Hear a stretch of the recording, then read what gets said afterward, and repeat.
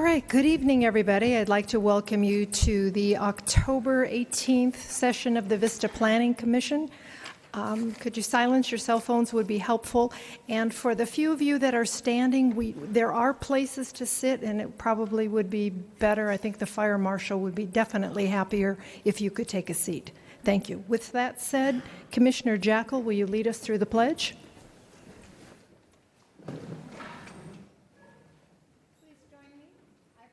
Allegiance to the flag of the United States of America and to the republic for which it stands, one nation, under God, indivisible, with liberty and justice for all.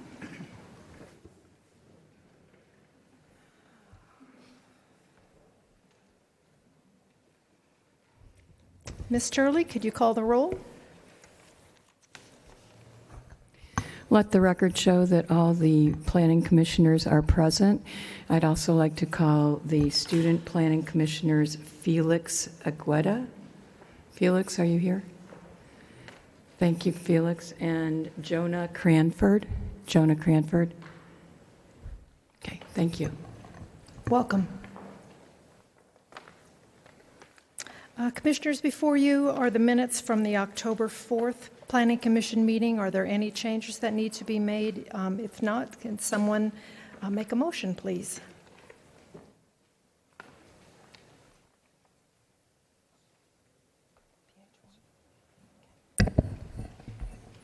Commissioner Carroll?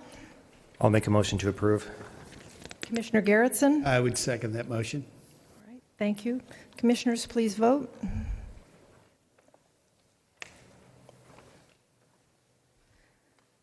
Let the record show that the minutes from the Planning Commission meeting of October 4th have passed unanimously. Thank you. Mr. Conley, are there any agenda changes for this evening's meeting? No changes, Chairman. Thank you. Okay, the first thing on our agenda this evening is for oral communications for items that is not on this evening's agenda. And I'm very pleased I have two speakers. J.C. Wynn, please.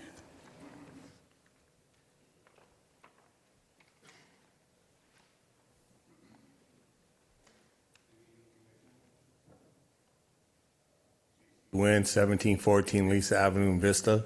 And I just came to make a couple comments about the Vista and the fact that I've grown up here since 1959. And I just like to say, I wrote a little thing here. You're in charge of the plans for our future. The plans to take us from old to new and innovative. In your use of your expertise to take Vista from small town Mayberry to a destination place that a lot of people would like to come to. I thank you for that, and I hope that our growth continues as we're on track to coming out of the Dust Bowl. I've had public service myself, volunteered 30 plus years now, from kids to high school to 5 kids playing in the NFL.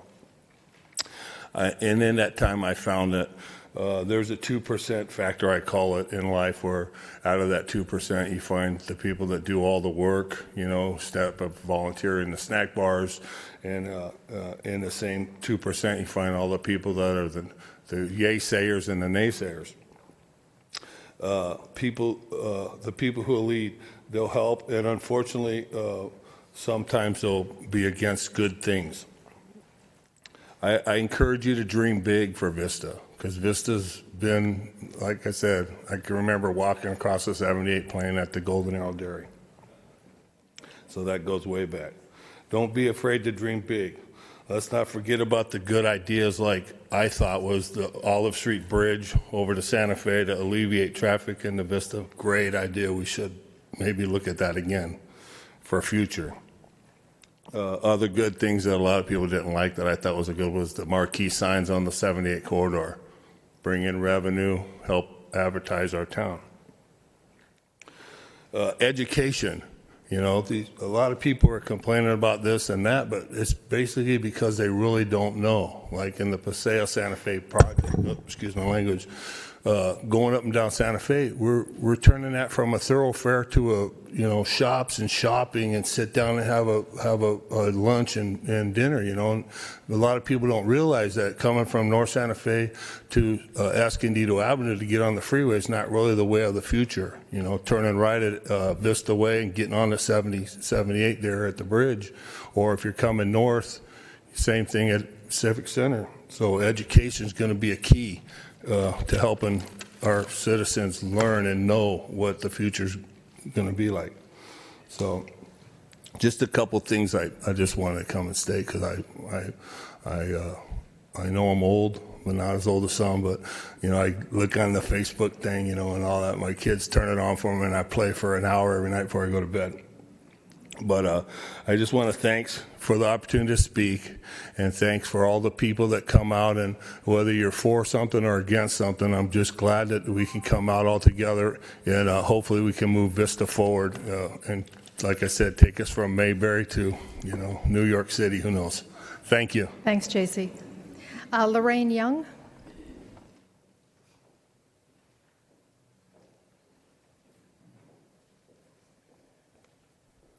Good evening. I'm Lorraine Young. I live at...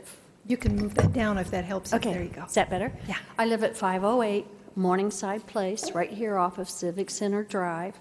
And the concern that me and my neighbors have is there's been a piece of property, I've circled it here on your map, that was purchased at 429 Civic Center Drive. That's a mixed-use zone. And it appears the people that have bought it are using it for storage of plumbing warehouse items. And we understand that's a mixed-use zone. We thought it was commercial, but your map shows it mixed use. But a real concern, and I brought pictures for you, is the property behind it, which was included with that house, is not zoned for mixed use. And they have totally torn out all the landscaping, all the trees, and we've been told they're going to store items there even. And that is a concern, and we would like for you all to maybe be aware of that and look into it. So I brought you pictures and the map circled. I think, is that enough? Perfect. Okay, thank you you. so very much. You can give it to, yes, Ms. Turley. Excellent. Thank you very much, Ms. Young. Okay. Mr. Connolly, we have 2 public hearing items and 1 discussion item on this evening's agenda. Do you want to lead us through P16-0325 Downtown Vista Mixed Use Streetlights Residential?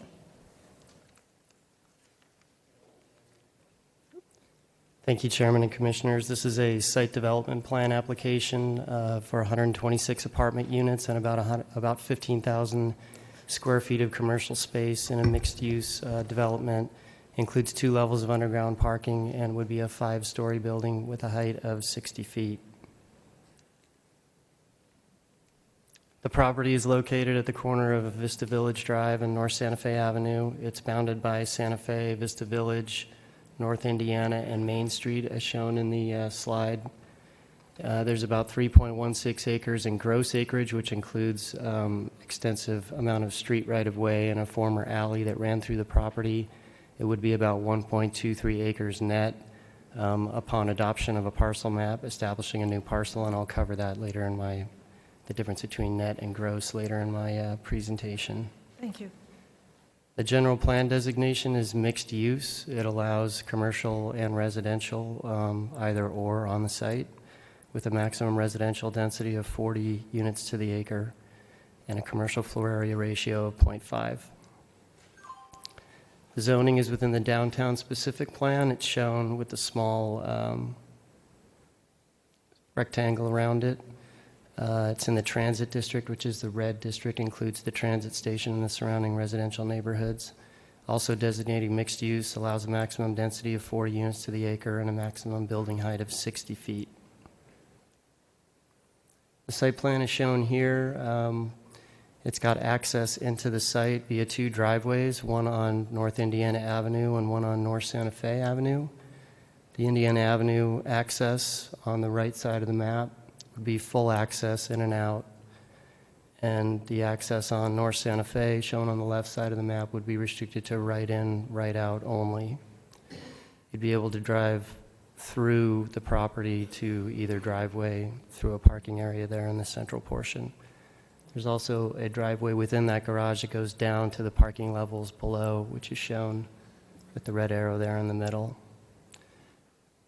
Improvements off-site include pulling the curb out on North Indiana to restrict people going out to Vista Village and turning left or right, and allow one-way southbound only between Vista Village and the alley there on North Indiana. And we can talk more about circulation, but that's a concern with respect to traffic going north on Indiana and turning onto Vista Village. These squares in the lower portion of the slide here are commercial suites. That's about 15,000 square feet. There'd be a corridor from the parking area that runs out to the main street that's shown there between the 2 suites. On the north side of the property would be the leasing office and some townhome units on the ground floor, and I'll cover that as well. So bottom level would be the second level of an underground parking structure, which is about 113 spaces. The ramp would be shown here where the arrow is, going up to the next level of the underground parking structure. There's the ramp, which would include the remainder of residential spaces, and the ramp coming down into, as well as a number of commercial spaces. I believe there's 29 commercial spaces which would be provided on the first floor, which are shown there in blue right at the bottom of the ramp. The ground floor, as I mentioned, would include the commercial suites, some townhome units, and a leasing office, as well as parking spaces for the commercial uses, which would all be open for public use. The landscape plan shows the ground floor. It's a little better depiction of where the parking would be, where the Paseo would be out to Main Street, and the hardscape surrounding the project. You can notice on the north side of the project along Vista Village is a greater setback. That would accommodate the stormwater improvements that need to be put in for the project drainage, as well as a landscape setback from the street. The second floor level would include a residential U-shaped tower that would rise up above the podium structure that includes the parking garage and commercial space. A pool would be located in the middle with some open space within the central portion of the U there. And the blue area down in the lower right-hand corner would be a fitness center or workout room. This shows a blow-up of the pool area that would be on the second level, which would be accessible to the residents of the project. Includes a barbecue area, seating, fire pit, and some other amenity space. Third through fifth levels would be residential units shown in the same U-shaped configuration with balcony space outside each unit. The residential tower would be set back 10 feet from the edge of the podium structure below, which is denoted on the site plan. The roof plan includes a central area for HVAC units for the residential units below, which would all be screened from view from below. The architectural elevations are shown here with a commercial ground floor, including shop fronts along Main Street. The U-shaped residential tower above, you can see the shaded portion in the middle would be set back where the pool would be located. A trellis structure would be located out along Main on this second floor, as well as a trellis structure up on the upper left-hand corner above the beige portion of the structure that faces Main. The architectural elevations on Vista Village Drive, this is the north side of the building. You can note that there, excuse me, the residential units on the ground floor would descend down below grade, so there'd be an area where a retaining wall would be built and access to the units would be slightly below grade. This is due to the street grade that drops as you extend west from North Indiana towards Vista Village. On North Santa Fe Avenue, you can see the commercial suites on the ground floor. On the right would be retail. On the left would be the leasing office. And in the center there is the garage into the underground parking structure. Similarly, on Indiana, the east side, the commercial suites are on the left on the ground floor, residential units above. and the garage in the central portion there that would be serve the parking structure. You can also see on this cross-section on the right side the depressed area that would be excavated to accommodate the residential unit footprint on the ground floor. Some architectural renderings. This is looking from the corner of Main Street and South Santa Fe Avenue. You can note the large trellis that I mentioned up on the top of the structure there facing Main. You can also see the setback area where the pool would be located behind the commercial facade there on the first floor in the central portion of the building. This is a rendering looking from the corner of Main and North Indiana, the opposite corner on Main Street. Similarly, you can see the setback area where the second floor open space pool would be located, and the shop inlet inset at the corner with some seating areas. And this is the final rendering of Vista Village in North Santa Fe. The Planning Commission asked for a unique architectural feature, which they're proposing a sign at that corner. I'm sure that'll be a topic of discussion tonight. So, discussing a couple of the issues that have been raised and discussed. There's been a big concern about gross versus net acreage. The gross acreage is the area of the site that includes all the street right-of-way and publicly dedicated space. This property was assembled via a number of different property purchases by the redevelopment agency back in the late 90s to accommodate the street realignment, where they moved what is now Vista Village Drive from what is now Main Street over to what was Jefferson Street. So this is where the street curved down and went through Main. The city purchased all those properties to accommodate the street realignment and then created a lot, which is what exists today as a result of that realignment, but never corrected the parcel lines to account for that dedication that occurred. So you can see in the slide here, all of the parcels that are shown in dark black are the parcels that are being purchased by the applicant in fee title. And the area in the beige is the future dedication that would occur, which is the approximate parcel size. So all of the areas that are outside the beige but within the blocks are right-of-way that would be dedicated to the city that can be used to calculate density for your project, but that don't count toward your net acreage. It's excluded from net acreage calculations. So the alleyway and those areas in the street account for much more acreage than what the actual lot size is. It should be noted that a couple of other developments in this area have also relied on this gross versus net calculation to get to the density that they needed to make the project work. Those include the North Santa Fe apartments, where a large area of right-of-way in the street on North Santa Fe was included, as well as the Paseo Point project on the other side of the street, where the large open space park parcel was used to calculate density for that project as well.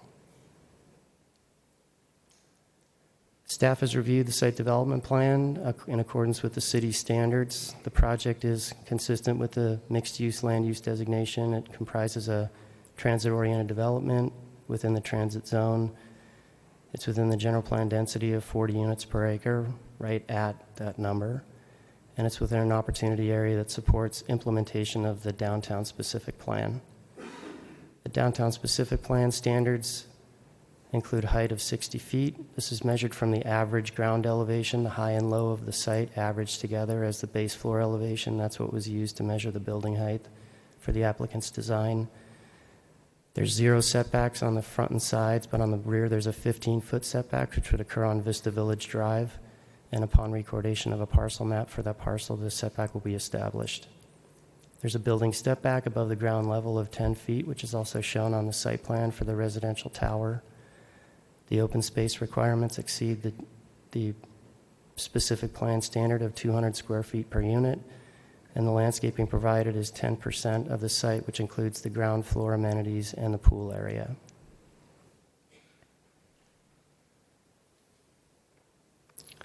The parking is per the downtown specific plan standards, which are shown here. This table was also included in the staff report. Provides the number of spaces per unit based on bedrooms, and the commercial space is parked at 4 per 1,000, which is what the specific plan requires. The requirement under the plan would be 264 spaces. They're providing 268, which includes the full amount of commercial spaces. This project came before the Commission on September 6th. There were a number of concerns brought forward and discussed. The building height and compatibility with surrounding development, traffic, primarily on the surrounding streets, Vista Village and North Santa Fe intersection was discussed, access into and out of the project, parking on Main Street, the property across the street adjacent to the railway on North Santa Fe, and then the distinguishing architectural features. So I'll try to cover a few of those. With regard to building height, we looked at the heights of the buildings within the area that have recently been built or within the mixed-use designation that are large scale. The Paseo Point project on the left, this was built in 2014, I believe. And I'm not getting unfortunately, my clicks aren't working here. The Paseo Point project is 60 feet. The tower on the left-hand side that you can see, which I'll show you here, is 60. This portion of the building is about 54, I believe. The Sinopolis Center, the main portion here, is 50. The secondary portion is 46, and the lower portion is 42. The tower on the Sinopolis Center is 80 feet, and the North Santa Fe Apartments, the tower here on the edge, is 45 feet from grade. So just to give you an idea of kind of some of the building heights out there, the height that's proposed is still by far probably going to be the most prominent building out there, but there are some other buildings that do have some comparable heights.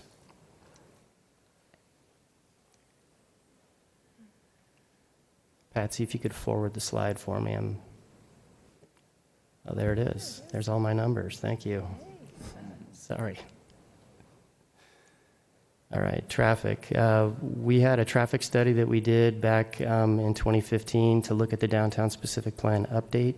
We evaluated all the signalized intersections in the project area. We included some mitigation, which was recently completed, the dual lefts on Santa Fe at Vista Village on the southbound approach. We also did some widening at Vista Way and Civic Center to accommodate the specific plan update. The levels of service at the two intersections shown that directly serve the project are within what the city considers to be an acceptable levels of service, which is D. The slash is for AM and PM, so we measure level of service in the AM hour and in the PM hour, and so those are the levels of service at those intersections in the ultimate build-out conditions. So this is modeled with the consideration of development, full development that's allowed by the zoning, and the model shows that the intersections would still operate acceptably. We also, as I mentioned, restricted lefts onto Vista Village Drive, which there would be an impact if we had allowed for lefts out onto the street because of the significant delay that would occur when Vista Village backs up. So the bulb out that I mentioned earlier would restrict that movement. People would still be able to turn right and left from Vista Village into Indiana to the project, but northbound they would be restricted to the project driveway or the alley that's there. I talked about project access, the limitation on the North Santa Fe side, the driveway down, as well as the bulb out, which I mentioned. I'll be happy to talk about that. There was an issue with parking on Main Street, a concern about adding some additional parking along Main Street. We looked at that with the applicant. What we determined was if we do additional angled spaces along Main Street, it would take a significant amount of the sidewalk away, which is really what the applicant wants to try to maintain for that pedestrian feel. And so they can maintain what's there, but we're not recommending that they put in any additional angled parking. And with that, I'm available for any questions. The staff recommendation is in support of the site development plan application, and I'm open for any questions. Thank you. Thank you, Mr. Conley. Commissioners, are any questions, or would you like to hear from the applicant first? Guess not. Commissioner Garrettson, followed by Commissioner Jackal, please. Yes, Mr. Conley, the gross versus the net, you explained that. Does that mean the landscape is based on the gross or the net? The calculations that I provided for the landscape and the open space were based on gross. It is. Okay, thank you. Commissioner Jackal. Thank you. I understand about the changes to the traffic patterns on North Indiana, but there was mention of removing the right turn lane on South Santa Fe at Vista Village Drive. Are right turns still going to be allowed there, or?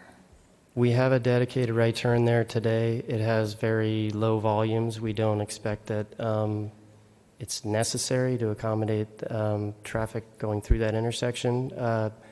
We are looking at shifting the sidewalk there a little bit over to provide some additional sidewalk space, but we'd like to try to keep the left, so we're looking at the right turn lane, which we're looking at trying to keep it. The major movement there is actually the left, which gets queued up and really packed, and people miss the signal because of it. So we're actually trying to look at how we can increase capacity for the lefts, which may affect that right turn lane.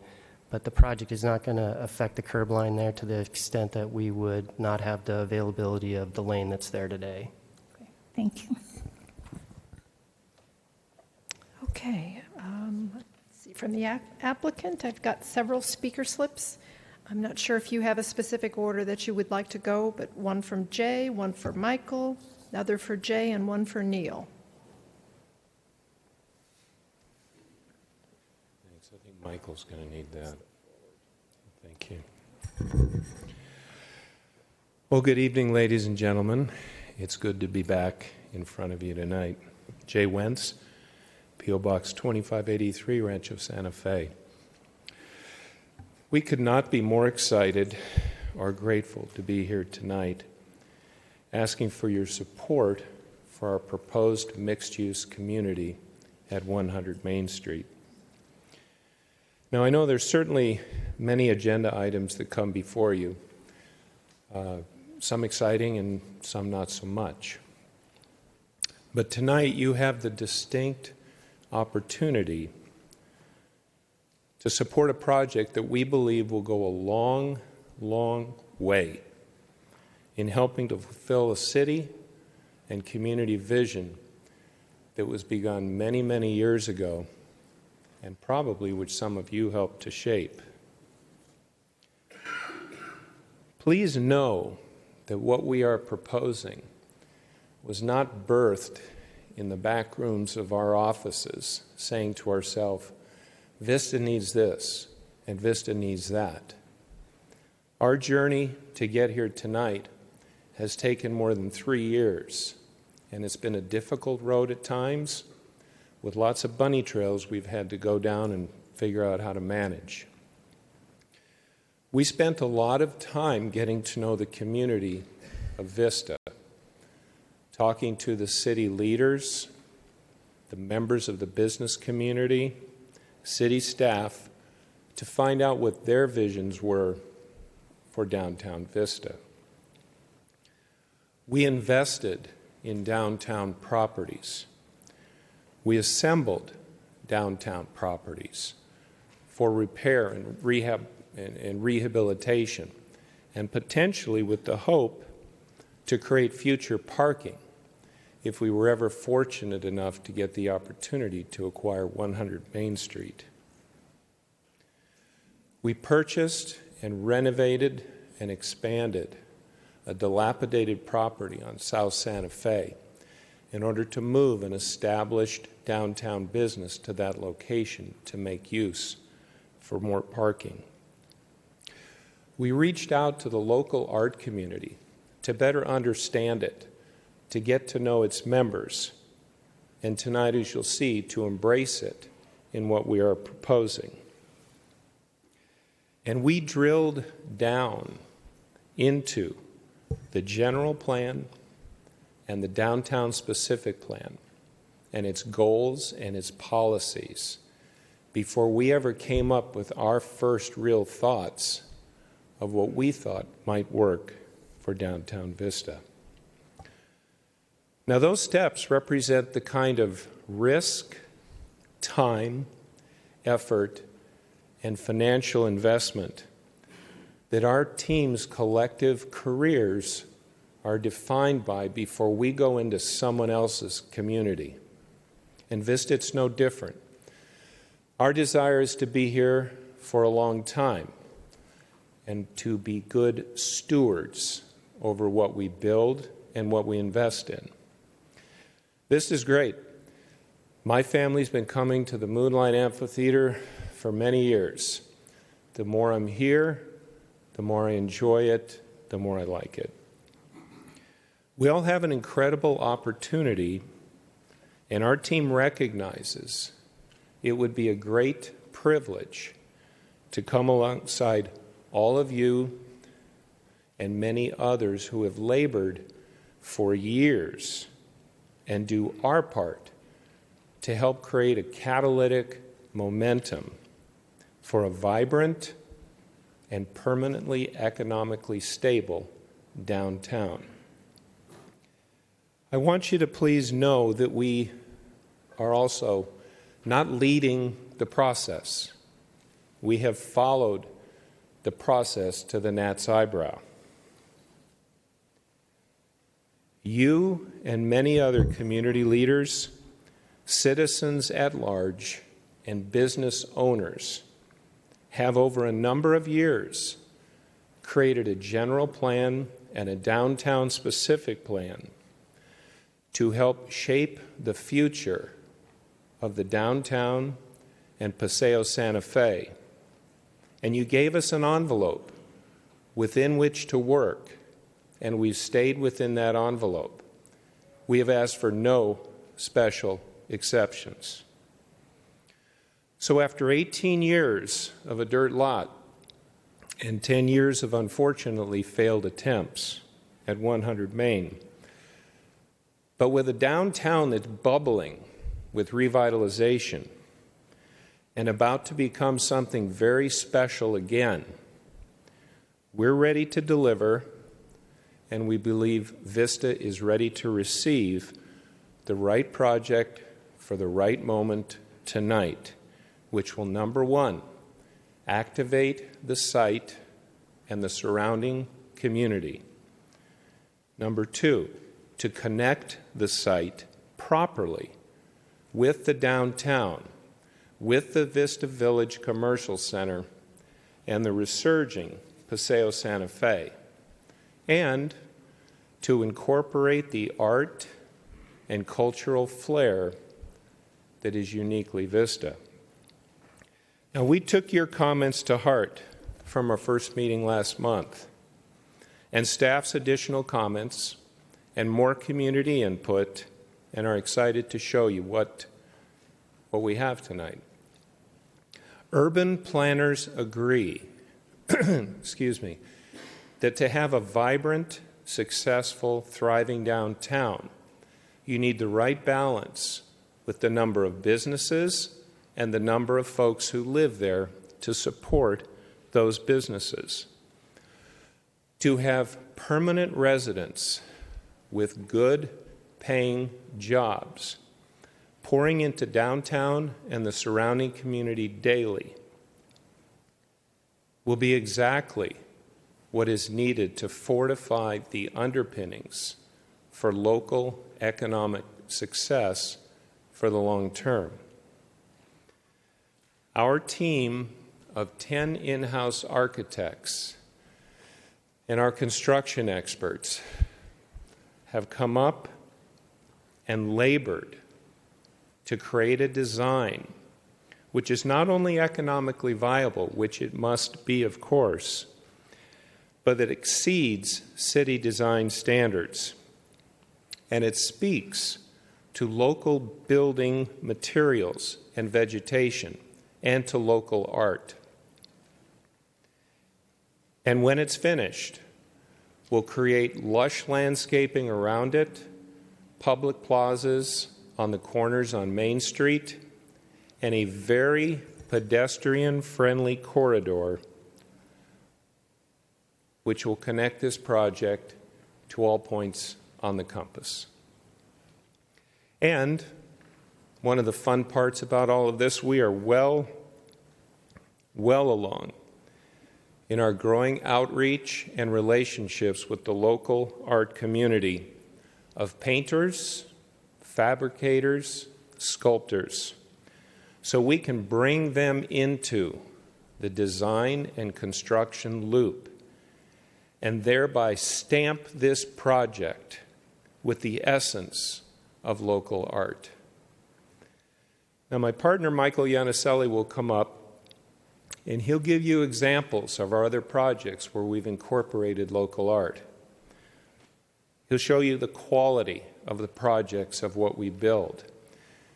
He'll explain in a little more detail how we've addressed parking, how we've addressed traffic, and how we've addressed the design of the building. So thank you for your time for these last few minutes.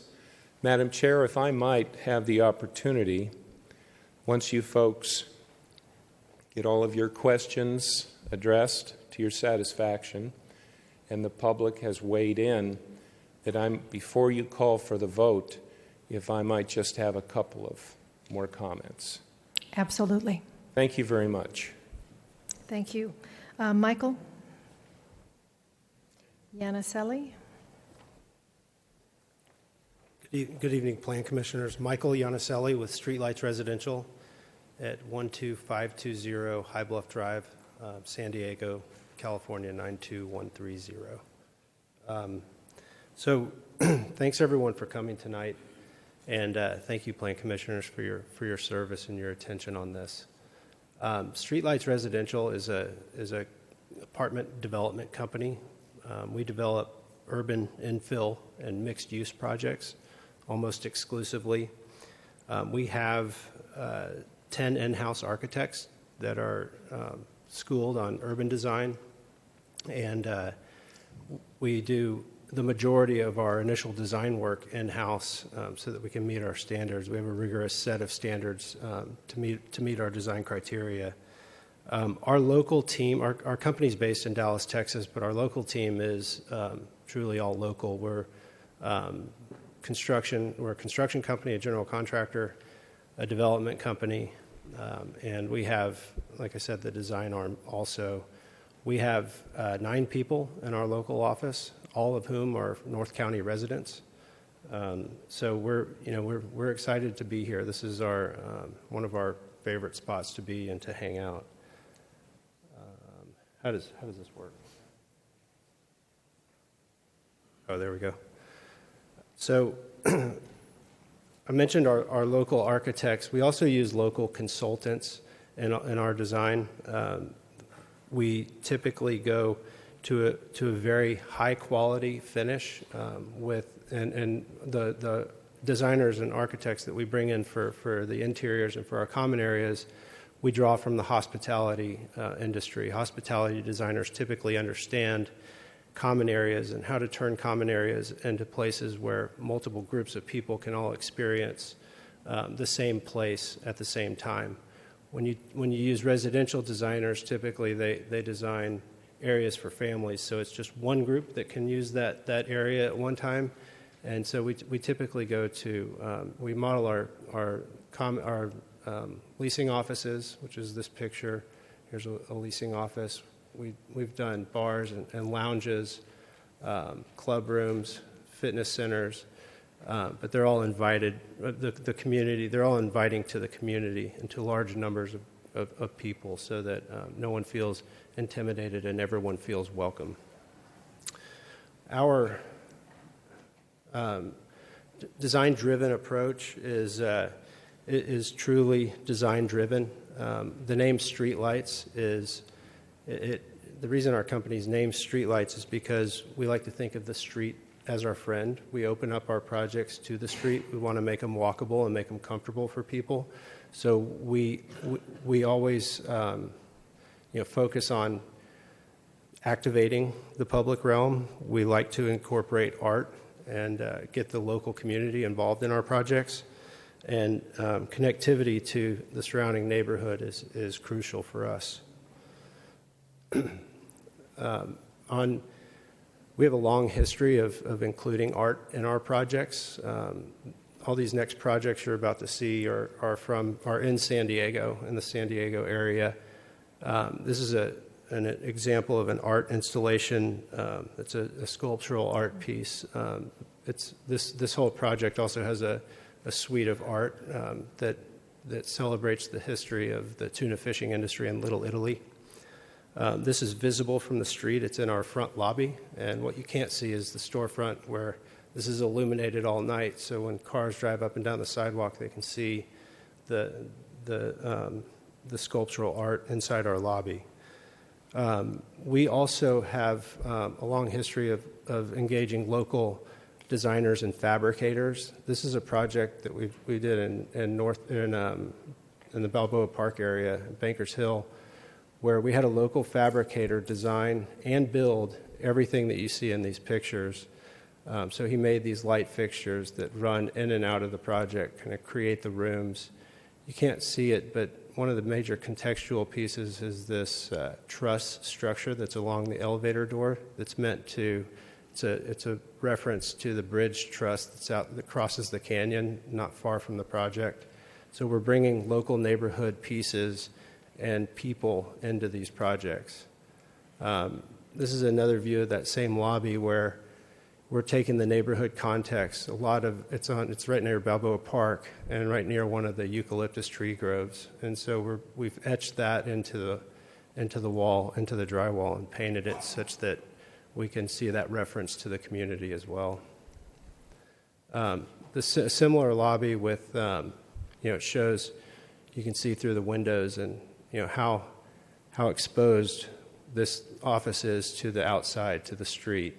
So when people walk by, they can see in. The doors are huge. A lot of transparency is very important to us. Another project where we're in East Village in San Diego. This is a true tower. It's a 30-story building right at the entrance to downtown. It's a gateway site. And on this project, we actually got a local mural artist, a guy named Chris Konecki, to be our art curator. And we have an installation that's about 75 feet tall by about 180 feet wide. And on this side, it's 75 feet tall by about 60 feet wide. And it's a series of panels that mural artists will be painting on. We're going to do some permanent panels, but other panels the smaller panels will actually be removable and changeable. And so every half a year, 2 times a year, we'll have new artists come and be able to participate and have their art on a very prominent corridor entering San Diego. It's lit at night. We call this building the show, as in the art show, because it'll be a true art display for mural artists where we could have just built a garage in this location, a parking structure in this location, and closed it in. But what we wanted to do was put art on this building and really engage the community. None of what I showed you is required of us. This is all things that we voluntarily include in our projects. We think it's, that the neighborhood connectivity and the neighborhood influence is truly the most important thing for creating the context. And our design-driven approach, it's a contextual approach. We want to be a part of the neighborhood. Going into the specifics of the site's located in the transit district of the specific plan in the mixed-use zone. Adding residential mixed use is truly one of the shared goals of the Vista community. The community, the Plan Commission, the City Council, all voted and approved this specific plan. The goals of the specific plan are to create a lively mixed-use environment that provides a variety of housing, retail, and recreational opportunities. We want to create a vibrant, attractive, and livable downtown for existing residents and for prospective residents that also attracts regional visitors. We want to promote a lively, walkable, mixed-use downtown environment within the proximity of nearby rail and bus transit. We want to enhance public gathering spaces with social and recreational amenities. And we want to acknowledge the unique history of the community and the identity of Vista. This is verbatim from the specific plan. And this is truly what we used when we sat down with our team, our internal team, and started designing this development. One of the specific issues that was brought up in our last meeting, in our early design review meeting, this slide is a response to the Plan Commissioner's comments dealing with the contextual height of the surrounding buildings. The height of this building is contextually aligned with prominent nearby buildings. The height of our building is recommended by the City of Vista specific plan. No deviation or special circumstances are being asked for here. The prominent gateway location is something that we are very proud of, but we know that it needs to be celebrated. It's a break in the continuity and the active passage that constructs the meaning of the gateway itself, specifically to downtown Vista. 100 Main acts as a perceptual stimulus, coupled with the new Vista Paseo Santa Fe archway sign to create a sense of arrival into downtown Vista. It's a hugely important arrival point to downtown. It separates a 40-mile-an-hour, highly trafficked Vista Village Drive from a very pedestrian-friendly Main Street. And so that's what our building is buffering. 40-mile-an-hour traffic, high ADT, arterial, and a very walkable Main Street.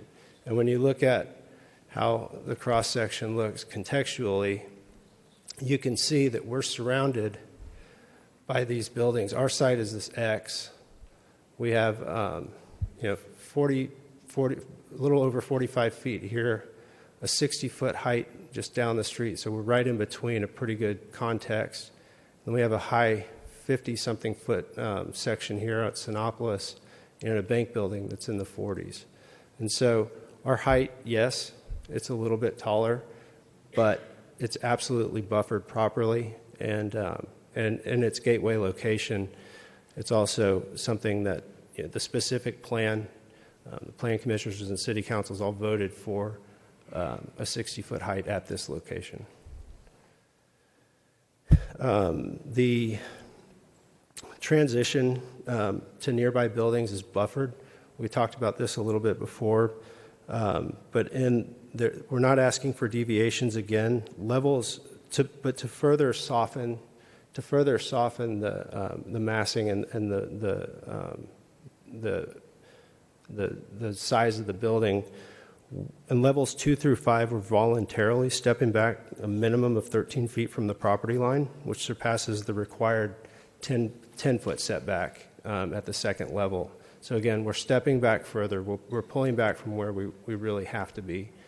And the goal, we want to preserve the human scale, promote the rhythm with the existing retail, activate the corners, and provide art opportunities. And by playing with the massing, that's what we're doing here. And you can see what we're talking about when we mentioned step backs. There's a 13-foot step back here, which really helps this line of buildings come across the street. It helps the human scale. It provides massing relief. We opened the building up, so it's in more of an 8-shaped building. So we have only a one-story volume on most of the street, but we do have prominent corners. So there's a lot of massing relief. There's a lot of open space, which provides us with art opportunities. It provides us with open space, and it really promotes the pedestrian scale and the human scale. Into the parking, we're not asking for any deviations. In fact, we're parked over what the code requires us to be parked at. So we're voluntarily adhering to Chapter 18.35 of the residential mixed-use parking count, as opposed to the downtown specific plan parking count, which is a lesser requirement. We listened to the community feedback, and we decided to adhere to it. The parking here happens to be the most expensive part of this project, so again, being a part of this community is not something that we want to comply. The parking count and the circulation both meet the City of Vista's requirements, but also our internal requirements for other types of mixed-use projects. We have a lot of experience with these projects. We know the demand that the retail requires. We know the demand that the residential requires, residential visitors, and we know the importance of keeping all the cars on site. It's crucial to the success of the project. The garage is designed with comprehensive security and access control systems. So oftentimes we'll use security cameras at significant ingress and egress locations so that we can monitor what's going on and understand if there's any issues to help police it or fix it. Ingress and egress points to the garage are clearly marked with signage, mirrors, and other pedestrian safety measures. As far as traffic goes, with parking comes traffic, and this project is implementing multiple traffic and safety mitigation measures to reduce traffic, increase pedestrian safety, and enhance the existing infrastructure from its current state. These things are including, they're not limited to these 7 things, but on the left turn from Indiana Avenue to Vista Village will not be allowed. So Indiana is going to become a one-way street on the northern part of the site so that no one can go north and turn left onto Vista Village. Vista Village Drive will be widened to accommodate a bike lane on the south side of the street, a striped-off bike lane dedicated. We'll be installing new crosswalks on the north leg of the intersection at South Santa Fe and Main, and all the necessary traffic signals that go along with those crosswalks. The crosswalks at the intersection of Main and Santa Fe will be improved to reflect the crosswalk improvements that you see along Paseo Santa Fe, so it's the enhanced pavement that you see on the crosswalks. We'll be modifying the traffic signal phasing for the eastbound and westbound traffic on Vista Village. So basically this is it's the stoplights, the arms, but it's also going to be the phasing of those and the timing of those lights. We'll be upgrading all the pedestrian push buttons at the intersection of Vista Village and North Santa Fe. And finally, we'll be upgrading the existing pedestrian indications at the intersection of Vista Village and North Santa Fe. One of the things I want to point out is from the staff report that the traffic conditions that are reflected in the report assume that the traffic conditions assume development of the project site under the current zoning. The project is not anticipated to result in any direct significant traffic impacts. In fact, we have a pretty minimal peak hour traffic impact that we can get into if you'd like. Just to illustrate these improvements, this section of Indiana Street, so this is Vista Village on top, Santa Fe here, Main Street at the bottom, and Indiana. Mother Earth is here on the corner. Indiana, at the north side, will be a one-way street in, so people will be able to turn into Indiana, but people will be prevented from going north and making that left turn onto Vista Village, which was a very dangerous, I've done it several times, pretty tough turn. Takes a long time, and typically you got to floor it to get across there in time based on the amount of traffic that's coming through. On Vista Village, we're going to widen the drive to stripe off a dedicated bike lane.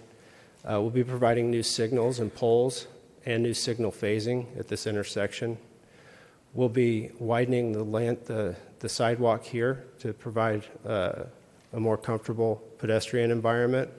We'll also be enhancing the pedestrian push-button access, the crosswalks here at this major intersection, and at these 2 intersections, we'll be improving the crosswalks and the signaling. As for the materials and the color palette of the building and the exact architecture, all the materials are warm to the eye. The materials range in color and texture that respond to the surrounding indigenous Vista landscape and the surrounding architecture. The pops of color and the detail that we're putting into the building are integrated into the awnings and other features feature expressions of stucco and surrounding other architectural strategies. The use of color ties back to vernacular of culture and heritage here in Vista by expressing agricultural colors of strawberries, avocado, citrus fruit sprinkled throughout the project.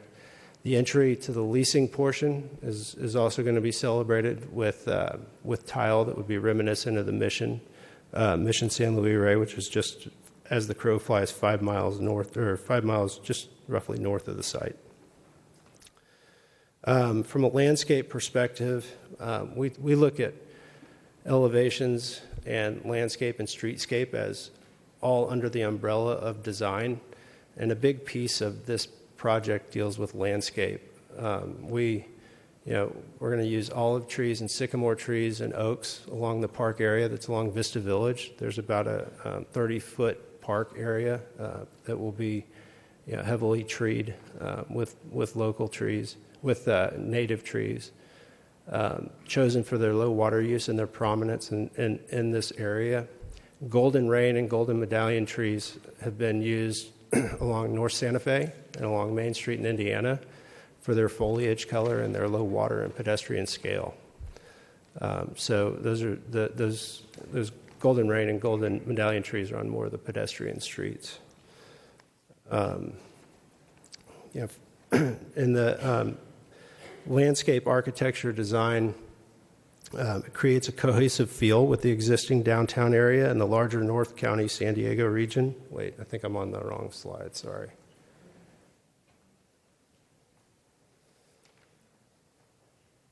Yeah, sorry. Through the creation of a well-connected plazas, park area, circulation paths, art features, visual linkages, and drought-tolerant sustainable landscape. The intent is to weave planter pockets throughout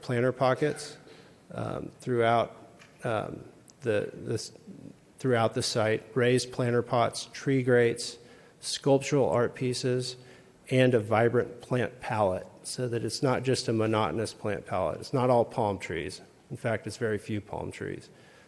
We want more of the native stuff, and we want it in different scales and different patterns so that it creates a lot of interest.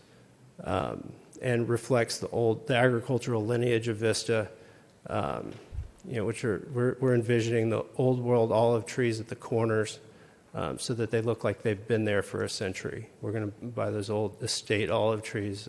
We've used them on other projects. They do really well. Additionally, along Main Street, we'll incorporate fruit trees on the top by the pool deck, so that we get some of that reference back to the agricultural community. So the mature landscaping, the open space and the layering, coupled with the design and the materials, brings off a very comfortable spot. We've opened it up for there's open space, art opportunities, and you can see here we're working through the design of a gateway sign that will announce the arrival to Vista, downtown Vista. Finally, this is getting towards the end of the presentation, but we started this presentation discussing how important art is to us and how important art is to the projects that we've been successful in developing. And now we want to discuss how we plan to incorporate art here in downtown Vista at 100 Main. Directly, to quote the Vista Arts Foundation, this first bullet point is the quote, "We are committed," this is the Vista Art Foundation quote, "We are committed to supporting and promoting the education and cultural appreciation of fine art and creative expression in the community." So the Vista Art community involvement is paramount. It's the most important thing to us here. We've had multiple in-person meetings held with the Vista Art Foundation and the Chamber of Commerce, involvement in local art festivals, including the Vista Alley Art Festival. Our goal is to develop art mediums and locations that connect to the already impressive artistic integrity of downtown Vista with invaluable input from the community. Art elements will include locations at both corners of Main Street, where it meets North Santa Fe in Indiana. It's meant to attract pedestrians and lend themselves to being focal points for the outdoor gathering spaces. So we've personally noticed, when you walk around Vista, you'll notice there's, I'm not telling you what you don't know, there's art on every corner. There's beautiful planters. There's There's great benches, whether it's sculptures, paintings, murals. We've not only noticed all this, but we figured out, how do we get this on our project in a great way, in a way that's a quality reflection of the people. So we've met with some of the most talented art leaders in the community, including Maureen Barrick. She's a true leader in the community. She's not only an artist, but the president of the Vista Art Foundation. Sarah Spinks, a prominent tattoo artist, but also a muralist, who's has incredible murals and incredible work.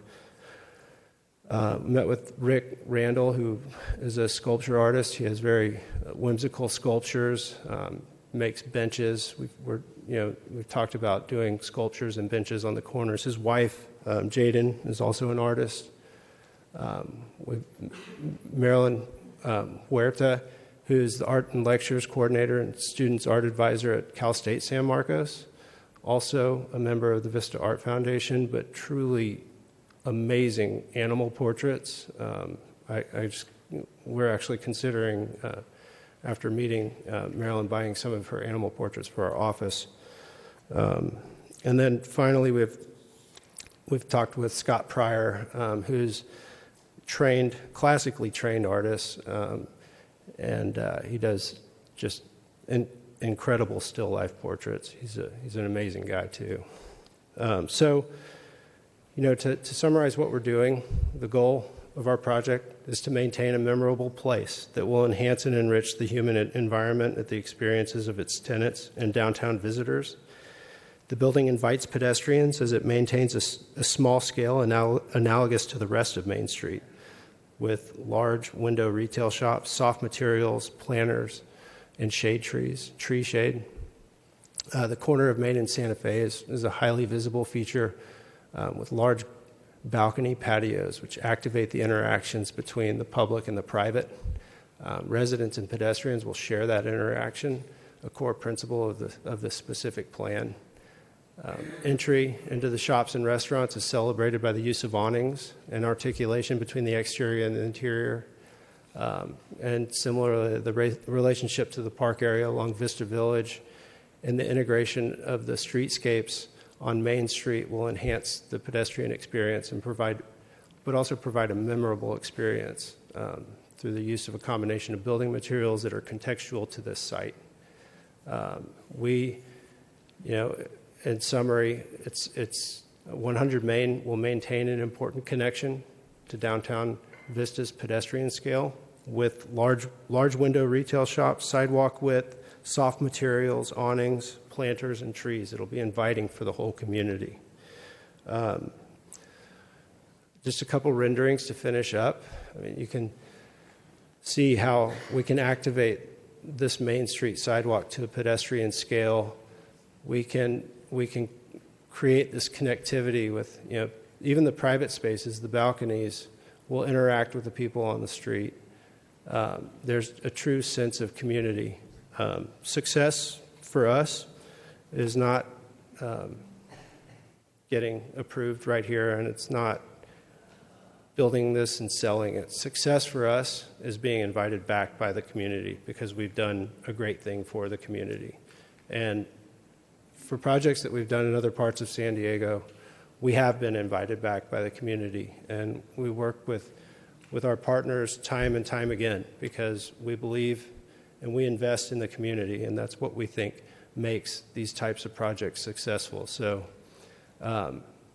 community is truly number one when it comes to design for streetlights, but also it's represented in everything that we're trying to do with the design of this building.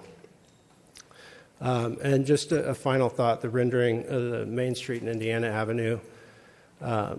Again, you can see, density and massing relief.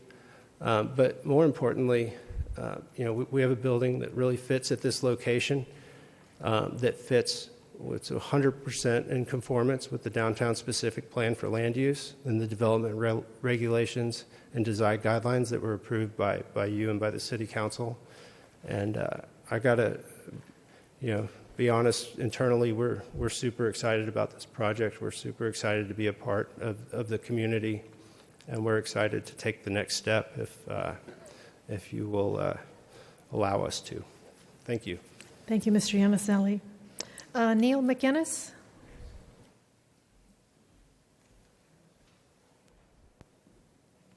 You're with the applicant too, correct, Neil? No, I'm with Chamber of Commerce. Okay. Can I thought you were with the applicant's team. I am not. Okay, so let us do a little business and then I'll call you right up. I got it. Okay. Thank you so much. Sorry for that. Okay. Commissioners, are there any questions for staff and or the applicant based on what we've seen so far? Commissioner Garrettson, followed by Commissioner Bell. Yes, the presenter that was just up there, I don't know where he went. Oh, there he is. You gave a bunch of photos and renderings of projects you've done in the past. Yes, sir. Is that to indicate that that will be the quality of the product that you will be developing here with this one? Because there's some very impressive photos and renderings in that. So is that just an example of what you can do or what you will do? That's an example of what we will do. You can look at our website. Every project that we've built as a company has a much higher level of finish out and quality that you'll see in our competition. But that's exactly what we'll do. We'll draw those from those same designers. In fact, a lot of those same designers are working on this project. So yes, it's the exact same level of quality. All right, question number 2. Santa Fe, traffic coming out of Santa Fe. Is there any way to restrict traffic from coming out of this complex onto Santa Fe and trying to turn left on Vista Village Drive? That's a major problem, traffic. So what are you going to do to restrict that to make sure that doesn't happen? In part B is, are you going to put a median in on Santa Fe to prevent people from trying to make a left turn into this complex?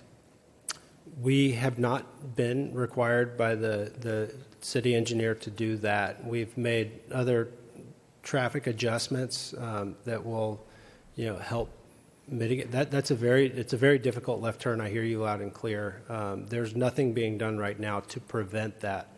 The exit from the site to Santa Fe is pretty close to that intersection, and I'd say that most of the time it's really queued to the point where you physically can't get across the street. But no, the answer, we have not done anything to mitigate the possibility of that. Well, I can guarantee I will be moving that be conditioned, so you may want to think about that.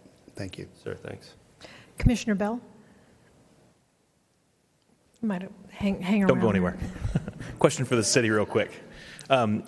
We talked earlier about the gross versus the net acreage, which you've got on the screen right now. Did you have examples of other developments that had used the same measurement where there was a gross acreage when in fact the actual viable building site was the net acreage, but the actual calculation for the units was gross? Yes, there are 2 other projects, the North Santa Fe Apartments that's just north of this site, and the Paseo Point project that's just south of this site used street right-of-way and public right-of-way in their density calculations as well. And obviously the developer prefers that because they have more density availability, but why would the city agree to that? What was the thought behind that, if you know? We, when we updated the general plan in 2012, that issue was discussed. The intent was to provide some additional flexibility because if you meet all of the development standards within the zone and you only use the net lot size, you'll never get anywhere near 40 units to the acre. And the question I have for the developer then is, if you were given 1.23 acres, is there any way to make this project financially viable? No, sir, there's not. With the cost that to go underground and it would not work with less density. Okay, that's what I have. Thanks. Commissioner Jackal? Thank you.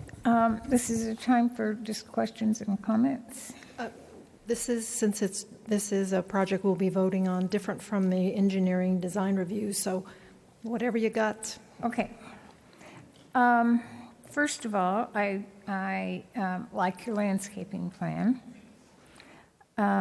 Second, I like the building. I'm glad it's not just stucco and Spanish tiles.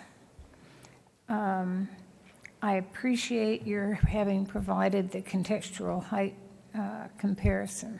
I really do appreciate that. I'm kind of wondering about the parking. We have 126 units at a minimum of 2 cars per unit. That's 252 cars. And you're providing 208 residential parking spaces. So I just wonder how you can say that you want to keep all cars on the site. Just a question. Can I answer Sure. that question? Okay, yeah. So we've got in our unit mix, we have studio units, which will not be occupied by 2 people or 2 cars. We have 1-bedroom units, the majority of which will be 1-car units. And so typically when we look at a parking count, and this is based on a lot of projects history throughout San Diego and really throughout the country, we're typically parked at 1 space per bedroom, and that's the demand. And typically that includes guest parking as well. And a site like this site that's walkable, that's close to a transit station, we're going to see some reduction in our parking requirements. We can't define that yet. But with 208 spaces and 126 units, we're definitely over our standard requirement, which includes calculations for visitors, guests, and of course, double occupant units. Okay. One last thing. As I say, I like the building design, but I am desperately disappointed that you did not architecturally acknowledge the importance of that corner at Main Street in South Santa Fe. Putting the gateway sign up doesn't do it, and it's on the wrong corner anyway. There needs to be some kind of acknowledgement of that corner at Main Street and South Santa Fe. And I'm just so sorry not to have seen it. So I hope you'll think about that. Yes, Thank ma'am. you. Sticking with the sign, and I'm assuming Commissioner Jackal, you're referring to the Vista sign? Yeah. I agree with what she's saying. I would even like to see, even if it said 100 Main, because that's what we keep referring to that corner as, and just, flop it to the other side of the building. Something like that. I have a question for staff, and then I'll bring it back to you, Mr. Iannicelli. Mr. Conley, there was an agreement between, I believe, the developer and the city and a lot swap, and I believe the lot is Broadway at Michigan. Is that correct? Broadway at Indiana. Broadway at Indiana. And so there were some buildings that were being demolished, and that would turn into a public parking spot, kind of taking the place of the one where 100 Main is. Is that correct? Yes, there's 2 properties there. One is the former King and Queen Hair Salon. The other is the former Altura Paints building. The city has swapped those properties for this property with the developer. The intent is to build a public parking lot there. The number that we're currently planning for is 120 spaces. Okay. And we expect to start construction in January of 2017 with a completion of April 2017. Okay. Mr. Iannicelli, when do you intend to break ground? Our current development schedule, if we are approved tonight and move immediately into design documents, our earliest start date will be May or June of next year. May or June. So is April, or we're good with that? We're good with that. We're good with that. All right. Would you have any difficulties or think about if the Planning Commission so decides to put a condition that that city parking lot has got to be done before 100 Main breaks ground, because we're going to have a lot of unhappy people that won't have any place to park? So is that...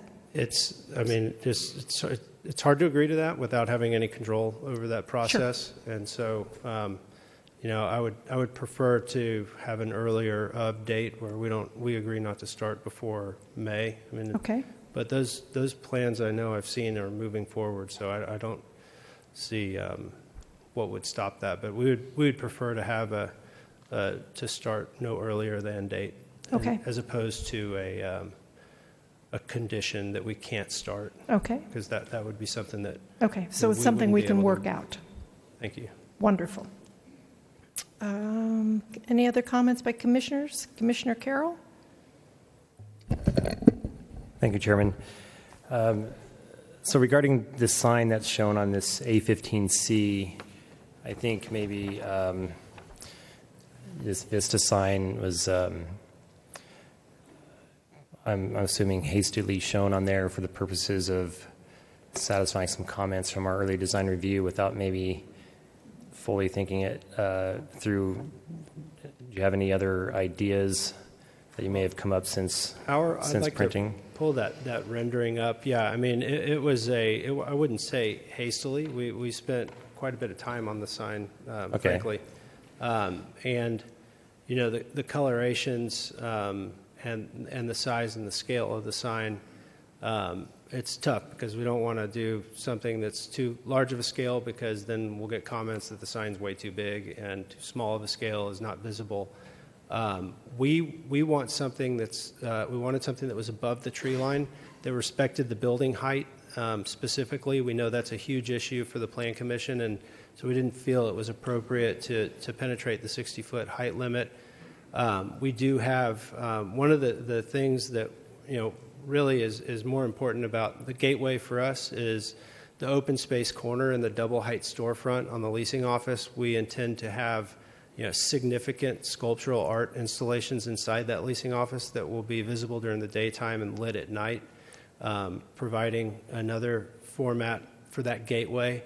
And then obviously the announcement into Vista. And you're correct. I mean, we're not going to say, it's not just going to say Vista, or, we will work with the community and the Plan Commission and the City Council and the constituents to figure out what the best that's where I was headed with that. To go on the sign is. Our initial, what was hastily done was that yesterday we took off Downtown Vista because the letters were too small, and we felt like showing you something that said Downtown Vista was kind of a mistake. And so, yeah, we like the scale of that. What I'm getting at is if the commission might consider of having a provision for some sort of signage at this location, and then this is really a separate topic, separate meeting, where I think it would be best to get multiple ideas going and other additional neighborhood input and public input and council input, because I hate to approve things when not specific. Yeah. And I don't think we can get specific on this at this time, so I would like to try to set it aside, say that there's going to be something there to be vetted at a later date. Just make another comment, which is typically our sign packages are done as the last piece of design after interior design. So we'll figure out the architectural design in that direction, the landscape design in that direction pretty quickly. But once we understand what the inside of the building will feel like, which will be visible from the outside as well, that experience, because that sign package goes all the way throughout. Fire directionals, unit numbers, calling out rooms, just different fair housing and ADA signage that we have to do, all takes that same form. And so we would typically like to dial that till later. Earlier in the presentation, I showed you an example of some signs that we've done in the past that were fabricated by local craftsmen, and that's our vision here. But we would like to control that process, commit to a meaningful gateway sign, as opposed to coming back for approval because. Well, that's what I'm trying to suggest, is that we have a provision for some gateway signage, but revisit the specifics of that at a later date aside from the presented project, because I don't think you're going to get a lot of people on board with what you have right here. Okay. And as you may or may not know from the history of the Paseo Santa Fe sign, the people care about stuff like this. I fully, that's what we like about Vista, and that's why we're trying to include the community. But it's a risk for us to be held up on a signage approval before, while we're waiting on a certificate of occupancy or something. So we would like it to go through a process that gets community involvement. I'd love for that to happen. Well, I think, but to get a vote of approval is a conflict. So that's my comment there. Mr. Connolly, how can we do this? We can bring this sign back to the commission at some future date, exclusive of the sign package, because the sign package has a whole bunch of things that the commission's not going to have a lot of interest in. But this particular sign, yes, if that's the pleasure of the commission, we can certainly revisit it. Pluck it out and stick it separate. Sure. Okay. Sometime during your construction period, Michael. Okay. Thank you. Commissioner Jackal? I'm probably bucking the rest of the commission here, but I just feel this corner is too important to leave it just to a sign. So I'd really like the applicants to please, yes, the signs are going to be important, but some kind of architectural expression. It doesn't have to be a tower that goes above the 60 feet, but something that says this is an important corner architecturally.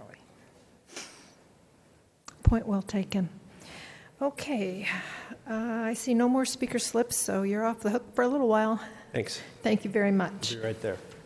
Okay. I have a lot of speaker slips, and we're going to go through them one by one. I'll read off 2 names at a time. So the first name is the first person to take the mic. The second one, please make your way up.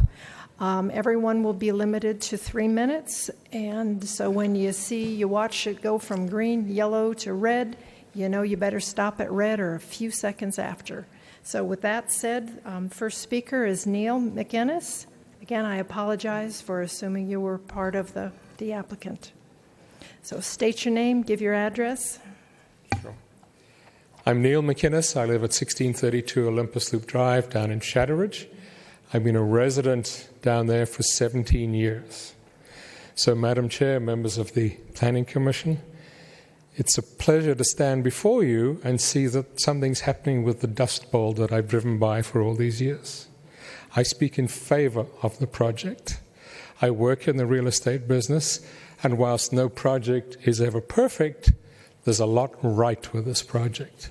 It's about time we had a building we could be proud of in Vista, 5 stories that has residential, retail, restaurants, parking, walking distance to the transit center, close to the movie theaters, even walking distance to a school.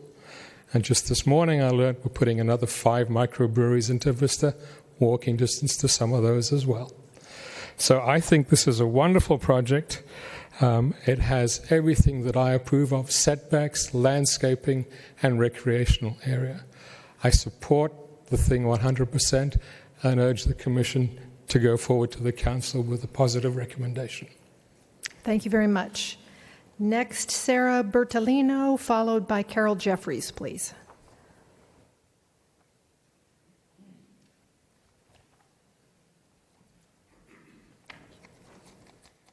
Good evening. Thank you for having us here today.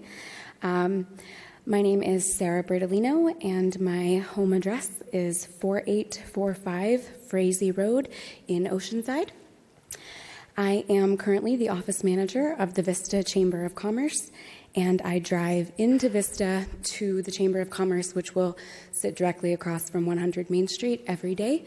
I take Santa Fe into Vista. So I will be directly affected by this development. I've been actively involved with the Chamber since 2012, and I'm here to speak in favor of the proposed development. Unfortunately, I no longer live in Vista. After 4.5 years living here, my husband and I had to move to Oceanside because we found it hard to find a rental, either apartment or otherwise, that was suitable for us. So we had to move to Oceanside.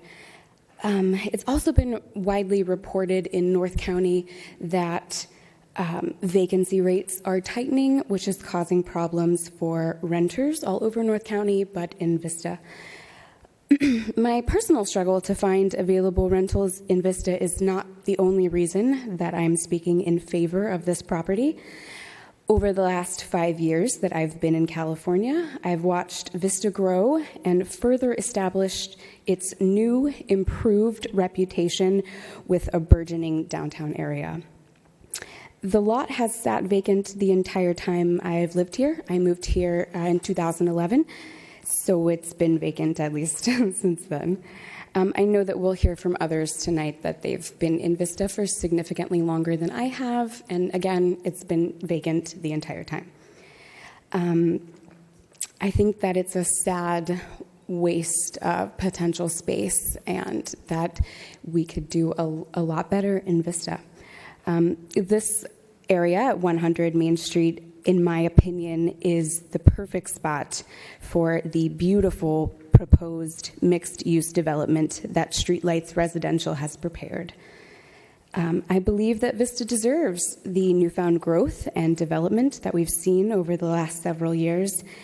And I also believe that resisting the positive growth in our community sets a negative precedent that will deter future developments and businesses from coming to Vista. Thank you. Thank you. Carol Jeffries, followed by Paula Waring, please.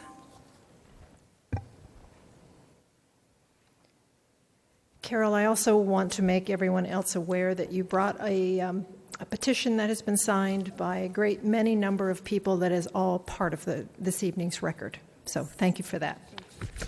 My name is Carol Jeffries, and I live at 2465 Alta Vista Drive. I've lived there for 13 years, and I'm a lifetime North County resident. I am a homeowner, a voter, a taxpayer. I spend as much of my money as I can in Vista. I'm raising 4 future voters. And this community is very important to me. I'm not a hired gun. I'm not going to gain anything or lose anything from this proposed development, but I really don't think that it is suitable for that corner. I'm not opposed to development, but this, as you say, Ms. Jackal, is a very important corner to our community. I think that making it somebody else's home is not really keeping it for the whole community. I think I have a lot of thoughts. One is that I find it ironic that we're here in this LEED certified building that we're so proud of, and we are doing things that are not really environmentally friendly, like we're tearing down buildings that could be renovated, and then we're going to dig down into our aquifer to make parking, and it just doesn't really, you're not really following up on the LEED thing. So that's one thing. I think that we're hastily moving toward this mixed use everywhere thing.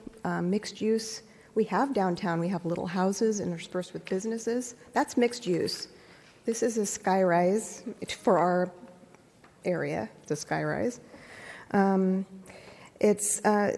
We built Paseo Point. There are no stores there. There's nothing in there. This is an experiment that is not working so far. And if we're going to go ahead and push more of this down the pipeline, it's really irresponsible to do that at this point because we don't have any proof that it works here for us. The things that have worked here are buildings that have been renovated by the owners, the community members who have started businesses like the Flying Pig, like Twice, like partake. Those are buildings that were already there. They were renovated, and those are thriving businesses. Tom's old building, it's empty because it was torn down and a new building was built in its place. The Paseo Point, empty. Tore down the American Legion and all those buildings, empty. All the buildings, there's a bunch of empty spots in the Sinopolis because they jacked up the rent. And that's what's going to continue to happen if you invite these people not from our community to come in, slash and build, and it's not what the people here want. I've talked to a lot of people who live here. They shop here, they work here, and I'm sorry, I'm going on and on, but it's very important to me. We're lacking enough. Ms. Jeffries, you'll have to wrap it up. Okay, I don't see the light. It's right there in the corner. Oh, okay. Should have warned me. Let me just see what my most important points are. I think we need to look towards successful and innovative communities and not successful and innovative developers. We need to just think about what's best here for us, and we need places to gather and be a community together. And as a final quote, a friend of mine said, "Don't cling to a mistake just because you spent a lot of time making it." Thank you very much.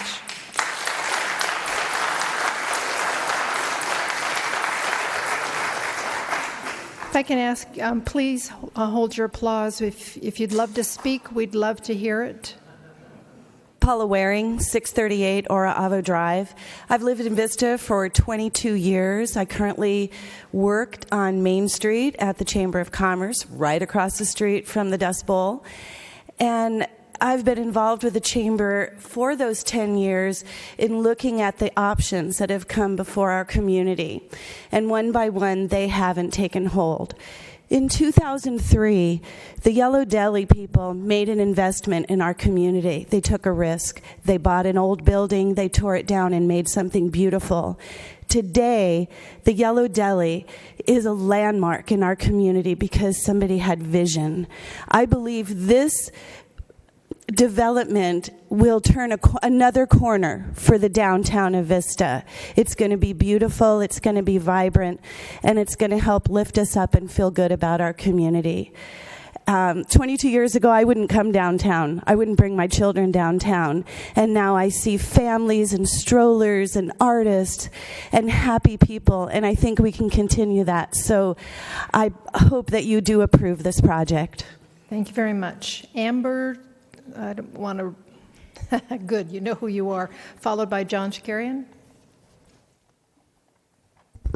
Good evening, Commissioners. Amber Trevroot, 110 Calistoga Way, San Marcos. I am here tonight to respectfully request your support. I wanted to share with you that I've been born, obviously. I was born and raised in Vista. My entire family is here. We're all very involved in this community. I wanted to share with you that in the early 90s, I served on your planning commission, on your youth commission, and had a unique opportunity to watch all of the plans that were being made for the various pieces and parts of downtown to bring it together. It was something that stuck with me for the rest of my career and something I'm very proud of now. And now I serve as the incoming chair for the Vista Chamber of Commerce. And in that capacity, I am now able to serve my community in a different role and be able to see the evolution of the new breweries, and you've heard it already. There's so many cool things happening in downtown. We need people to shop there. You know, one of the other speakers mentioned some of the storefronts that are closed or empty. There are empty storefronts in our downtown, but with people there walking to these restaurants, walking to these little boutiques, I think that it will help them thrive. I have to tell you, I have also seen and heard lots of ideas for this corner. This makes me really excited. I look forward to going to my board meetings and grabbing a cup of coffee across the street. I think it's wonderful. I'm really excited that they're going to be doing underground parking and having all of the exterior be the shops and the facade that we've seen here today. So anyhow, I have a lot of other prepared remarks that I wanted to share with you, but I just wanted to respectfully request your support. And again, I look forward to seeing the future growth and development in the downtown. It's going to be really great for our businesses that are there. Thank you. Thank you very much. John Shakarian, followed by Sarah Sprinks. Okay, thank you so much. John filled out his speaker slip in favor of the project. Sarah, followed by Isaac Little.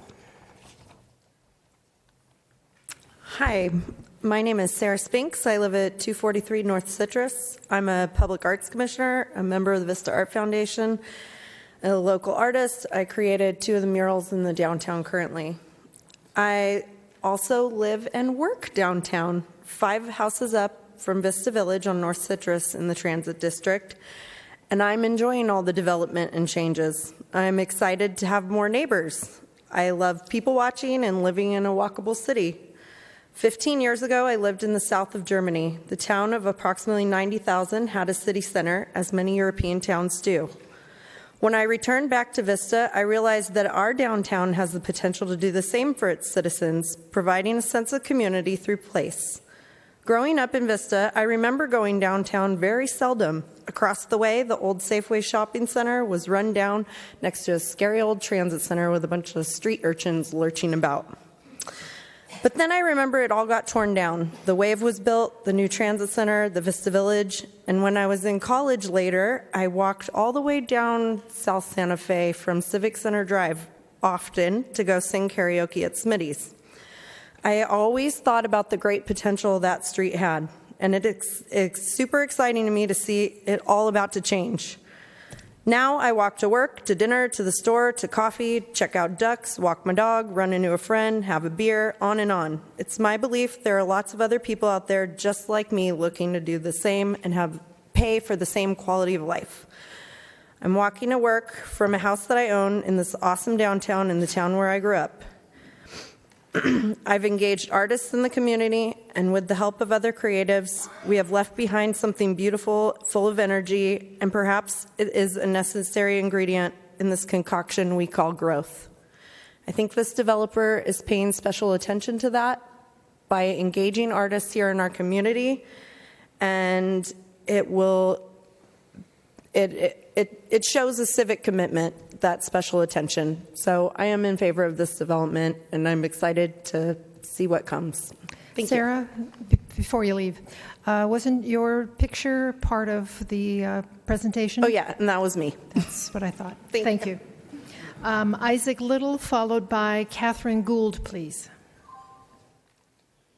Hello, my name is Isaac Little. I work at Lee & Associates Commercial Real Estate Services. I live at 1457 Hunsaker Street in Oceanside. And the reason I'm up here today is I just want to tell you that I support the project, and I'm going to tell you a few reasons why. I really think this project is going to be the catalyst for growth in the area. I think it's going to attract new restaurant and retail-related tenants, not only to their retail space, but to some of the other surrounding projects in the area that are sitting vacant now. My team currently represents the project, the former Gills Feed Building that's been renovated. We sold that to a client that sunk quite a bit of money into that project, and we are in the process of meeting with tenants as we speak, and we're actually talking to 2 or 3 very, very neat and unique restaurants that want to go on that project. And a lot of these guys are in limbo, kind of waiting to see what happens with this project. And I think, they want to see that the city's pro-development and that they are going to support this project, which is eventually going to bring tenants to their, or I guess, customers to their restaurants. So a lot of guys are kind of holding back and waiting to see if this project is going to go through. We also represent the Paseo Point project, and we've got a number of tenants kind of looking at that project as well. And a lot of them are in limbo, but activity is increasing right now, and a lot of that is due to this project. And so we think it's going to be a really positive thing for the area, and it's going to bring activity and finally get those spaces leased. We think that this is going to spark additional redevelopment, between South Santa Fe and Civic Center Drive. You've got some of the older dilapidated retail that way. And I know we've got Phase 2 and Phase 3 of Paseo Santa Fe planned, but I think this development is really going to spark the development to go that way and eventually clean that area up, which I think will be huge for the area. There's a lot of excitement with this project, and I think if it goes through, it's really going to drive some new activity to that specific market. It's going to increase kind of the daily foot traffic. Right now, it's really slow there in the daytime, and by having this many residents there and new retail down there, there's going to be a lot more people walking around buying things, going to restaurants, and spending money down there. It's definitely going to increase property values. With increased demand from the retail tenants, it's going to drive values up significantly. So I think it's going to be good for a lot of the property owners in that area. And to close, I know there's a significant amount of effort that's gone in from the city staff, the community, local investors, some of the developers and brokers that work that market. And we've seen new streetscape, new landscaping, a new traffic circle, a new park, new workforce housing projects.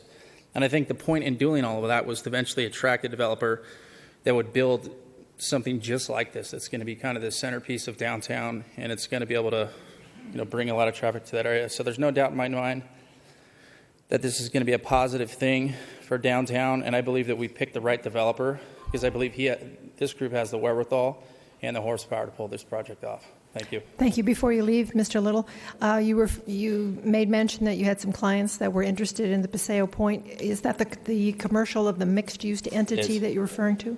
Yeah, we've got about 6,000 square feet there. So we've got one tenant negotiating on about 1,900 square feet. Then we've got a couple restaurants that are looking at the corner space that are kind of waiting to see what happens here. Yeah. Thank you so much. Catherine Gould, followed by Nicole Estarga. Hello.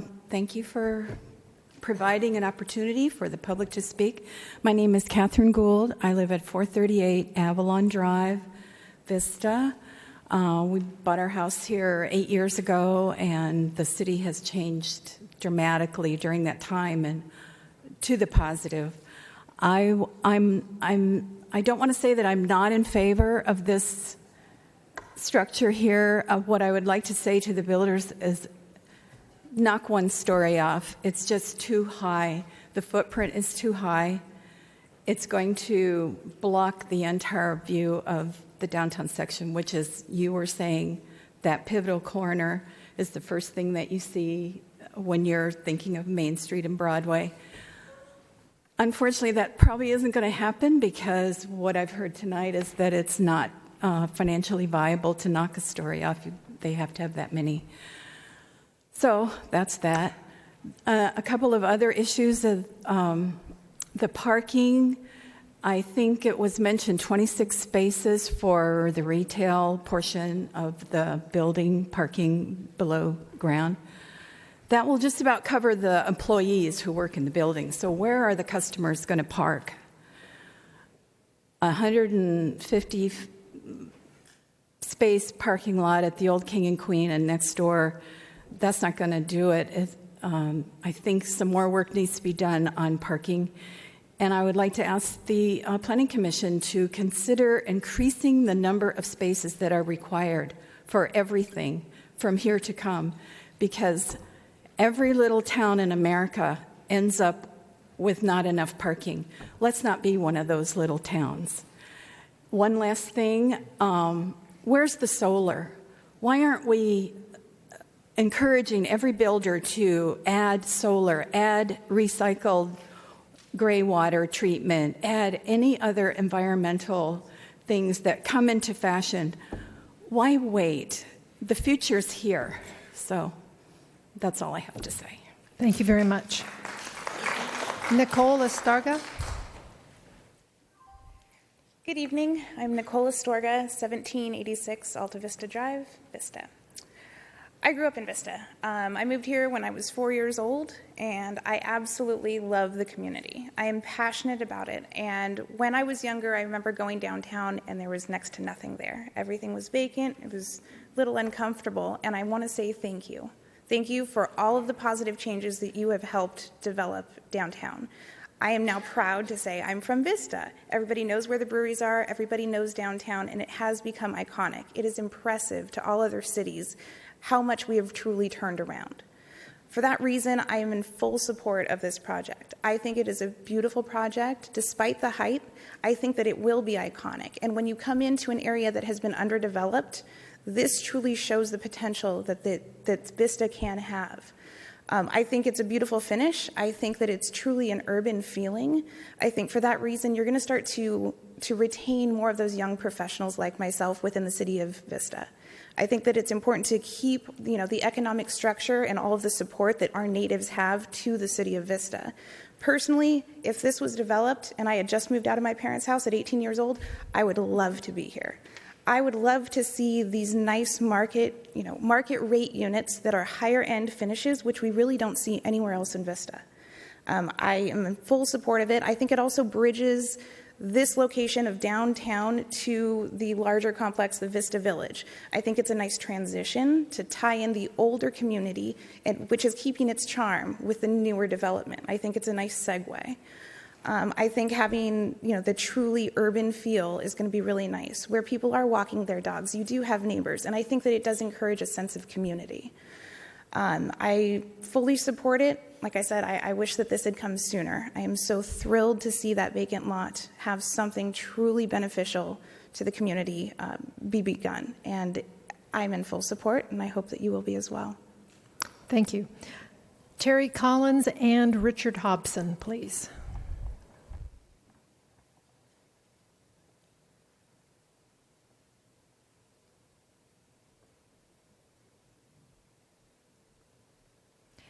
Terry, it's my understanding that Richard has given his time for you. Yes, he just had to leave. Okay.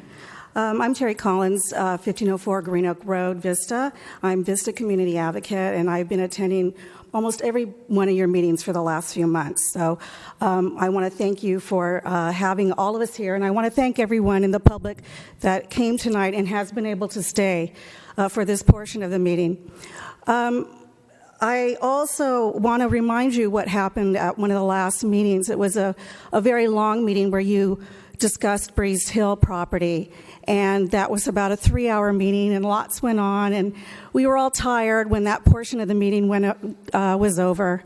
And then we had to turn our minds off from Breeze Hill and got to look at this beautiful project. It is such a beautiful project.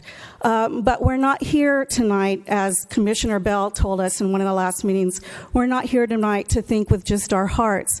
We have to follow all the codes and guidelines that our city planners and our city council and you and many members of our community developed over the years. We have all these documents that cost the city a lot of money, and so they're important that we make sure we're following all of those guidelines. So I did bring a 20-page document for you, and each of you have a copy of it, and I hope that you take some time to look at it before making tonight's decision. I am a 15-year resident of Vista. I love Vista. I promote Vista all the time. I promote it on my Facebook page. I promote it on my personal Facebook page, and I promote it to all my friends, all the businesses downtown. Our downtown is a really fantastic area, and that's happened without any of these big developments, because the portion of it that's walkable and enjoyable and has all the unique art and shopping and breweries and restaurants and clothing stores and a men's salon store now, those are all done in buildings that were already here.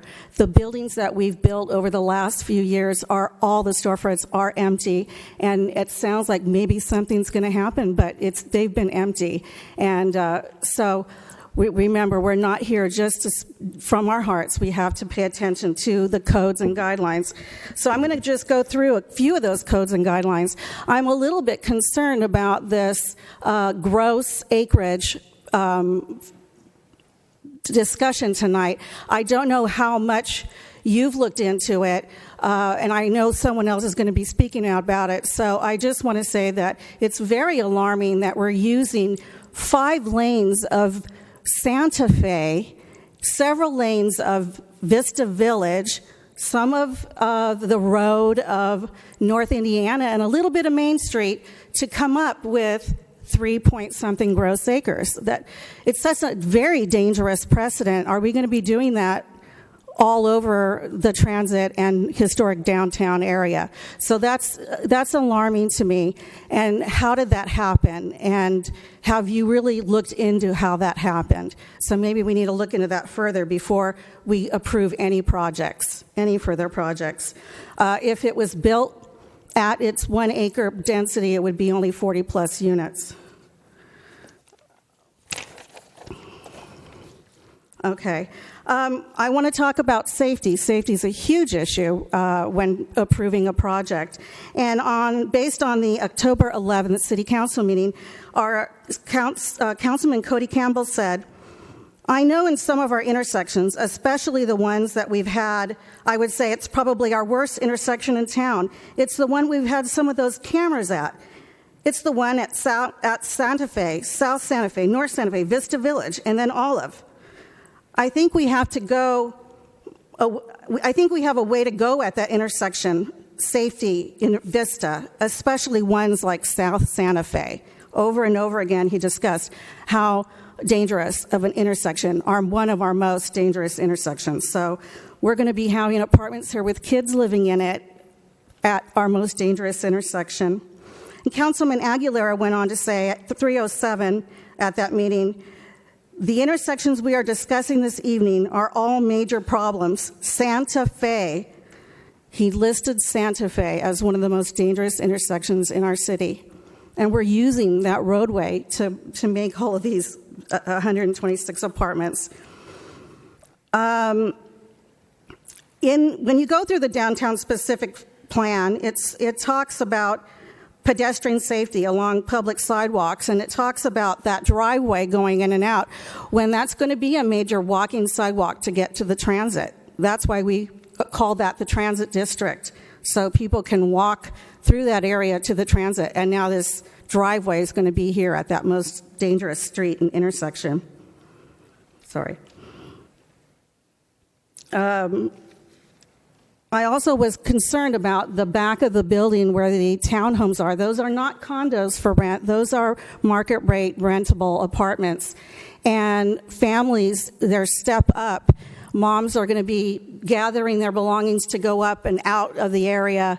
And the kids, if they walk out of that or run out of that area without their moms holding their hands or their dads, I would hate for someone to run into the street. So again, that ground level apartment townhomes right there, that I fear for that. I'm a grandmother, so I always am looking out for the kids. The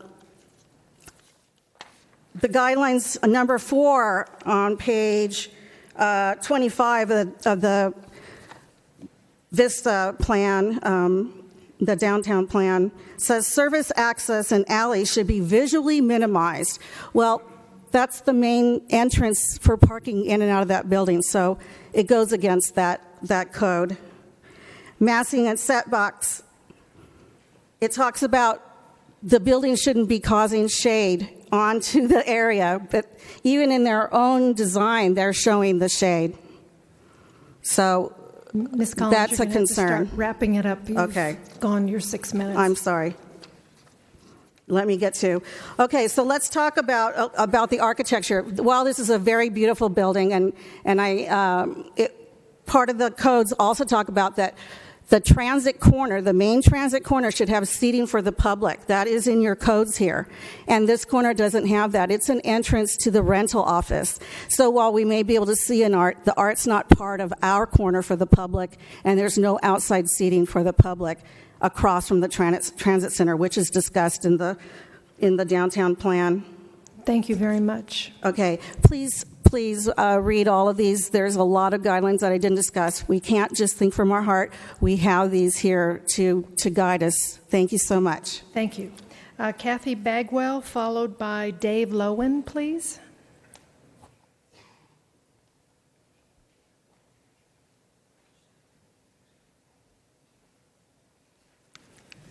Good evening, Commissioners. My name is Kathy Bagwell. I live at 1862 Turnberry Drive in Shadow Ridge Greens of Vista. I'm marked down as being opposed, I would say conditionally opposed to the project. I'd like to applaud the the name of the people, streetlights. I think they've done a considerably good job of coming up with a plan. I'm not totally opposed to the design. What I'm opposed to is the density. We already have a lot of trouble with density throughout Vista and the resulting problems from that. I just think that a 5-story building on that corner is way too tall. And I know there's an economic part of it, but I think as city planners and the city council, we also have to consider what's right for the community. And the rest of the Vista is growing, and I'm very, very happy about that. I've only lived here for about 7 years, but I love Vista, and I like the growth. I'm not opposed to that, but there's inherent problems. We talk about traffic. There will be traffic problems. It's a reality. It's not just what studies show. We've lived through that with other projects, and it's going to cause issues. And parking, even if there's another parking lot put in, which is great, but there's already a lack of parking in downtown Vista. So not having any additional parking in that building for general public, and I don't think sufficient parking for the residents and the commercial part of the building, they're going to go somewhere, and that's going to be another problem. It's going to add more problems to our existing problems with parking. So I would prefer that you not approve this project as it stands, and at the very least go back to the developer and require them to bring down the density. Thank you. Thank you very much. Dave Lowen, followed by Christopher Polino, please. Good evening, Madam Chair and Commissioners. My name is Dave Lowen. I am the Vice President of the VVBA, the Vista Village Business Association. We're at 209 East Broadway in the historic downtown area. The VVBA board has reviewed the general plan and complementary downtown Vista specific plan and discussed the challenges and opportunities the plans represent in the context of the BID, the Business Investment District, members' needs. The board understands that both plans were subject to extensive technical studies, community input, and required compliance with government regulation. The board believes these plans provide a smart strategy for growth, incorporating best land use and economic development practices. The VVBA supports staff's recommendations for the new projects that meet the DVSP guidelines. That's it for the VVBA, but on a personal note, my daughter's the one looking at the 1,900 square feet on Paseo Santa Fe. So, anyways, thank you very much for your time. Thank you. Christopher Polino, followed by Stephen Jantz.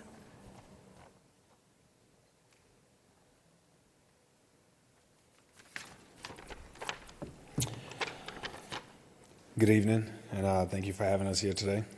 My name is Christopher Paulino. I live at 1360 Foothill Drive and here in Vista. And I'm here today in favor of the proposed development at 100 Main Street. I've been involved with the Vista Chamber of Commerce for the past 6 months as an intern. And I moved to Vista in 2013 while serving in the Marine Corps, shortly after I met my wife. I'm here in favor of the proposed property at 100 Main Street because the way that I see it, and also going to college for my business degree, I see this as a huge opportunity for the downtown area to further grow and attract more people while increasing revenue, not just for the businesses in the area, but also for the city. Now, I've heard from a lot of residents and from Vista here today, but I still don't understand why not support the growth of Vista in an economic sense as well. Now, I just want to leave with this, that change is hard at first. It's pretty messy in the middle, but in the end, it always turns out beautiful. So, thank you. Thank you. Stephen Jantz, followed by Robert Hutchinson, please. Good evening, Commissioners. My name is Steve Jantz. I live at 325 Beaumont Court here in beautiful Vista. I was born and raised in San Diego, but my wife and I moved to Vista in 1983. I've been following the politics of Vista, following the development of Vista. A lot of good things are happening, but I do want to focus in on this one property. I do agree with a lot of the comments from the commissioners as well as the public that this is an important intersection. It's really the statement that people, when they go through the city, so a lot of consideration needs to be taken and a lot of care needs to be taken as this property moves forward. But I'm actually the one that's following up on Terry's presentation, and I'd really like to talk to you about the general plan and some of the development codes and how that affect this property.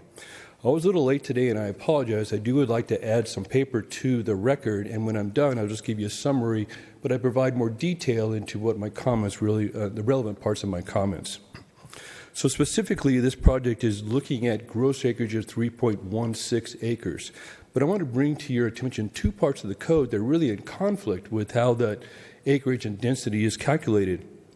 First one is the Development Code 18.35.070, the MU Mixed Density Designation.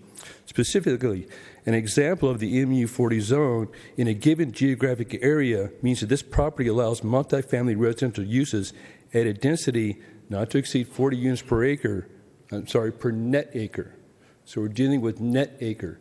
And that's one of the discussions that hasn't been brought up in the last hour is how do you reconcile net versus gross acre? Second one, the Development Code 18.02.390 identifies the lot area as an area exclusive of streets within the boundary of the lot lines.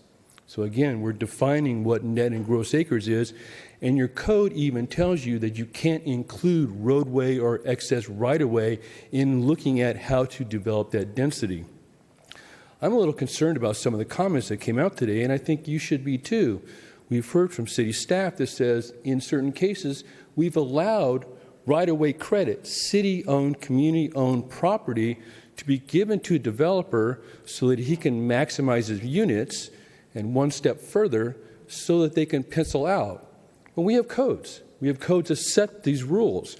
We have codes that the developer knew when he was looking at the property as well as when he went through the property design. This is nothing new. He uses the comment of risk. He's asking for you to allow our code to be violated, our code to be disregarded as regard to how we come up with density. Again, as I started, I agree something needs to go here, but at 126 units, if you applied that to the net acreage, it would be 104 units per acre. And that's what the code says would allow based on those calculations. I'd like to leave that with you. Again, I'd like to leave you some copies for your records and hope you consider them. My recommendation is two. One is to deny the project because it doesn't meet the code. Two would be continue the project until you get your arms around what the code says, how it's applied, and how you can evaluate future projects. Again, thank you for your time. Thank you. Steve Hutchinson, followed by Tom Fleming, please.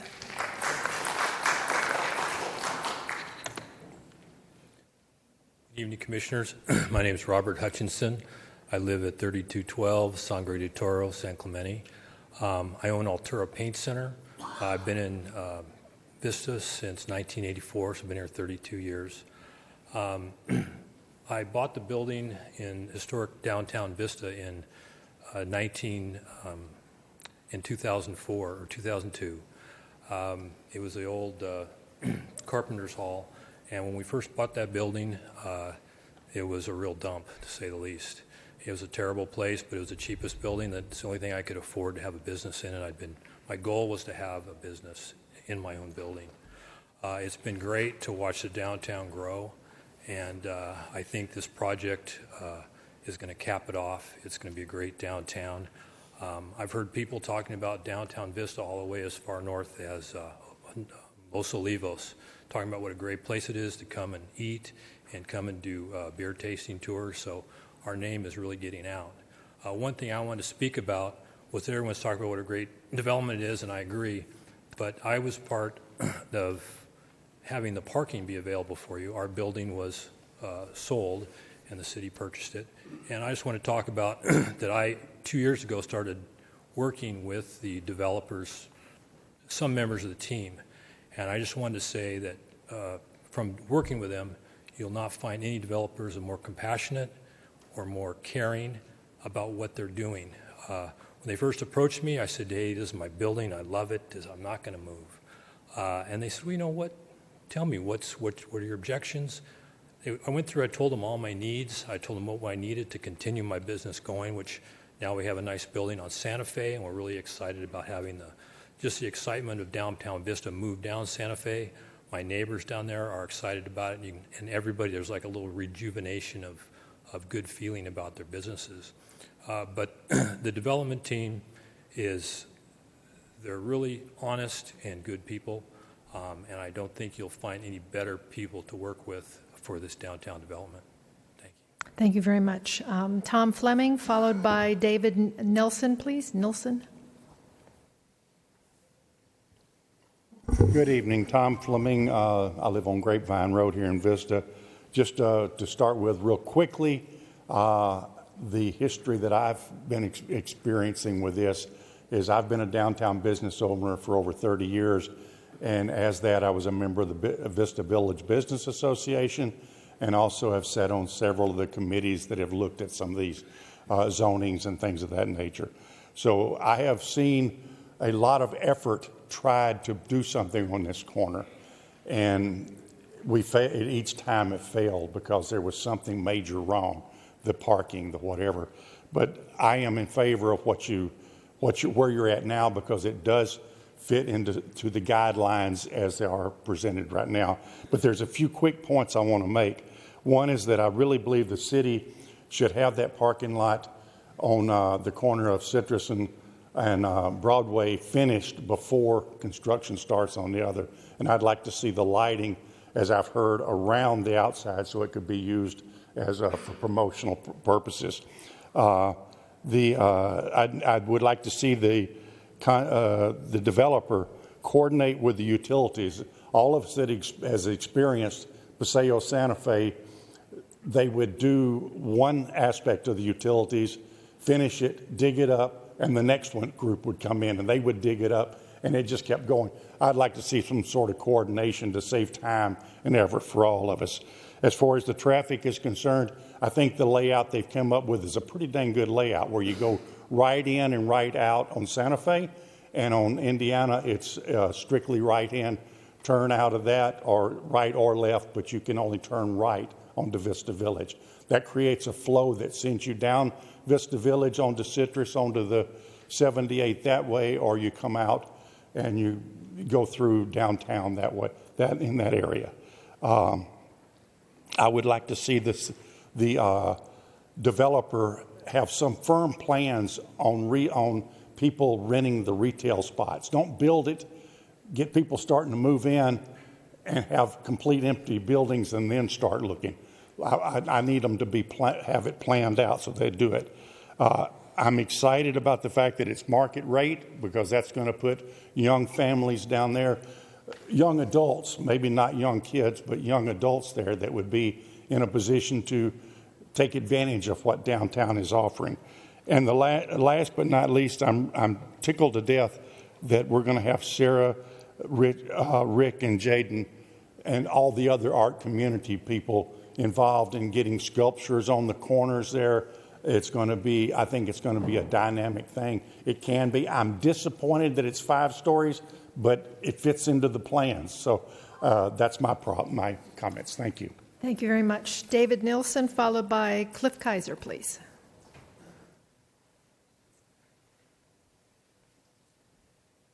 Planning Commissioners, my name is David Nilsson. I'm a retired civil engineer. I reside at 3217 Fairview Drive in Vista, and I've been a part of this community since 1944.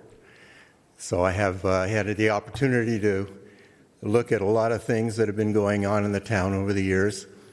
And when Vista was a small, sort of a medium-sized community with a surrounding of avocado trees and citrus orchards and packing houses and railway station and so on, this lot would have been very fine as a city plaza.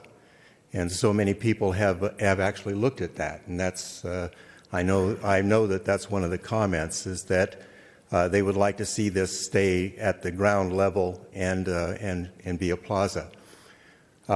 And that would have been a great idea for 1954. But where we are right now, this is a very important location. I'd like to double up on that comment about how significant this spot is, because it is, in fact, not the gateway to anything. It's the center point of our Vista. It's not only the center point of our downtown Vista, it's the center point of our entire region, which I call the Palomar Coast region, which includes all these communities that now we are actually literally at the hub of all kinds of great things that are happening around us. So this lot offers not just a good thing for Vista, but a good thing for the whole region. Now, you mentioned this thing about the signage, and I don't think signs ought to be hanging on buildings, to tell you the truth. I think the architecture needs to state for itself. Everyone knows where it's at. It's at 100 Main, and I don't really think we need to hang a sign on it. It's a gorgeous building, gorgeous plan. The landscaping looks really good. But I would have to remember that the Sonic project right across the street showed renderings of great lattice work landscaping that made the thing look like it would be fabulous, and it really doesn't look that way at all. So I'm sure you're probably doing better now with the magic landscaping that's used to hide bad-looking stuff. And this is really a fine project, top-notch. It's worthy of being the center lot, the center point of the thriving region of Palomar Coast. And I highly endorse it. Thank you. Thank you so much. Cliff Kaiser, followed by Joe Astorga, please. Good evening, Commissioners. I spend more time with you than I do my wife sometimes. But I'm excited to be here. I'm excited to endorse this project or offer my suggestions to you to support it as well. As some of you, well, I'm at 1620 Cayaduse in Vista, near Vista High School. I've been involved in the community for the last 17, 18 years. My business, 17 years old. Here in Vista. I'm a past chair of the Vista Chamber, past president of the VVBA, and current board member. I happen to be on the Parks and Recs Commission as well. And I say those things only to say so that you realize, and I think you do, that I pay attention, just like you are, to try to make Vista a greater place.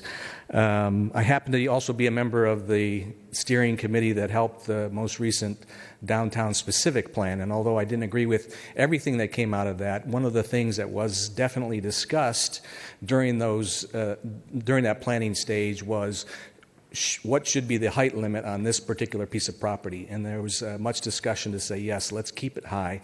This is, in fact, an iconic corner within Vista. It should stand out. It should, when people come by, they should say, hey, I'm in Vista, and this is a great place to be. I think it's ingenious that the developer and all the hoops he went through to create this three-way land swap of moving parking over to Broadway and moving Altura Paint, or helping Altura Paint move over down on South Santa Fe. And that just goes to show the investment he has and the presentation here with the details, the attention to detail in everything as a community involvement. Out of all the developers that looked at this property, I mean, they don't even compare to what we've had before. So I think that goes as well as being a great thing. There's concern for public parking, and there always will be. And parking is going to go both ways. It's going to get tougher after a while, but then as soon as the automated cars come and the Uber comes, and that's not going to be as big of a problem, I think, as soon as perhaps 20 years from now, than it will be even further down the line. It'll be even less. But the nice thing about putting the parking on East Broadway there is now we're going to activate East Broadway. Right now, that's just a relatively dark area there. A nice paved, lighted parking lot is going to have people walking up and down Broadway, and there's already activity on Main, so that's a good thing as well. There's concern about the height, but I think that speaks to the design, saying, hey, I'm in Vista, and it is not overwhelming to the surrounding other high buildings, as was pointed out. I've always expressed concern about low-income housing. I wasn't really pleased with Paseo Santa Fe and North Santa Fe, Paseo Point Apartments and the other one, as well as the one further on South Santa Fe. But this is market rate. and that's important. And I think that that's good for the community. You'll also perhaps be excited to know that Governor Brown signed the new redevelopment law, I think yesterday or today. So that'll give us some stuff to work with on South Santa Fe down the road here. So thank you. Thank you. Joe Astorga and Maureen Barrick. Sorry. Oh, all right. Oh, there she is. Let the record show that Joe is in favor. Okay. All right. Maureen, state your name and... Hi, I'm Maureen Barrick. During the day, I live at 115 Main Street, right across the street from the new building. At night, I go home to 2677 Foothill Drive. I'm for this project. There's a couple things. I'm not overly eager of losing my parking for my patients across the street, but I think the quality of the developer that Vista has been very fortunate to find and get an interest in Vista is commendable. I think part of that is because of what we have, the ball that we've all started rolling, whether it's the sculptures downtown or the breweries. It's all become Vista's a hotspot now. You know, and some of us who have been in business in Vista for 40 years have been waiting a long time for that. This building speaks to me from the design standpoint. I like the way it stair steps back, and there's a big part of the part that faces Main that will be graduating up to that 5 stories. I'm excited about the art that could be coming in.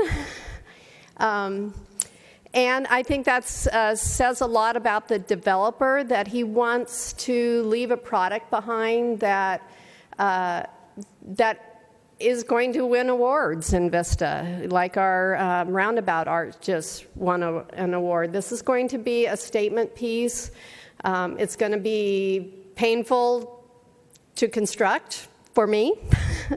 And I would ask the developer that he not have any of his construction workers parking on Main Street, and we find some city parking area for them to stage, because it will be hard for all of us and it will take time. But the building's stunning.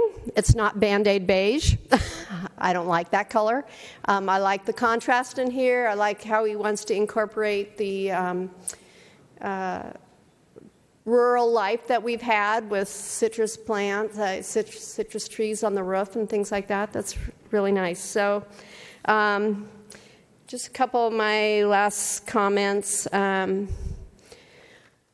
affordable housing issue along Santa Fe, I know that's plans to get more SANDAG grants with more affordable housing. I just want to really be careful about that. What we need is market rate. We need that demographic moving into Vista.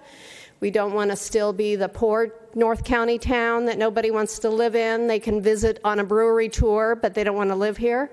So I would caution you that affordable housing going down the rest of Santa Fe is going to be a bigger impact than this one. I think bringing in market rate people, they're going to have the disposable income to spend in town.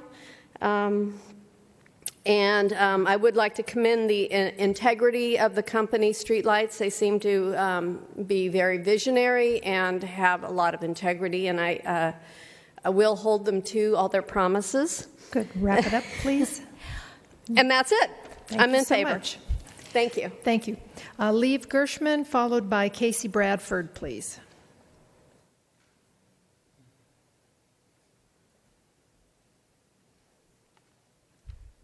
Good evening, Commissioners. My name is Lev Gershman. My business is located at 150 East Broadway in downtown Vista. We're a real estate company. We purchased and renovated 150 East Broadway and worked with Sarah Spinks and Maureen to put a beautiful mural on that building. On a handshake, we bought a building from Tom Fleming, which is 227 Broadway, and we're in the process of leasing that building. A quick side comment before I get into my notes. Someone brought up this idea that these buildings are sitting vacant. We have 4 tenants interested in this building, and one of the things that we tell them is this project's coming. I want to just take a moment. There's been a lot of really good comments, and there's a lot of passion in the room, and everybody cares about the community. And I just want to take a few moments to take kind of a step back and look at the big picture. And the big picture is that the world is changing, and the gas engine suburban sprawl future is not sustainable. Now let's use our imagination. I want you to think of a cultural center, a great public space anywhere in the world, a place that you enjoyed with your family and friends, an amazing place. Was it Trafalgar Square in London? Was it somewhere in Prague or Paris or a cafe in Italy? Or something close to home in New York or Boston, or maybe in the Embarcadero in San Francisco, Little Italy, or the San Diego Old Town, the birthplace of California. As diverse as they are, as big and as small, foreign or domestic, old or new, all of these places have one thing in common. They bring people together. They integrate commercial, residential, and cultural uses where people can shop, dine, work, and live. Hundreds of years demonstrated that mixed use and density create innovation, foster culture, and create business. Before I tell you what the heck any of this has to do with Vista and what we're talking about here, the specific plan, I want to provide a brief context of my background. In the 90s, I used to work in the Adobe building. I have a 20-year history with Downtown Vista. I have a master's in finance and urban economics from San Diego State. I've spent over 15 years in real estate development and finance. I currently serve as a trustee for the Urban Land Institute, and it's an 80-year-old global nonprofit organization whose mission is simply to provide leadership in the responsible use of land. So with that as a backdrop, Vista has a smart downtown-specific plan, and that plan allows this project to be built. That plan incorporates best land use practices, technical guidance from civil engineers and specialized consultants, and then a lot of input from community. And it creates a great map for the future, a plan that conforms to government legislation, creates housing, jobs, increases safety, health, and affordability. Other cities and communities would be so lucky to have such an exemplary specific plan.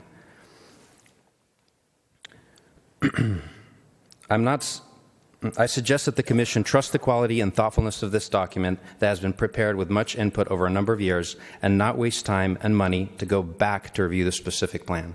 Thank you. Thank you. Casey Bradford, followed by Nick and Brett. Okay. No, Casey. Casey expressed that she is in opposition of the project. And then, Brett, you're taking time from Nick, correct? Yeah, Nick had to leave, go back and close up shop, so he regrets that he couldn't stay to chat, but he asked if I could use his time. Sure. So thank you for that. Good evening, Commissioners. My name is Brett Schanzenbach. I'm the CEO of the Vista Chamber of Commerce and almost a 40-year resident of our fair community here in Vista. And on behalf of the Board of Directors, I'd like to encourage you to approve this development of 100 Main Street tonight. Basic principle I have tonight is if the project fits, you must permit. I've heard a lot of the objections tonight and over the course of the last several weeks as we've looked at other projects that have come our way. Different locations within the community, but similar, kind of the mixed-use type of projects. And there's a lot of discussion about traffic. So let's be clear, yes, there will be impacts to traffic. That is true. However, if anything were built on that lot, there would be impacts to traffic. What if we got that project that everybody in Vista seems to fawn over? What if we got our beloved Trader Joe's to go right in there? Can you even imagine the traffic impacts with all the delivery trucks and the workers and the customers to that lot? It would be unbelievably disastrous in that area. But you could put a 7-Eleven there, and it would still impact traffic. The only thing that would not impact traffic is either planting grass or leaving it dirt. And if somebody wants to buy it and propose that, I can't speak officially on behalf of the Board of Directors, but we'd probably support the grass. We don't like the dirt. But that's not what's on the table. We have a developer, we have an owner who's proposing something that meets with the zoning, that meets with the design elements, that meets with all the guidelines that exist that are here tonight. And so if the project fits, you must permit. I've heard fears about parking, but as has been said already, this is the developer who orchestrated the land swap so we could have another 120 parking spaces in downtown Vista, and the potential, mind you, to possibly go vertical with that spot. If the finances allowed down the road, we could have a structure down there on the other corner of Broadway and Citrus, where those 110 parking spots are. And let's just talk about parking challenges for a minute. Occasionally, I get the opportunity to go have lunch with colleagues in downtown Carlsbad. What do I have to calculate when I go and do that? I got to leave at least 10 or 15 minutes extra time to park and walk to the restaurant. Do I not go? No, I go. And I enjoy myself. But I plan for it. How awesome if our parking gets to that point where people are starting to think, oh, I'm going to Vista, okay, I got to plan a few extra minutes. They'll still come. It's a great problem to have. But their plan, it parks to the spec for the retail, it parks to the spec for the residential. If the project fits, you must permit. There will be impacts. There's going to be some amazing impacts from this project. So let's just talk about them for a minute. Let's discuss the 4 microbreweries that are currently within walking distance of this proposed project. They're going to be impacted in great ways. How about the 4 event venues we have that are within walking distance of this project? They're going to have a great impact. 3 exercise facilities. You can tell I was counting today. 5 chiropractors. 7 hair and nail salons, all within walking distance of this project. And that's not even to mention the 25 retail shops and, yes, 34 restaurants that are within walking distance of this project. This project is foot traffic for our downtown and bottoms in chairs for our businesses, our restaurants. It's going to have huge impact in a positive way. If the project fits, you must permit. I've heard people bring up other parts of the general plan and try to bring in subjective areas to cloud judgment on the objective standards that the developer was given when he came to town to look at this project. And they're just that. They're subjective things to try and cloud the project. The objective standards are there. The resource that the developer has is the city staff, and the staff has guided them the whole way, even including the lot differentiation, what the lot size originally was, and when the city had to take parts of it for the public right-of-way. And so everything they've done is in conformity with what the city has guided them on. Everything fits. If the project fits, you must permit. Our board of directors respectfully request that you approve this project tonight without delays, without any other requirements. This stunning new entry piece to our downtown, it specs out as the planners envisioned it. The project is beautiful. The architecture is beautiful. The artistic elements they're bringing in are beautiful. And we ask you to approve it tonight. And I'm going to take off my chamber hat for just a second and talk as a resident. I want to agree with the comments David Nielsen made. It doesn't need that sign that says Vista. I feel like it's just an appendage that's been put on there. The architecture speaks for itself. It's beautiful. We know where we are at that point. I don't want to get into some knee-jerk response because of the Paseo Santa Fe debacle. It doesn't need that sign. Thank you for your time. Thank you, Brett. Vel Brown?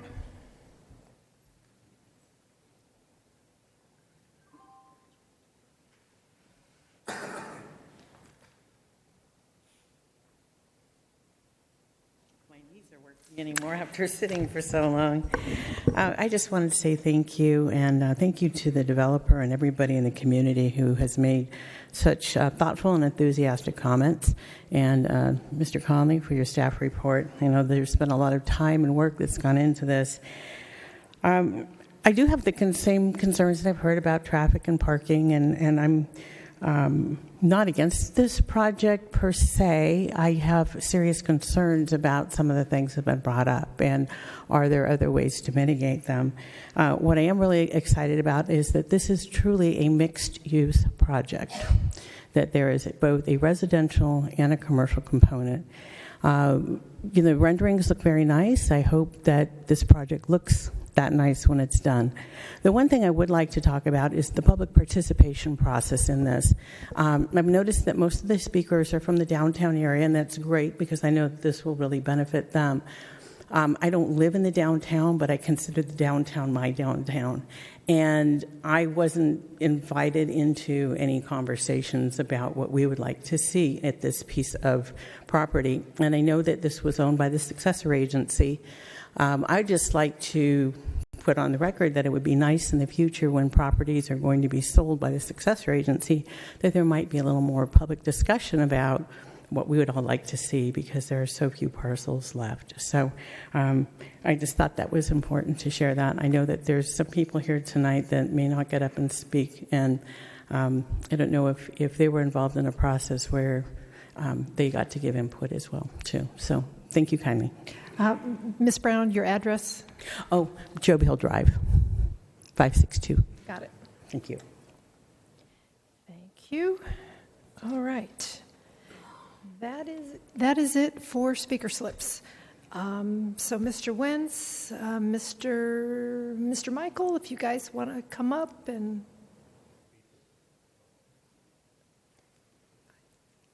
JC, I thought you were the last speaker for the next item. Oh, this item? You already spoke on this item. Oh, okay. I'm sorry.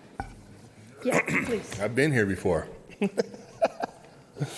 Well, I got to tell everybody that I have never met these people or seen this picture before today. And there's only one thing. My first word was wow. Okay? This is the wow factor. Okay? And we all know that guy on TV that's from Vista who uses that saying. It's going to make a beautiful centerpiece to our beautiful city, sway other potential businesses to come to Vista. Transit zone means young, mobile residents will in fact use the Sprinter Station to frequent our downtown shops and restaurants and make more businesses thrive and grow. There's some people that are worried about the height requirement, but I'm here to remind people about when we built that big old building on the corner of Vista Way and Melrose Way back when. You remember that? Anybody? That big, tall building across from St. Francis? It's the same kind of dilemma we are facing today, a little bit of fear. And guess what? We survived that big old building on Vista Way and Melrose. I believe this project is exciting and will accelerate our downtown success. We have the unique opportunity that doesn't come very often. Okay? Are we going to land this big fish, or are we going to catch and release? Okay? After seeing the presentation and listening to the speakers all come and say what they have to say, my question is, when can we get the ball rolling? It's been a long time since Vista has been on such an upswing, and I can only hope it all continues for the better. I know it will be difficult for some in our community to wrap their heads around this project, but that's okay. The more we all learn about it and the benefits it will bring to our downtown shops and restaurants, the better our city will be, and the easier it will be for us to enjoy this when it finally gets here. And finally, I like just to say, people are worried about codes and variances and all this stuff. And, well, we make codes as a guideline to try to stay on a path. But there are things called variances that, on a case-by-case basis, sometimes we come to planning commissions and city councils and ask for a little bit of leadway. So I think this project deserves all of your support. And I'm going to be here on the city council meeting and say the same thing to them. So thank you very much. Thank you, J.C. Lisa Wellens. So you wanted to speak on the third item, but you prefer to speak on this item. I just got confused. No problem. Came in last minute. Actually, found out about this meeting on Facebook. My name's Lisa Wellens. I'm here with my husband, Steve. We live at 410 Alvarado Terrace. We've lived here for 16 years. Not at that address. We bought this house that is 2 blocks from downtown just 4 years ago, and part of the reason why was because of this development that's happening downtown. We were literally banking on it. We're restoring a 1927 Craftsman bungalow, which we both love and hate sometimes, but we love our new neighborhood, and we love the care and planning that Vista's doing with our new neighborhood. A few people have been here to talk about the impact, or perhaps maybe the bad impact on Vista, but my husband and I are here to support this kind of infill development. We know that this is actually the most green way we can move forward and protect our rural spaces, and so we don't get into that sprawl. We know that there are going to be, or projected, 1 million more people coming to San Diego County through the years 2050, and they're going to have to go somewhere, and we're going to have to figure this out, and this is, from what I understand, the best way to go. This is a beautiful project. I appreciate that it's near transit. People probably will not need as many cars. In fact, my husband takes transit, and we only have 1 car between the 2 of us. We have a big driveway for plenty of parking. But anyway, I just want to say we're not here really on behalf of anybody except ourselves as residents, and just to say that we like this. We like what we're seeing. Thank you. Thank you very much. Okay, now Mr. Wentz, Mr. Yannaselli.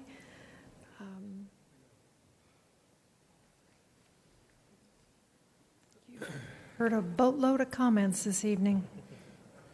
As we expected for such a project with such impact in the community. So, thank you again for hearing us out, and also thank you to all the community members that took their time and the opportunity to make their views heard. We have, in fact, worked extremely closely with staff and then with the city attorney for many months to make sure we have abided by all the rules of the general plan, the downtown specific plan, as it relates to density, parking, traffic, and everything else. Our team is comprised of men and women whose life path is defined by doing what we say we are going to do. So we would respectfully ask that you entrust us with this endeavor, so that we may come alongside and help fulfill the vision that was set down by the community and by the city fathers. And we will highly honor your trust in us. Thank you.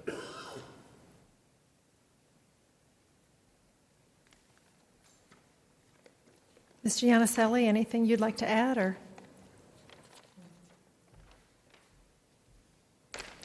I just wanted to say thank you to the panel and certainly to the public. There's a lot of great comments and a lot of great passion, and just know that we've taken note of all of it, and we're going to work to incorporate as much of it as we can. But we certainly appreciate hearing everyone's input. Thanks. Good. Thank you. Also, commissioners on the dais, there are letters from Jaden Sterling Randall, Carol Jeffries, Mary Jo Poole, and the packet from Terry Collins. So all of that will also form a permanent record for this item.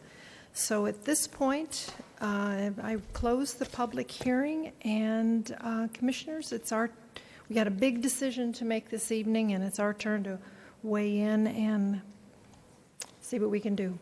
Who wants to go first? Commissioner Garrettson, thank you.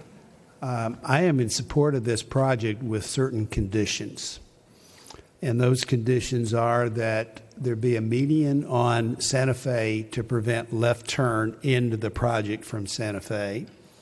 And second, that there be right turn only out of the project on Santa Fe so people can't try to get across and turn left on Vista Village. I think that's going to be a nightmare. But I think that, other than that, I'm in support of this project. Commissioner Bell? Thank you. As far as I see it, again, we're confined by the California government code as far as the decision we can make. And everything I've heard so far from the city is that this project complies with the city's interpretation of the codes and ordinances. And that's correct, right? Yes. And the only exception, and I'm saying this for the benefit of the public and my decision making on this, the only exception would be a specific adverse impact that has to be defined by objective standards that are based on policies or something else within the code. And I don't see that here. So I'm in favor of this project. Just from everything I've seen, I don't see any reason to fight against it based on anything in the code. I will say thank you to the Vista Community Advocate and the other organizations that put together this information. Please continue to do this. This is very important, and putting things in writing is very, very helpful. If you can get this to us sooner, it's also helpful a day or two before. I know you did a lot of work to put this together, but if the public has objections, putting it in writing is extremely helpful to help us sort it out. So thank you very much for the work you did on this. That's all I have. Thank you. Commissioner Carroll? Thank you, Chairman. I wanted to give a little bit different point of view on the traffic as it would potentially enter this South Santa Fe entrance.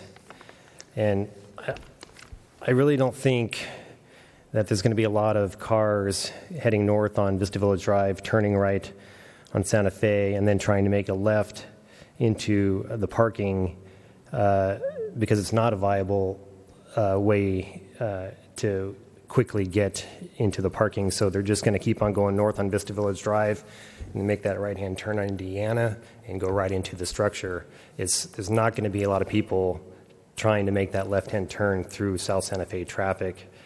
And so that doesn't concern me. The concern that was brought up, I think, is not an issue for me. And same with trying to get out there. If it's a non-peak time of day, I think they might be able to get out there, but they're going to try it a couple times, and they're just going to head out on Indiana. And so I think it's going to take care of itself. So I'm not in favor of adding any kind of medians in that area and just reducing lane widths and that sort of thing. Then I wanted to bring up something for a little bit of discussion for any commissioners that want to, and that's on the landscaping. We have some really nice renderings with some really mature trees, and I can picture it's going to be a while before we get this size of tree.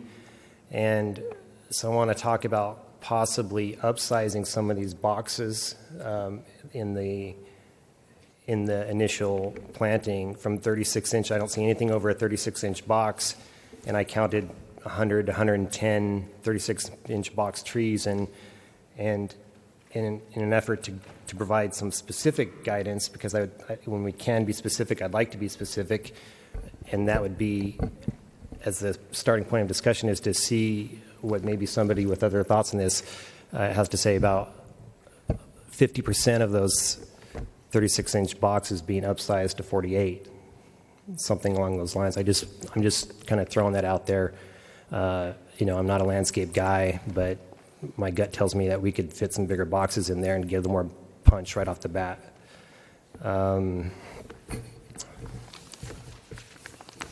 I don't have a lot of other comments. I think the color scheme helps break it up nicely. The setbacks of the building's work. And yeah, on the sign, I don't remember in the early design review how that came about, if it was just the desire of some of the commissioners to have something more prominent on that corner or what. I can't remember how that came about. But now we have this, and I was kind of trying to talk about, let's not let this get in the way. But I tend to agree that it doesn't really need anything there. It doesn't need anything there specifically when you have the building itself there taking care of business. And those are my comments.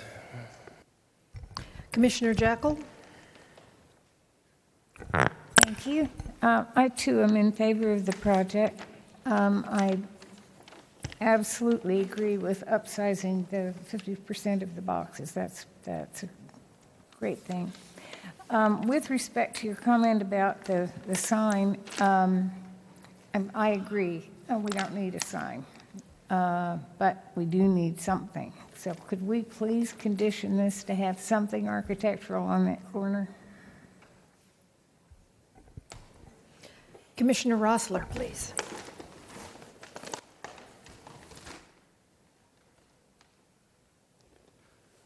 I understand your concern about the size of the trees, and I just relate to you what landscape architects have told me in the past, is that the 15-gallon trees will grow faster than the 24-inch. The 24-inch will grow faster than the 36. That's how they were raised. So you get the tree planted, and it grows into its space. Now, that's what I've been told. I've argued with them that we need bigger trees for a street canopy along the sidewalks, and have lost that argument. So I would support increasing the box size, but I think we'll hear that argument back. Yeah, like I said, I don't know that's the correct solution for my my view on those trees, but that's why I'm glad to hear from other people that may have a different view or different understanding of that. Commissioner, pardon me. Commissioner Looney, please. Thank you.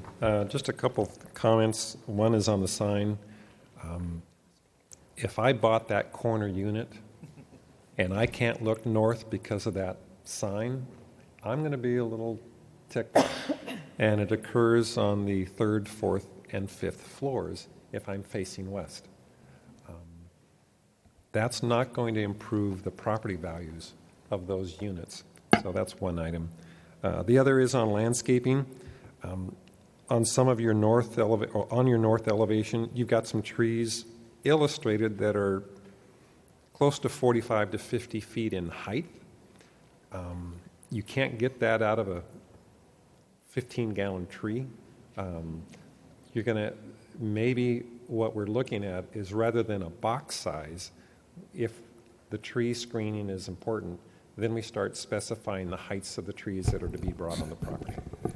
I think it's important to note that there are some existing sycamores along that frontage of Vista Village Drive, which we're going to try to retain, and I think that's some of what's being shown in the rendering here.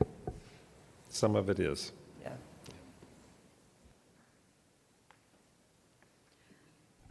Okay, my opportunity to weigh in. I love the project. I loved it when you brought it in front of us for the early design review. I agree with the Vista sign, and it actually sounds a whole lot better to let it go away. And I truly support Commissioner Jackal, and let's get just a beautiful piece of artwork for that corner, something that really says, wow, that's Vista. Architectural, sorry, I was thinking artwork.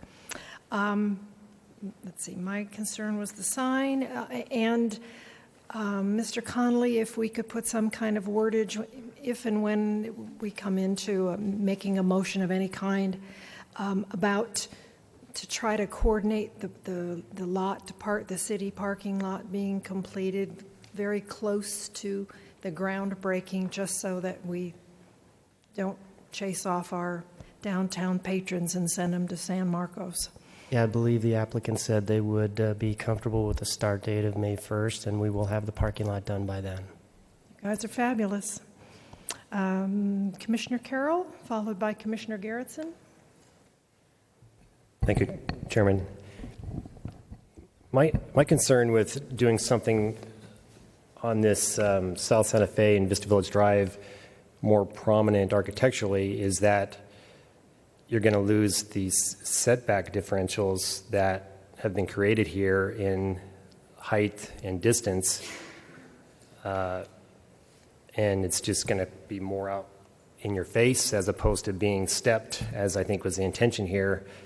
So I think at a 5-story structure with good architecture, you're going to have your visual statement as the whole building, and to push that farther into the corner of the intersection, I don't think that's a win to do that.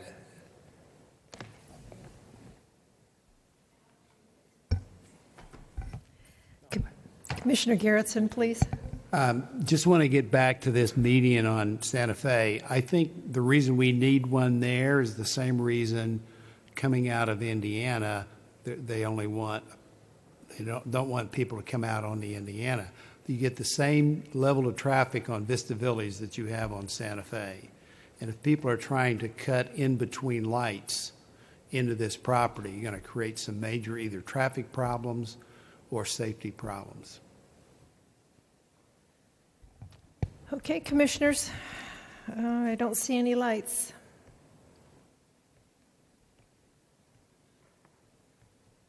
Okay, guess it's me.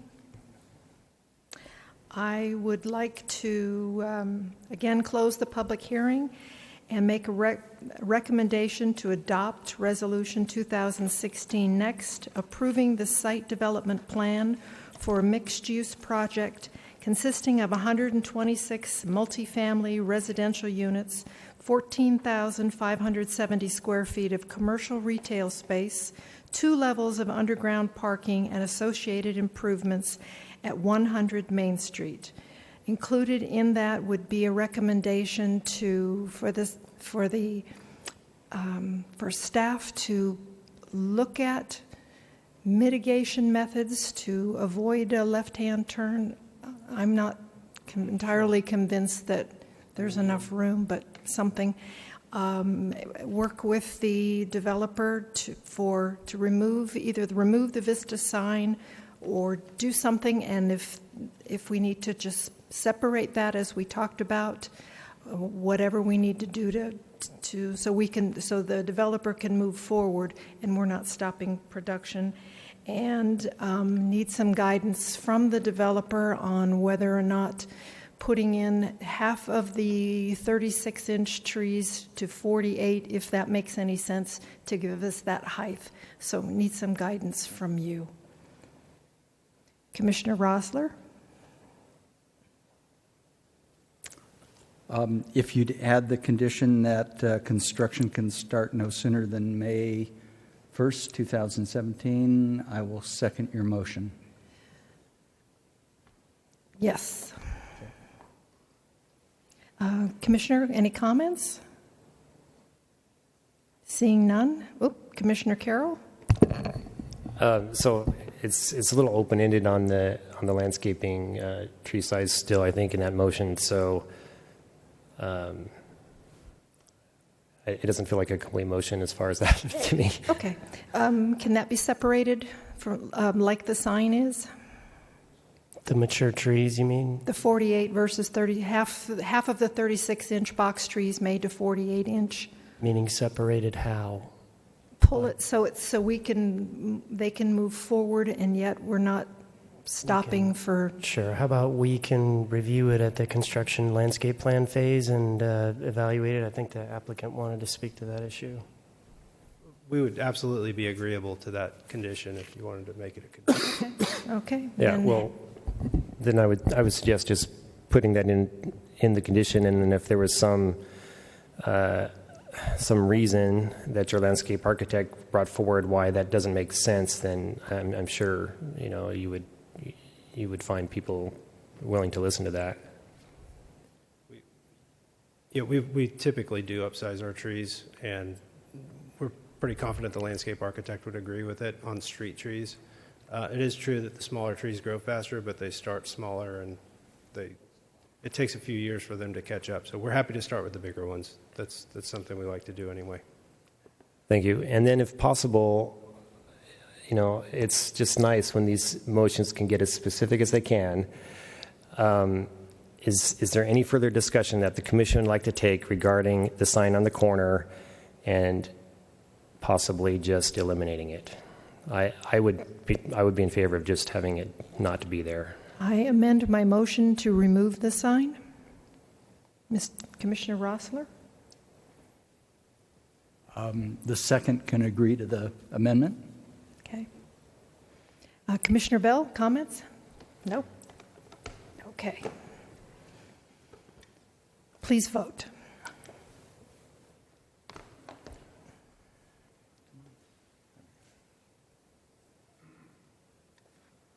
Please let the record show that the motion for 100 Main Street passed unanimously.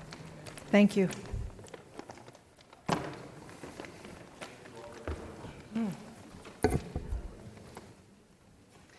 Okay, Commissioners, you want to take 5 before we hit item number 2? Okay.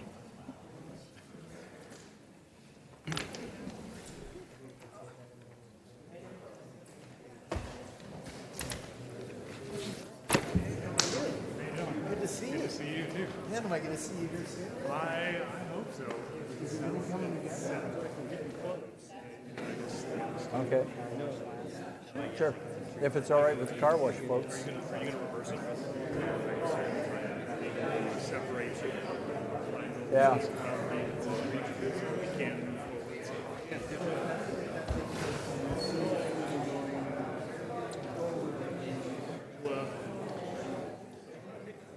John, good to see you guys. Well, to he's coming in.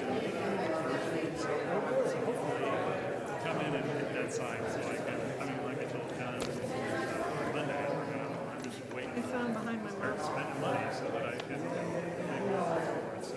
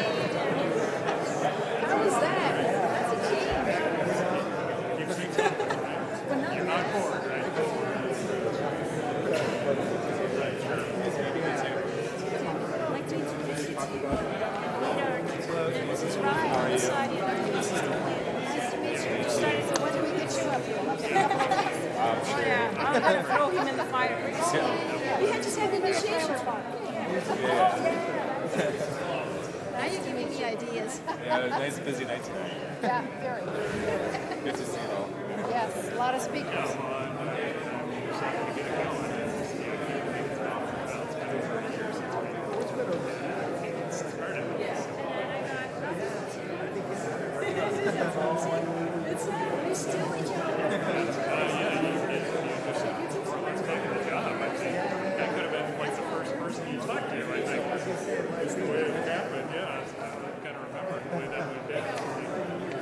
This one's on. Hopefully, it's unfortunate that had a little. Hopefully, we can get through it. But it sounds like John's kind of pushing the right way. He's trying. I mean, I know everybody's a little frustrated, but it sounds like we're close to getting it resolved. So what's up next? So we have a car wash that's going to go before the commission next. And then we'll have the evictions. I mean, they'll have the opportunity for the public to speak on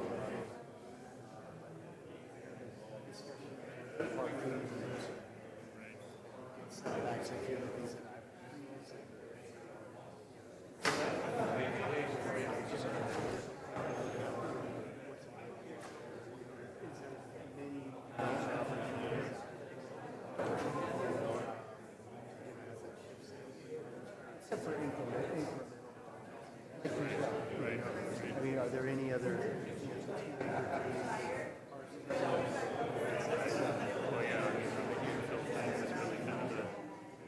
Into the future, obviously, and as the glad to see this get approved. Yeah, this would be nice. A lot of people who weren't in support of it.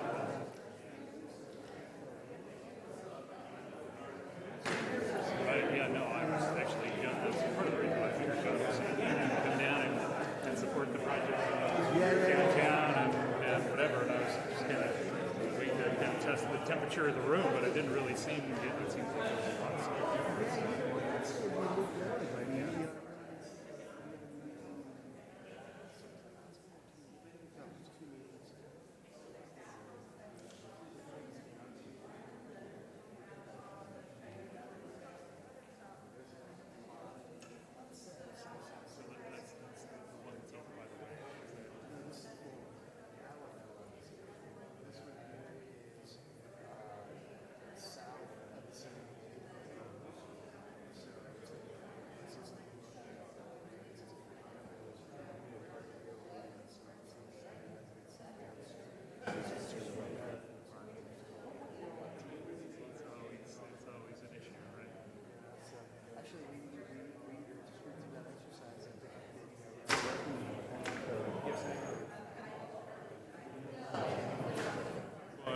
I saw something on an article, I think it was in the English Review or something, that you guys had kind of reviewed the parking thing and really had found that you were, within what really, Yeah. You know what? I think they made a few changes to shopping centers. A few in terms of residential. It's interesting. When we started this process, I thought, oh my God, this is a whirlwind of changes, but in reality,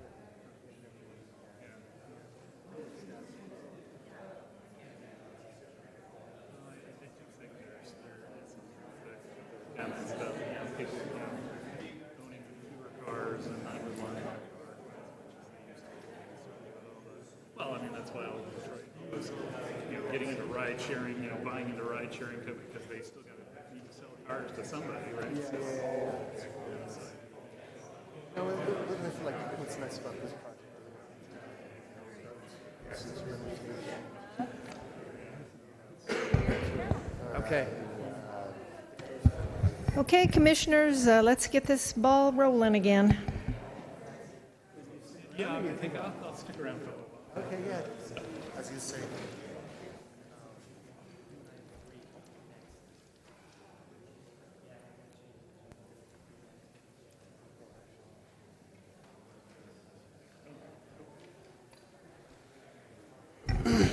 You going to propose that, Mr. Conley, or? Yeah, if that's okay. Oh, we lost one.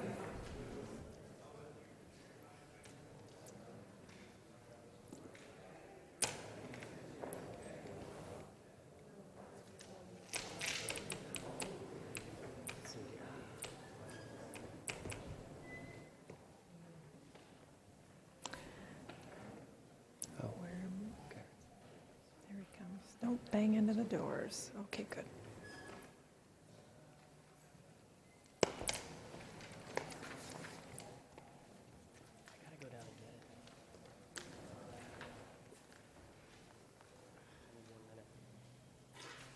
Okay.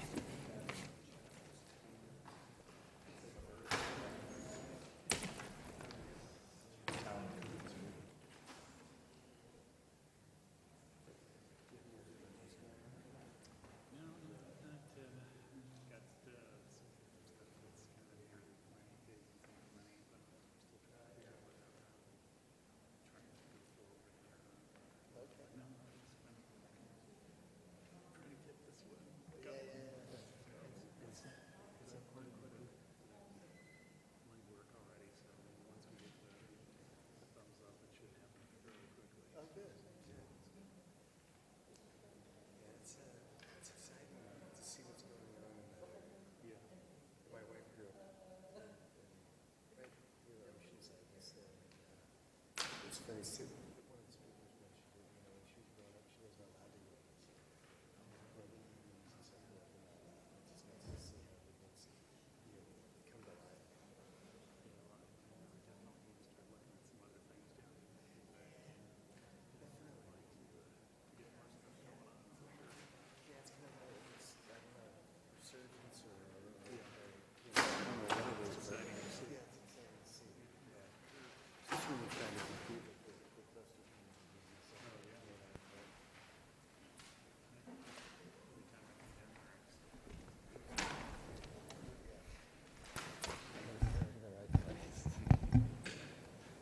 Okay, thank you. Are we back? We're back. Okay, so I'd like to propose, if it's possible, to move agenda item number 3, the discussion item, up and take it now instead of the public hearing, if it's possible, since there's a few folks here that have endured 3 hours of public testimony. I see nothing wrong with that. We do have a lot. We have several speaker slips for this item, and we don't have any for the other items. So to me, it makes sense. Are you up for it, commissioners? Yep, we're all in agreement. Thank you. So as a result of some changes that the staff's been looking at in the mixed-use zone, and in consideration of a possible amendment of the mixed-use zone, we thought it would be important to come before the Planning Commission and the Council and seek input on potential changes or concerns that the Commission and the Council may have with the mixed-use zone. I know you've all heard a number of concerns through project reviews and some of your own concerns that you have with the zoning, and so the staff wanted to have a discussion item tonight to talk about what the allowances are and where we'd like to see some changes, and then get some feedback from the Commission before we go back to the Council. So as you know, the mixed-use zone currently includes the allowance for residential or commercial or both. So we've seen a lot of residential-only projects come through the pipe, and so that's an option that we may want to talk about tonight as well. So I did prepare a public notice for this discussion. We sent it out to about 1,800 properties. Included all the properties within the MU zone, all the properties within the downtown specific plan, and all properties within 500 feet of either of those zoning designations. We started off looking at the MU zone, but we moved into the downtown specific plan as well, because these are the only 2 zoning designations in the city that allow for mixed use, where it's commercial or residential or both. So we felt it was important to talk about both designations, as there are some comparable issues in both, as well as development standards that differ between the two. So open to getting some input on both of those. So this exhibit is included in your packet. It shows the mixed-use zone in the blue, which was adopted in 2012 with a general plan update, and the downtown specific plan, which includes the historic downtown area and the South Santa Fe corridor, and that's in purple. That was established in 2010 and updated in 2015. I also included a map that shows the projects that are in process within this area. I gave all the commissioners a scaled version of this map so that you could look at the individual properties and better understand where they're located and what's proposed. It included designations for the projects that have been completed, those since 2010 when the original specific plan was adopted, those under construction, those approved, and those proposed. And the numbers are shown here on the slide for the numbers of units that are included in all those designations. The total is about 2,000 units that we would see through the existing proposals and the things that have been built. So about a little under 800 units have been completed. We have 290 under construction. That's the Sky Apartments up on up on Beaubier. When that's completed, we'll be roughly a little over 1,000 units, and we'll have about 1,000 units in the pipe. Something important to note here with respect to the remaining development potential in the mixed-use zone in the downtown specific plan. I highlighted all the properties that have applications on them, which is almost all of the vacant properties. I also highlighted those properties that are vacant and undeveloped. I can't really account for redevelopment opportunities because that's way too speculative, but it's easy to show the majority of vacant properties, particularly those larger vacant properties, are all spoken for. For the most part, the development applications have come in, they're processing.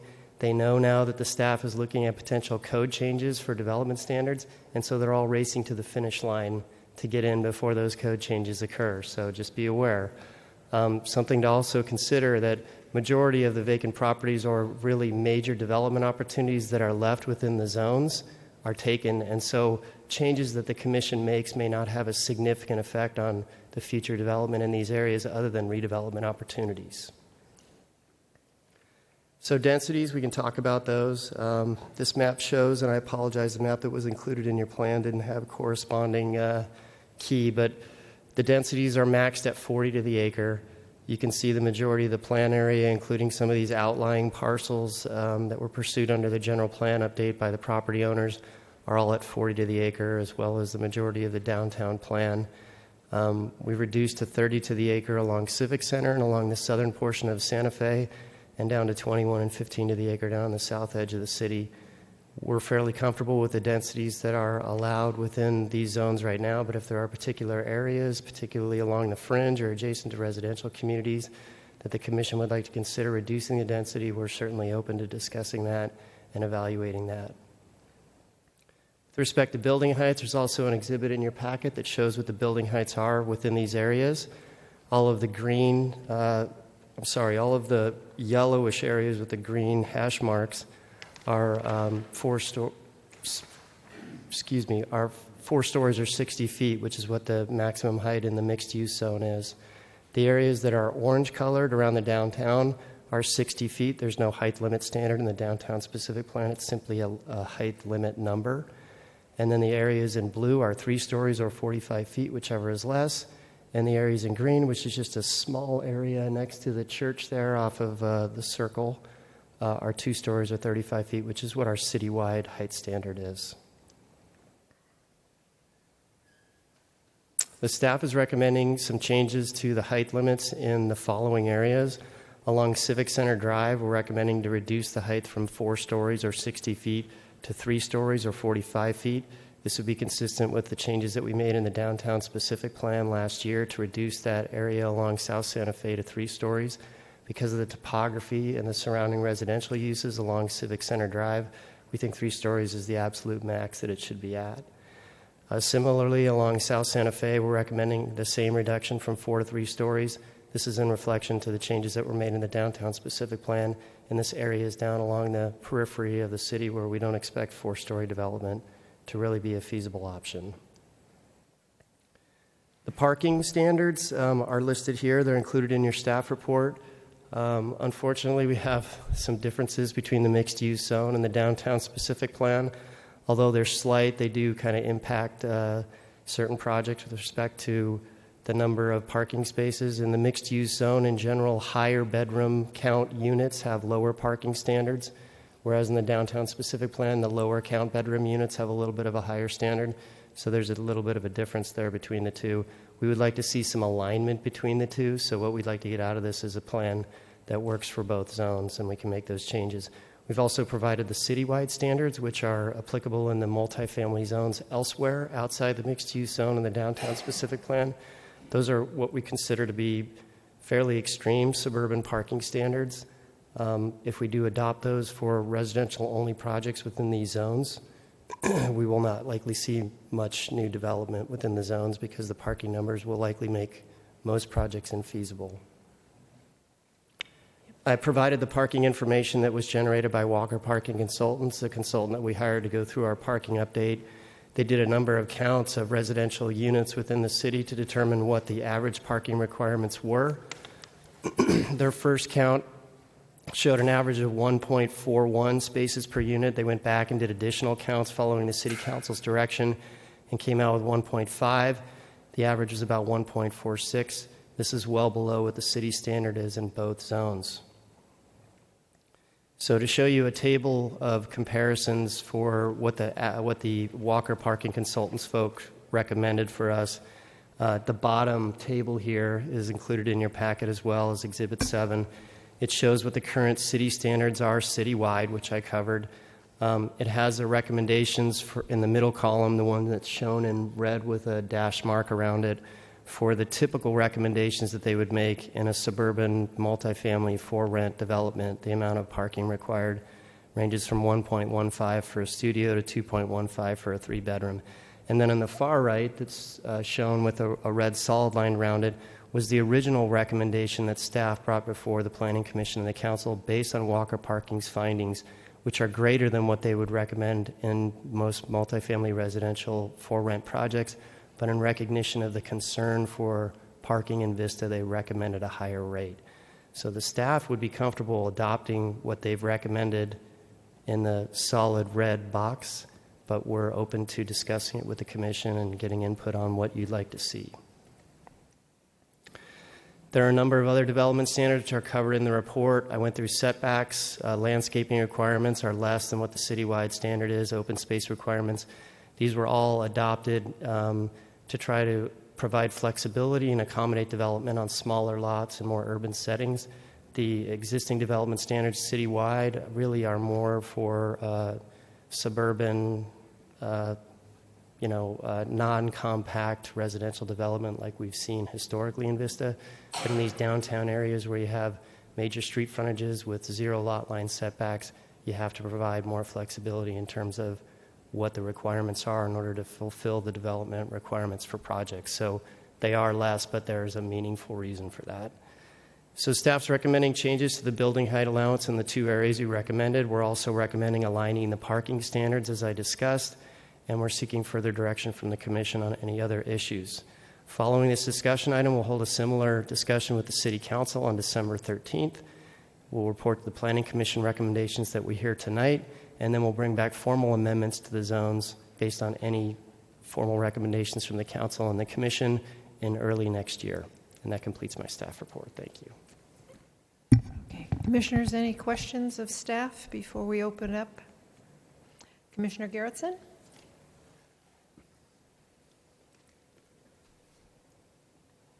Is there any adjustments for amenities, meaning parks and facilities? So we have amenity requirements in our design guidelines. We reviewed those last year with the City Council and the Planning Commission. The Commission recommended that we increase our amenity requirements, in other words, require more amenities for fewer units. Right now it's 1 amenity at 25, 2 at 50, 3 at 100 or more, and we list what those options are. The Commission last year recommended that we go to 10, 25, and 50. That was brought to the Council, and they decided not to impose that requirement. So we're not recommending any changes to that at this time, but we're obviously open to the Commission's recommendations if you want to revisit that. The more people that live there, the more amenities they're going to need. Either increase the fee for the city to build the amenities or require more there. Just a thought.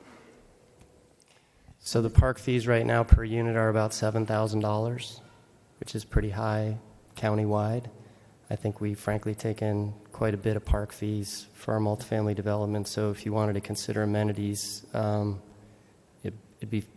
I'd be open to talking about project requirements, but in terms of increasing fees, I think our fees are really already pretty up there. Okay. Is there anything that would prevent somebody from building a 5-story building with commercial on the first floor and eventually turning that first floor because they couldn't rent it into residential? It would require an amendment to their site development plan, which would have to come back before the Planning Commission. Okay, thank you. Mr. Connolly, when, whatever actions we take this evening, when does that go to the City Council? December 13th.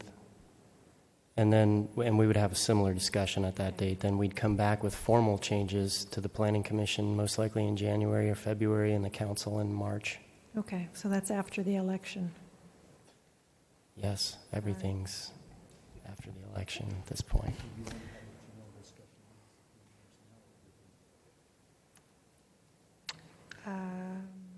Questions of staff is what I would like to do, and then go on to the public, just like we did before. Commissioner Looney, questions of staff? Yes, question of the staff. On the intersection of Mar Vista Drive and Santa Fe, there is an existing project that was approved for 96 units. If that or any other project within the city is approved and then never built, isn't there an expiration time frame on that approval? Yes. Now, if that permit or that approval is allowed to expire and a new applicant comes forth and applies for that, would this new policy cover that piece of property, or would it be grandfathered in? No, the new For example, policy. if they had a 4-story structure. The new policy would apply if the old approval expired and a new project came in. It would apply upon application of the new project. If the new project were applied for and deemed complete, in other words, they showed that they met all the zoning requirements before the formal changes are made in March, then yes, they would be grandfathered. But if they were not complete, they would be subject to the new standards. Okay. So whatever we hear tonight, when we come back for formal changes, we'll include a list of the projects that are specifically affected. Commissioner Bell?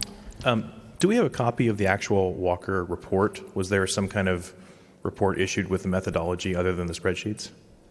We didn't get to a final report from Walker Parking. Patsy and I worked on getting the accounts done and the commercial standards resolved, and we never took it any further because... So it's a cost issue. It just wasn't something that was finalized? We had contracted for it. It's just that there was no support for changing the residential standards, so we didn't continue. And either way is fine, but there's nothing else out there beyond these spreadsheets? No, not at this point. Okay.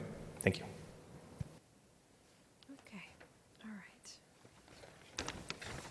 No more questions of the Planning Commission at this time. So we'll start with Nikki Hobson, followed by Nick Lubick. I think he already left. I'm sorry? Oh, okay. Both of them are gone. Let's see. Nikki said that she was neutral and no position, and Nick Lubick said he was in favor of the changes. All right, so next we have, he goes to the back, Terry Collins and Kathy Bagwell, please. And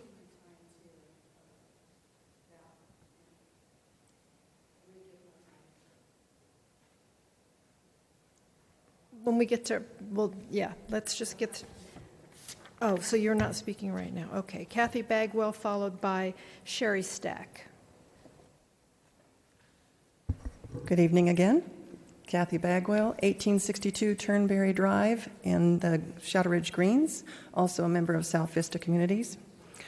On mixed-use zoning, I feel the current mixed-use designation is out of control, turning residential streets into parking lots and true commercial complexes losing parking spaces for their customers due to residents in nearby apartments utilizing the commercial lots. The City of Vista needs to get things back in balance.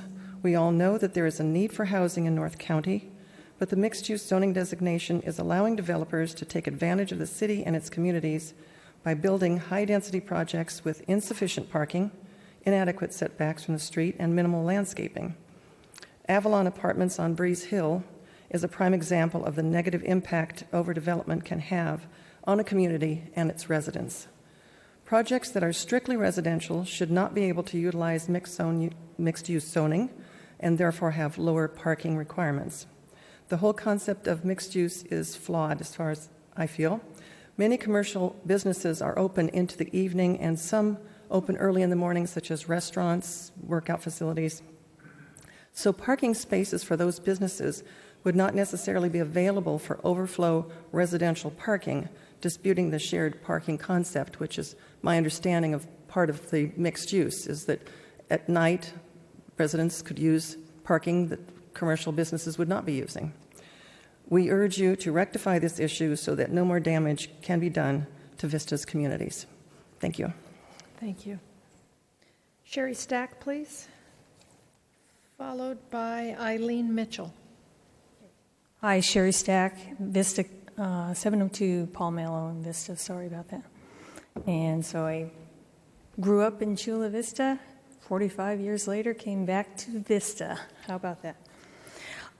Before I begin what I want to talk to with respect to mixed use and density, I want to bring up a couple notes based on some of the statistical analysis I've done with respect to parking.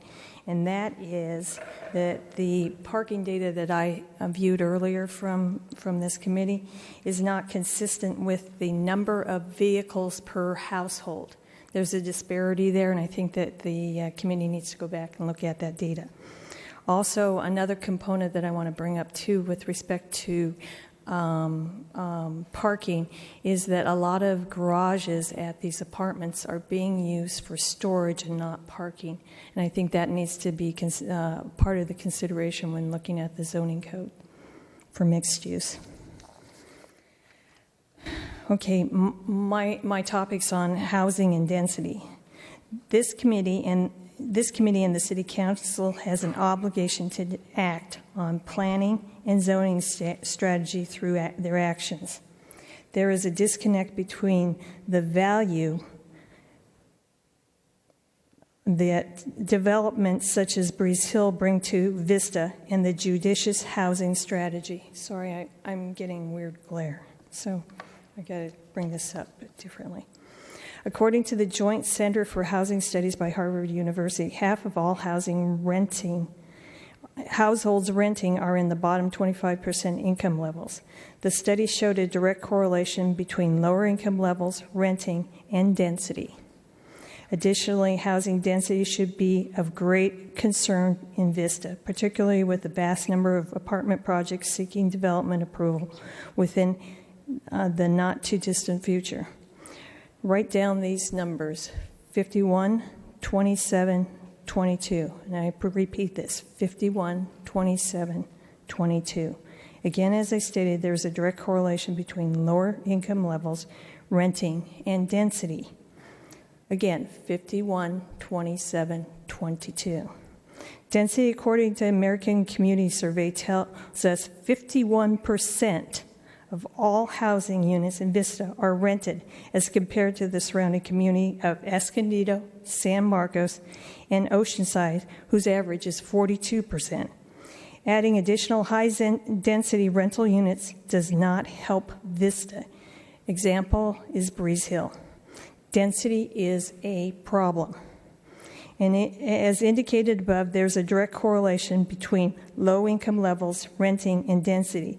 To further this correlation, Vista's rental prices are 27% below the surrounding community, and that includes Escondido, San Marcos, and Oceanside. Again, density is a problem. Yes, density is a problem. Vista housing density is 22% higher than its surrounding community, and that includes Escondido, San Marcos, and Oceanside. Moreover, Ms. Stack, you're going to have to wrap it up. Okay. Moreover, Vista appears to have higher levels of lower income rentals than its surrounding community. On behalf of the members from the Vista community, I ask the Planning Committee to strongly consider reducing the density of current housing development as well as future development to at least partly compensate for these disproportionate statistics, mainly income levels, renting, and density. Thank you. Thank you. Eileen Mitchell, followed by Tim Winslow, please.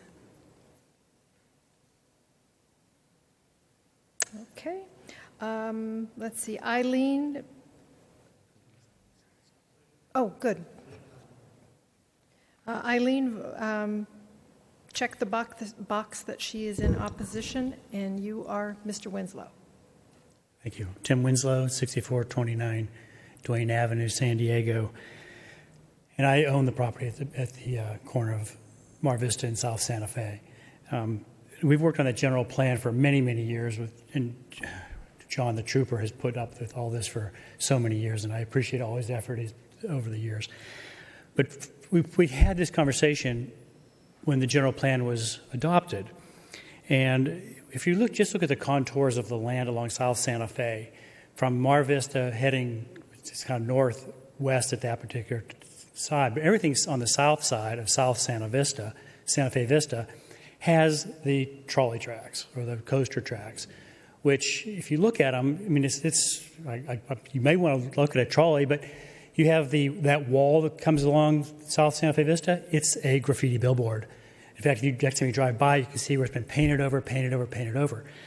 So that's I think is an eyesore, and I think it's something should be fixed, somehow to fix that problem. And maybe it's with heights.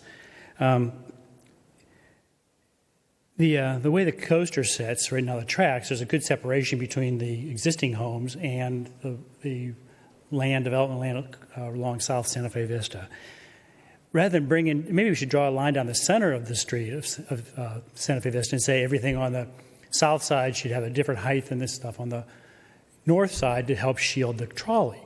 Maybe we should think about bringing the heights to the point of 10 feet above the tracks so you don't see the trolley coming down the street, you don't see the graffiti band, and help to shield and help to fix a problem that exists in the community. And I think that's about it. Thank you. Thank you.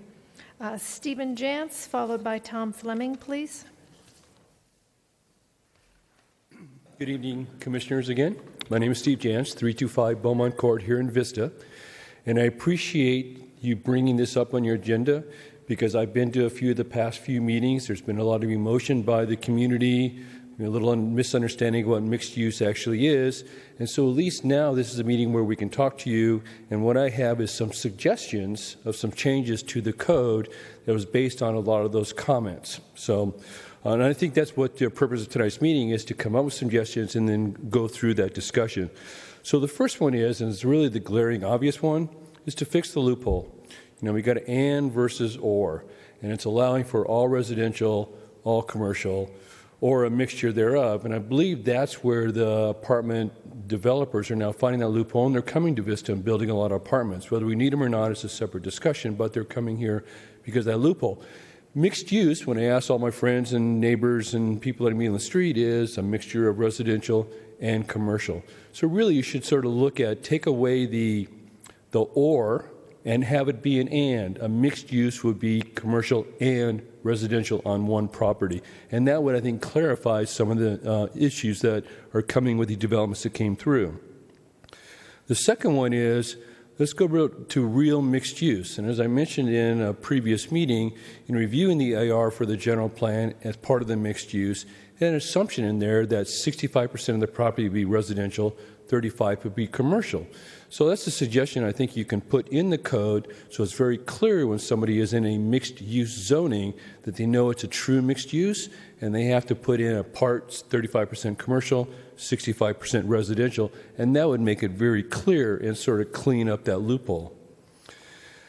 The next one is, and I think we've seen it in the Paseo Santa Fe project, all the residential was rented out, but the commercial stayed vacant, and it's currently still vacant.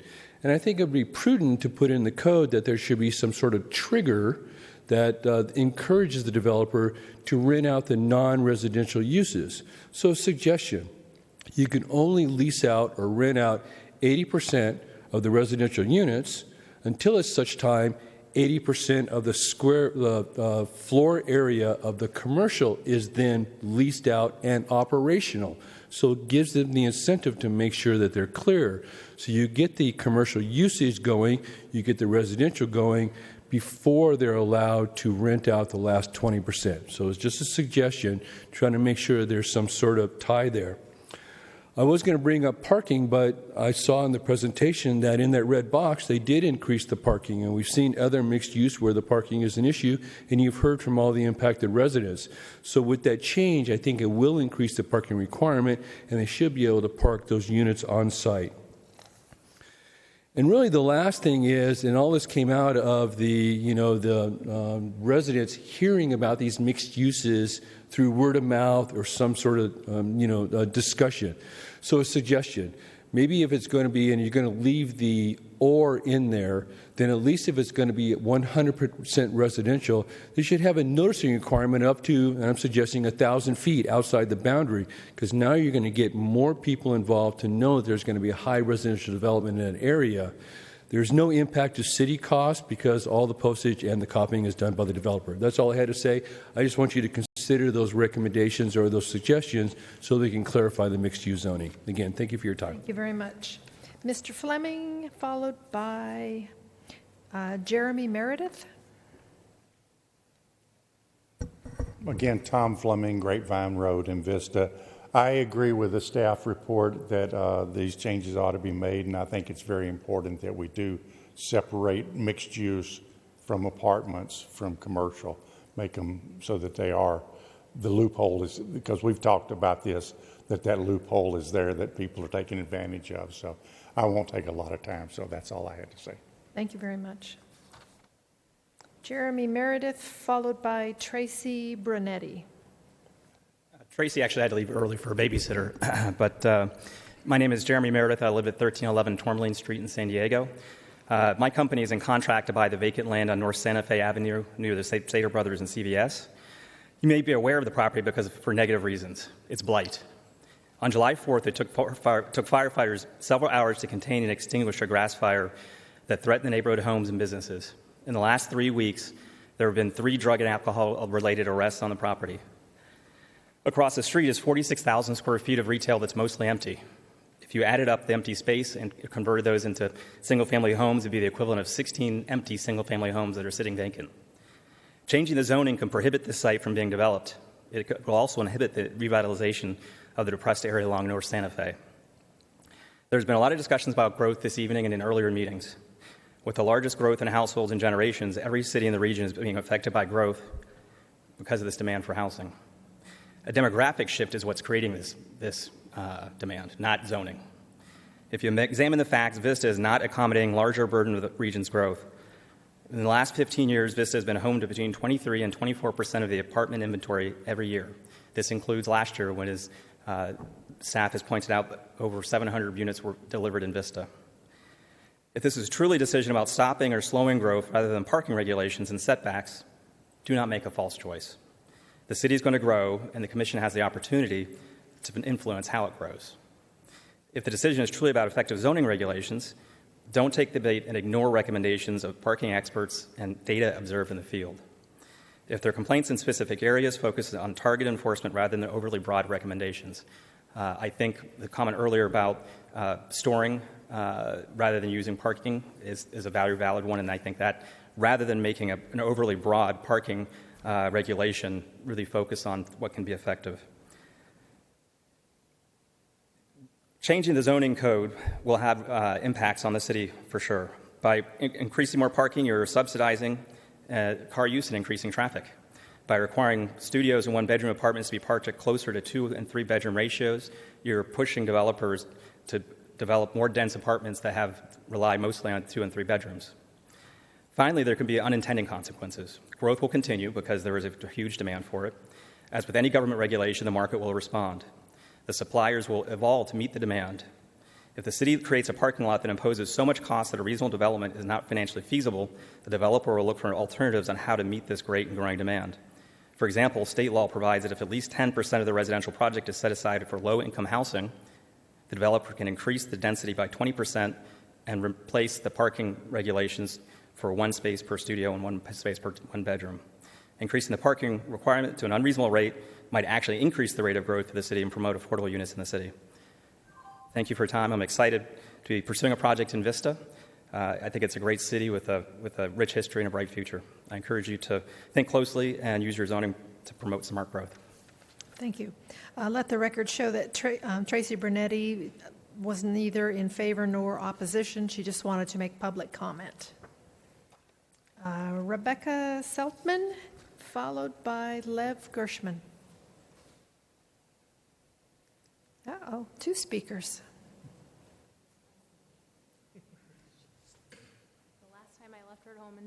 I took her, and it was really nice in the media room. They let me stay in there. So like the comments before, I just wanted to close that loophole. So if the project is purely residential, that it should just have the residential requirements and not have to go through that application and not be mixed use, and have the mixed use still be. And as far as the density, the last project being in downtown, I feel like the density is very appropriate, and I felt like that project was, it was nice listening to a good project where the developer really worked with the community, and I just feel like that didn't happen with the Breeze Hill apartment project, and as far as that, I think they should be able to apply for a residential. So, thank you. Thank you very much. Lee, followed by Val, who's speaking for John Manners and Terry Collins. Good evening again, Commissioners. You have a tough job. Difficult decisions. Lev Gershman, Tideline Partners, 150 East Broadway, downtown Vista. I just want to share some interesting information with you that I hope can help you make your decision, which is a challenging one. University of Michigan Transportation Research Institute conducted a study and found that the percent of people with a driver license across the country decreased from 2011 to 2014. Specifically, for people between the ages of 16 to 44, that decrease has been happening since 1983. Most interestingly is that there's been a 47% decrease in driver licenses for 16-year-olds. And when we think about, the growth of America, we think about the automobile representing freedom. So what does it mean when the new generation says, I don't want to sit in traffic for 2 hours because I live here and I work there?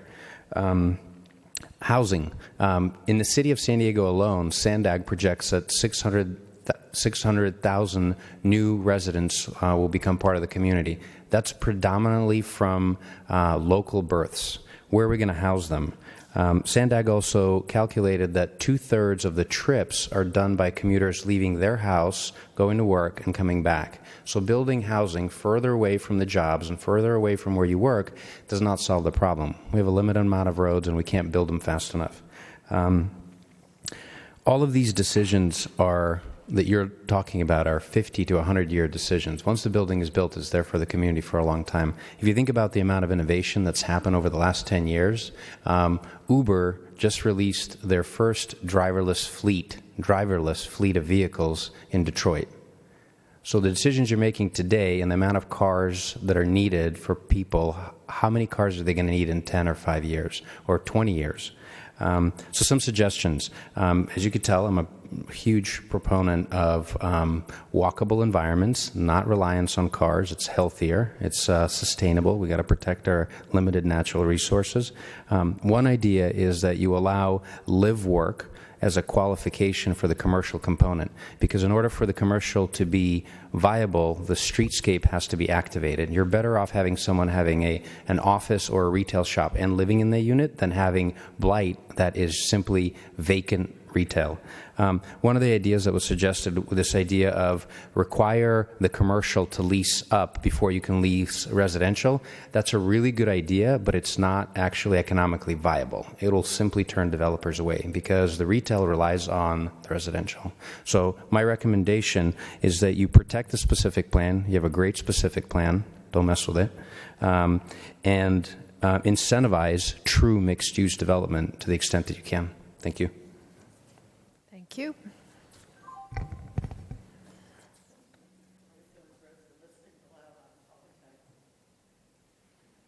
Okay, Val, give your address one more time, please. 562 Joe Pill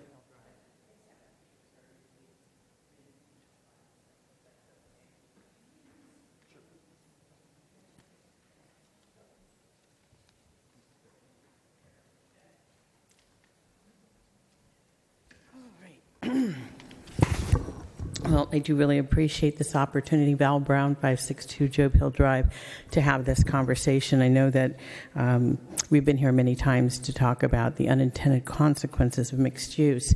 And what I've learned in this past year and a half in learning about mixed use and our general plan is it's a holistic system. I know we hear a lot about checking the boxes, but the part of the general plan that was written into land use and community identity codes goes along with that. And I know people are calling them subjective. The reason I'm bringing you pictures is this is not subjective. This is objective. These are things that have happened to our community as a result of somebody using the mixed-use designation for purely residential.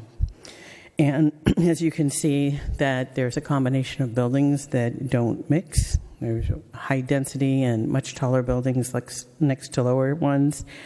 Minimal landscaping, setbacks that don't match the properties across the street.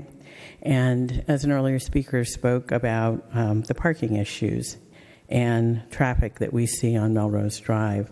So this is what we live with every day. What I'm curious about is we're having this conversation at 9:45. This is a really big issue. And I've heard some really thoughtful comments from developers. I understand their concerns. I know that there's an economic component to this as well, too. And some of the concerns that I have that, in looking at the PEIR, did I get that right, John?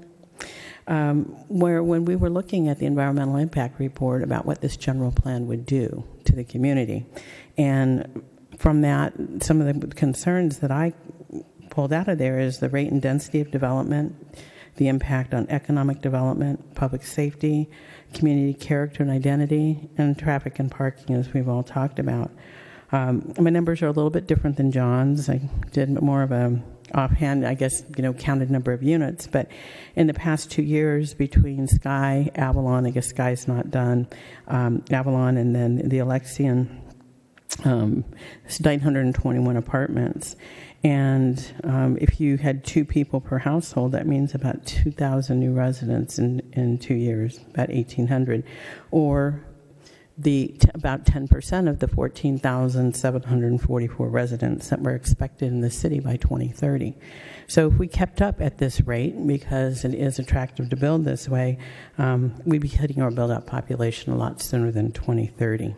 So it's a system. It all works together. Right now there's 176 units in the pipeline with the Monarch project, Streetlight, and then Creekside. So, just a moment, Val. Yes. Ms. Turley, could you put 6 or Ms. Joe, 6 more, please? 6 more minutes. It was a total of 9. 3 speakers. Thank you. Sorry, Ms. Brown. No worries. Thank you. Then the economic impact. What I read in the PEIR was that they were assuming 35% commercial, and 65% residential. So if true mixed use had been built, the number of units wouldn't be 921, it would be 598, and there would be additional commercial and office space to provide goods, services, and jobs to local residents, reduce traffic, and get sales tax. And like Lev was talking about, is we want to create community. We want to create places that people can walk to. And when you take out the commercial component from something that's sited next to a neighborhood, we're reducing those opportunities. Another impact is public safety. In the PEIR, the plan stated that the San Diego County Sheriff's Department is currently below the desired levels. So implementation of the general plan would ultimately require another 15 officers. It also states that staffing levels approximately 0.08 officers per 1,000 residents. For each increase of 1,000 residents, approximately 1 sworn officer must be added to maintain adequate service levels. I'm not sure if we've added 2 officers or close to 2 officers with all this rapid development. So once again, I'm just trying to look at this as a whole, and I think to make a decision on something so important without having more of a community discussion about, so what does this mean? I mean, we're not looking to stifle people's ability or the vibrant growth of this community. We've just seen some serious unintended consequences from this mixed-use zoning. So I would like to bring some suggestions. I'm not just here to complain. Some of the things that I think might help in addressing this mixed-use loophole would be to sunset zoning for existing projects that are zoned mixed use outside of the downtown specific plan. In the future, prohibit rezoning of properties outside the downtown specific plan to mixed use. Create a mixed use overlay for those properties that were previously zoned mixed use outside the specific plan. And in order to qualify for mixed use as specified in Development Code 18.3580, and achieve a maximum density in the mixed-use overlay property, a minimum of 35% allowable floor space must be built to conform to commercial uses as specified in the Development Code. Lev suggested maybe that's live work. Maybe we need to look at what is that definition. And then you can use the overlay zone using the mixed-use overlay zone if you have the commercial factor. If it doesn't, then you go back to the residential standards so that we're not having this kind of impact on the community.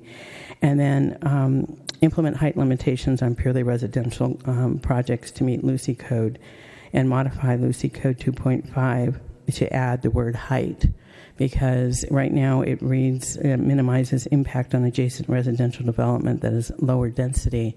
I would say that height is also an issue. And then excuse me.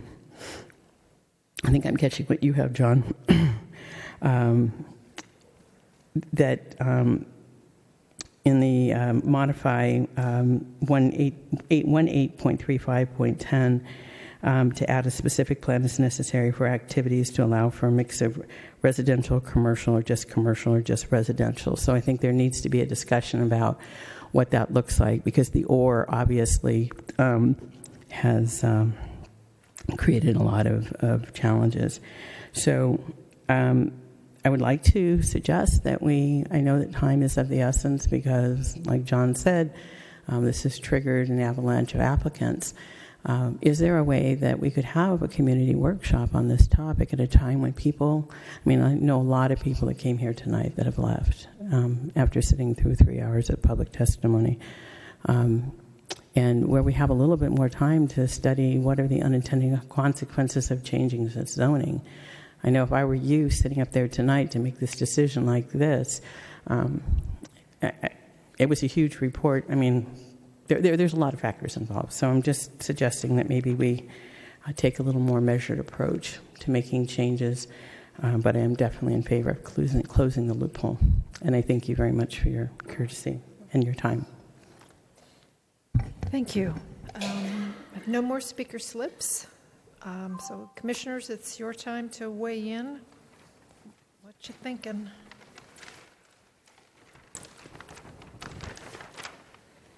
Commissioner Bell?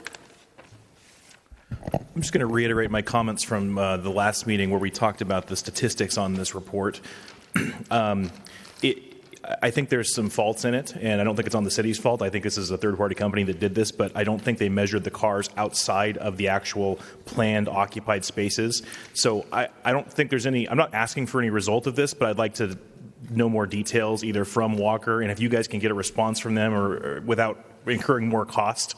I don't want to put that on you. No problem. But that would be helpful to us and I think the public as well. Having said that, I also appreciate the input of the people in the real estate industry and the wisdom of saying just because we push for more parking restrictions doesn't mean there's other ways that developers won't come in and find ways to reduce that parking ratio to the actual density. So I would just ask everyone, including myself, because I didn't think through that, to keep that in mind. I think that tonight's awesome because I'm excited about Downtown Vista and we're doing good things. But I think that there's more discussion on this that can be had. So I'll leave it at that. Commissioner Rosler?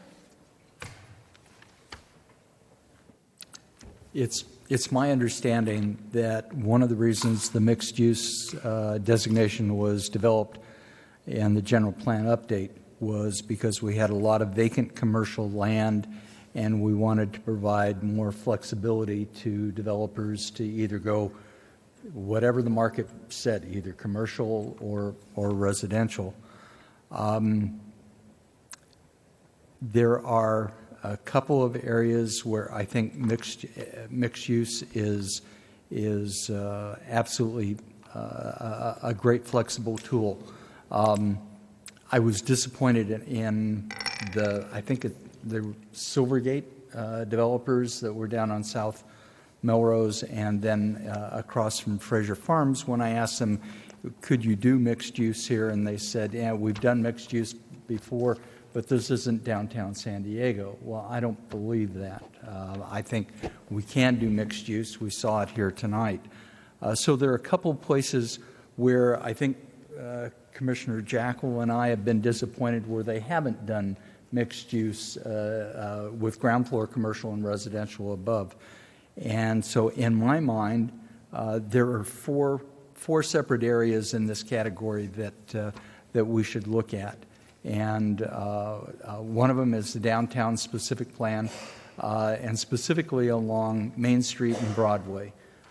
Those are areas where I think there ought to be ground floor commercial with residential above. And that I struggle with whether it should be a requirement because I don't know where the market is with those. I think the suggestion for live work is a great idea, and I would suggest in the downtown specific plan area, specifically along Broadway and Main Street.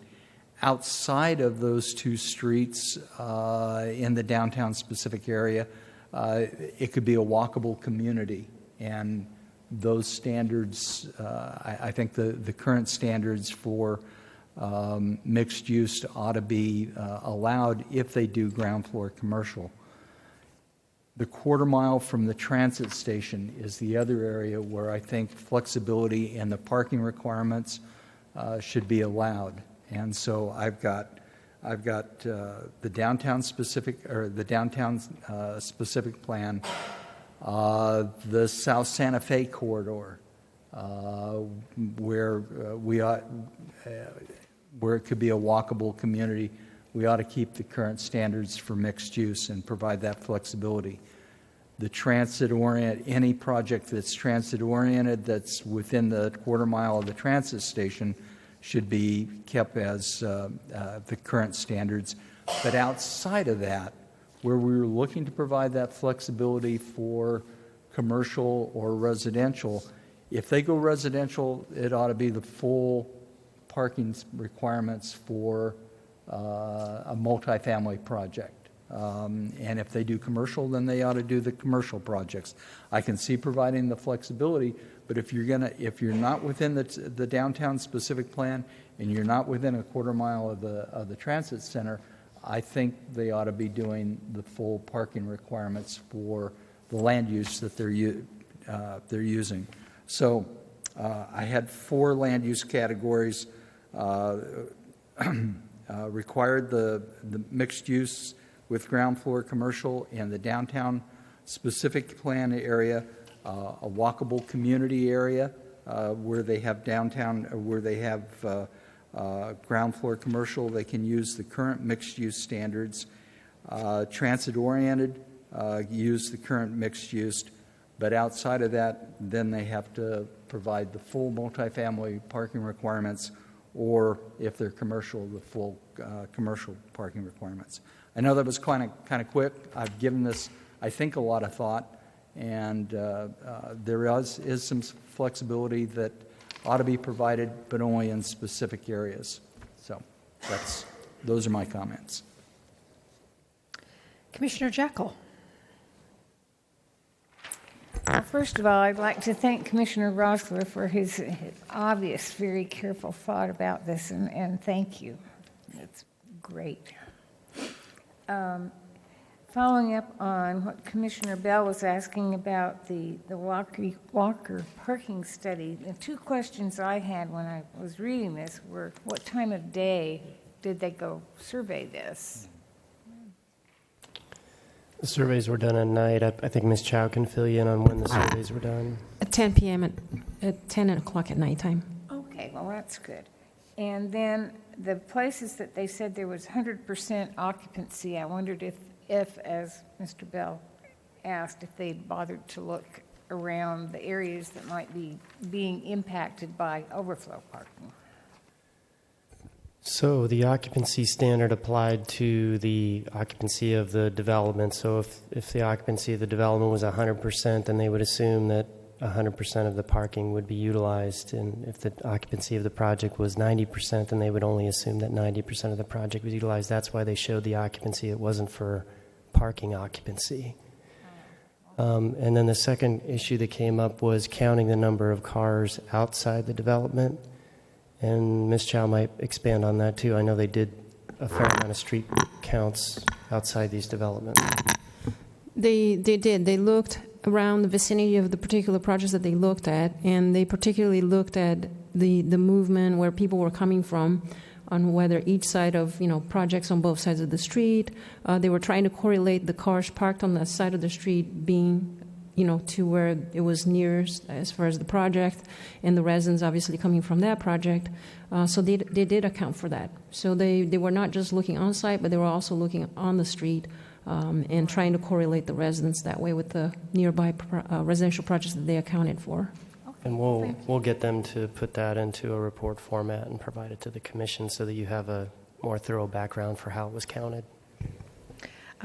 Question, Mr. Connolly. South Santa Fe at Mar Vista, west side of the street where the Sprinter is, that was one where we were considering lowering the building heights, but it was both sides of the street, correct? Correct. From 4 to 3. So if the commission so stated that it's only the west side of the street that remains at 4 stories, because to me, my personal opinion is that that bluff is so big there that it could handle 4 stories. The other side of the street, not necessarily. Yeah, I think we heard from a number of property owners there next to that property when that project came before the commission that they had some serious concerns about right. the height limit. So That's right, that's why I'd the staff's forgotten. recommending that. Okay, so I'll pull that off the table. But this would be an opportune time for us if we wanted to change the design guidelines in the amenities to go back to what we originally said, 10, 25, 50? Sure, it's all game. Okay. All right, that's all my comments. Commissioner Carroll. Thank you, Chairman. So, Commissioner Rosler, you actually, I think, went farther than I was even anticipating going as far as the what's been, considered by a lot of people to be the loophole with the commercial end of the mixed use. But thank you to the staff for bringing this forward. I appreciate that you've listened to the public and listened to our concerns as these projects keep on coming, and we keep having this something sticking in our side of like, why is this? And I was thinking about it just a little more simplistic, in just that if there's not a commercial component, then it doesn't get the incentives of the reduced setback, reduced landscaping, and reduced parking standards. If there is a commercial component, if there's a 10%, 20%, whatever percentage of commercial, then weighting that parking standard, that percentage could be the percentage of commercial could be the reduced rate, and the larger percentage would meet the multifamily rate, and that it would truly incentivize them to increase the commercial aspect to the maximum amount that they think would be viable. It's just extra math is all it is. But and then on just as a clarification, if I'm reading the report correctly, so the staff is recommending a modification of the mixed use parking standard of a changing from studio, no change, 1 bedroom plus 0.4. Right, we're recommending that the parking standards that were included in the Walker study that are shown in the red square on the right. Yeah, okay. Be the parking standards for residential in both zones. What I'm hearing, though, is that you'd want to have the citywide standard for a residential-only project in those zones, not this standard. This standard could apply to a mixed-use development, but not to a residential-only development. That's so far what I'm getting. Yeah, but that's two different things. One would be if it's only a residential project, it would follow these existing multifamily. Right, the column over But to the if they left. do provide a commercial component, they could some minimum percentage or weighted percentage. They could qualify for these new recommendations for that percentage of the project. And I know it gets complicated, but if maybe they provide at least, say, 10% commercial, then they get the landscaping and setback. Sure, we can come up with a recommendation. Landscaping of how and to setback break that down. discounts or incentives, and then weighted for the percentages of commercial. In my mind, it just seemed simpler that way, but I totally understand your point of view of focusing this mixed use entirely on the areas where it really makes sense, because I got to tell you, some of these outlying areas, the mixed use makes no sense. And I think a lot of this is business cycle related. The economy was down, and the city, I think, wanted to spur development, and I think it's all related more on the housing cycle than anything directly related to Vista itself. And then if it's unfortunate that the city council, they didn't seem to like our ideas on the amenities, but I understand they see it from a different point of view, and they're again trying to not make it overly onerous on developers. And I don't think that's our intention either, but we recommended because we thought it was the best thing for these projects as a whole to have these extra amenities at the one amenity per 10 units, 2 amenities for 25 units or more, or 3 amenities for 50 units or more. I think we truly thought that's the best thing for the community, not any kind of vindictive, no growth type attitude towards developers. So I would be willing to, re-recommend that to the council just to see if we can get them talking about it again. Yep. Anybody else got any comments? Okay, so let me recap so I'm sure I'm clear here. Good luck. Amenities, I got that, 10, 25, 50. Complete the Walker parking study and bring it back to provide the commission background of the study. There's some differing opinions, I guess, on how we want to handle the mixed-use component with commercial required on the ground floor or not. I think from the staff perspective, it's probably a little easier to require that any project that's residential only meet a different standard because there's a clear definition. When you get into defining how much is commercial for a true mixed-use project, you get into all kinds of issues of what's the commercial. Can it be live-work? Well, live-work is just a workspace on the ground floor, but it doesn't mean that anyone's going to work out of it. It just becomes a unit in a lot of those projects. So is that a feasible solution or not? So I'll vet some of that and bring it back, but I think what we would like to see, if it's okay with the commission, is to come to the council with a recommendation that the residential-only projects within these zones meet the higher standard, and then we can talk about if you want to require true mixed use, where we'd like to do that. Okay. Is that fair? Yep. All right. Thank you. All right.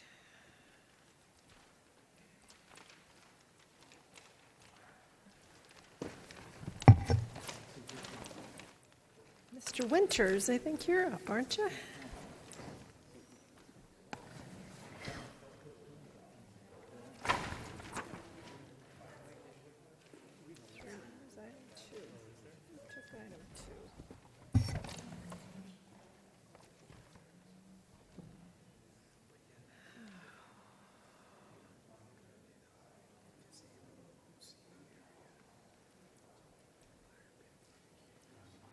We still have people.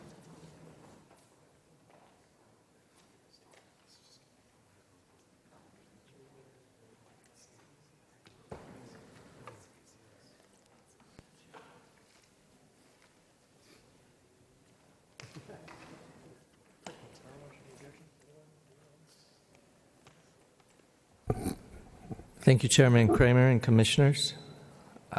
Chris Winters, presenting a request for approval of a special use permit for Superstar Car Wash. This is planning application P150874. The applicant is present, Reza Amirzvani, and his architect, John Leder. The request, as mentioned, is a special use permit inclusive of a site development plan to construct a 3,610 square foot drive-through car wash facility at 967 East Vista Way. The project will include an automated wash tunnel, an employee office, a vending machine area, and a restroom. There will be self-service vacuum stations with shade canopies and 2 automated pay stations at the entrance to the drive-through facility.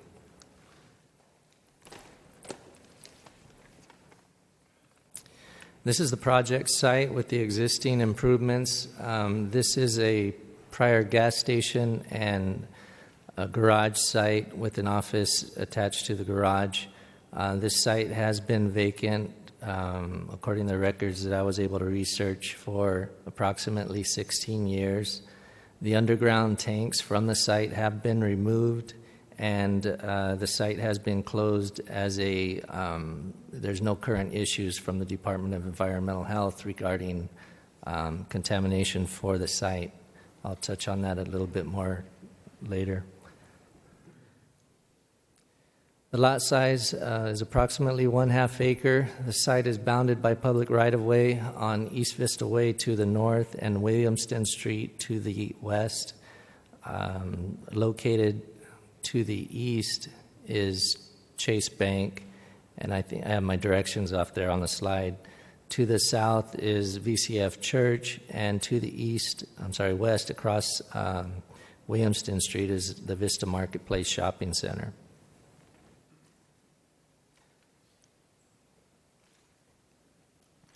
The general plan designation for the site is CN Neighborhood Commercial, which supports convenience uses to nearby residences and businesses. This is consistent with the zoning for the site of C1 Commercial, which allows a wide variety of commercial uses, including offices, retail, and service uses such as car washes. Being that the car wash has a drive-through component, and it does require a special use permit within the C1 zoning.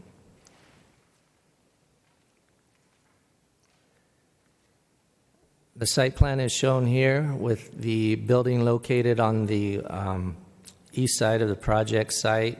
There's an entrance, a primary entrance from Williamston that would lead into the drive-through car wash tunnel and the pay stations associated with that. When cars would leave the tunnel at the north end, they circle into the parking lot to where there's vacuum stations available. There's 17 parking spaces total, with one that is disabled accessible.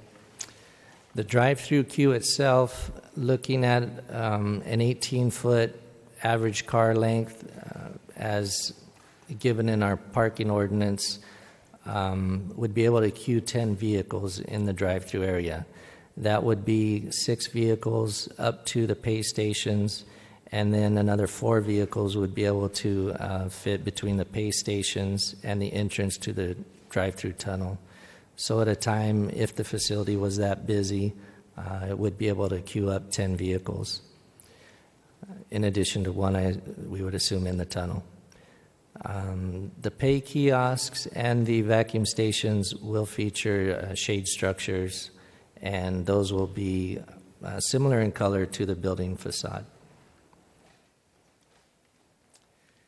These are the architectural elevations. The one at the upper left-hand side would be the side of the building facing Williamston Street. The end of the car wash tunnel would be the north elevation below that and to the left. On the east elevation was primarily a longer blank wall, but it does face the neighboring property, which is a bank building, and the applicant has provided green screens to break up the wall area, as well as the stone column features and the cornice and the varied roof heights.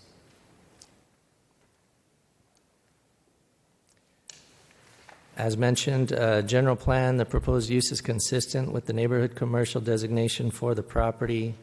This project meets the setback, parking, and landscaping requirements for the C1 zone. The C1 zone requires 15% landscaping, and for car wash projects, there's a requirement for a minimum of 10 parking spaces.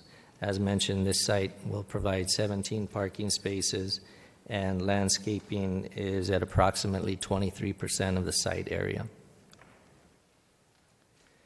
An additional condition of approval is proposed for inclusion with the draft conditions that were distributed with the project items, and this is to address the potential for any remediation or compliance with Department of Environmental Health requirements regarding the potential for any remaining contaminants in the soil that would be leaked fuel products, basically. So the condition is included here, but basically it is saying that upon site disturbance for construction of the project, should there be discovery of any contaminants, the project applicant, the builder, would have to comply with DEH requirements, coordinate with DEH on how to remedy that situation. So a condition has been included to cover that concern. Upon that, staff and the applicant is available to answer any questions, and I recommend approval of the resolution granting a special use permit inclusive of the site development plan to allow the car wash facility with associated improvements at 967 East Vista Way, including additional condition of approval which would fall into engineering condition H2F as shown. Thank you. Mr. Winters, can you put the site plan up back on the screen and point out where that retention basin is?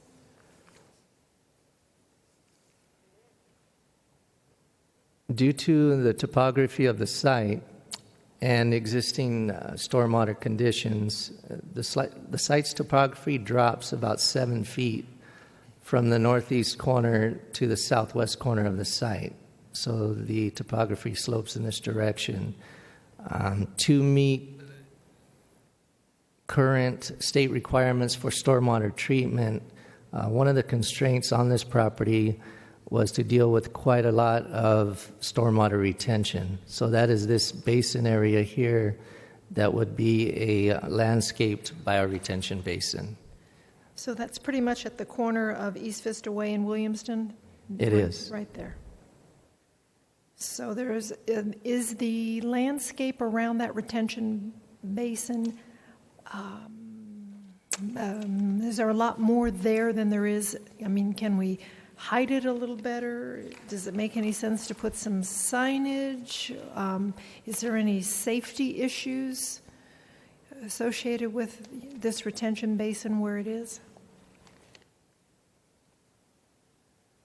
I don't know of a way to hide it any. Due to the site's configuration, the way the water flows, this is the area that lends itself or needs that type of facility. Okay. The landscaping is intended to beautify it as much as possible, but also it's part of the functioning of that basin. Okay. So it will be surrounded with shrubs. As shown on the plan, it does include a retaining wall section, and staff discussed with the applicant on several occasions, looking at it different ways, actually expanding the site of that landscaping area to see if we could make it big enough to do away with the retaining walls and just have slopes, but ultimately it did not work out. So that is one of the primary challenges and constraints with this site, was dealing with the stormwater. At this time, this was the best plan that we have to go with. If I could just okay, please. Please. Typically, those areas produce better landscaping because of the water. Mm-hmm. And I'm not sure what plant specifics you're putting in there, but typically they're grasses. And sometimes these grasses will grow 3 to 4 feet in height. So you really get a lot better landscape screening in those retention basins than you would on a sloped lot or on a flat planar area. Okay, so not all the time, but most of the time. Not to worry then. Commissioner Carroll, please.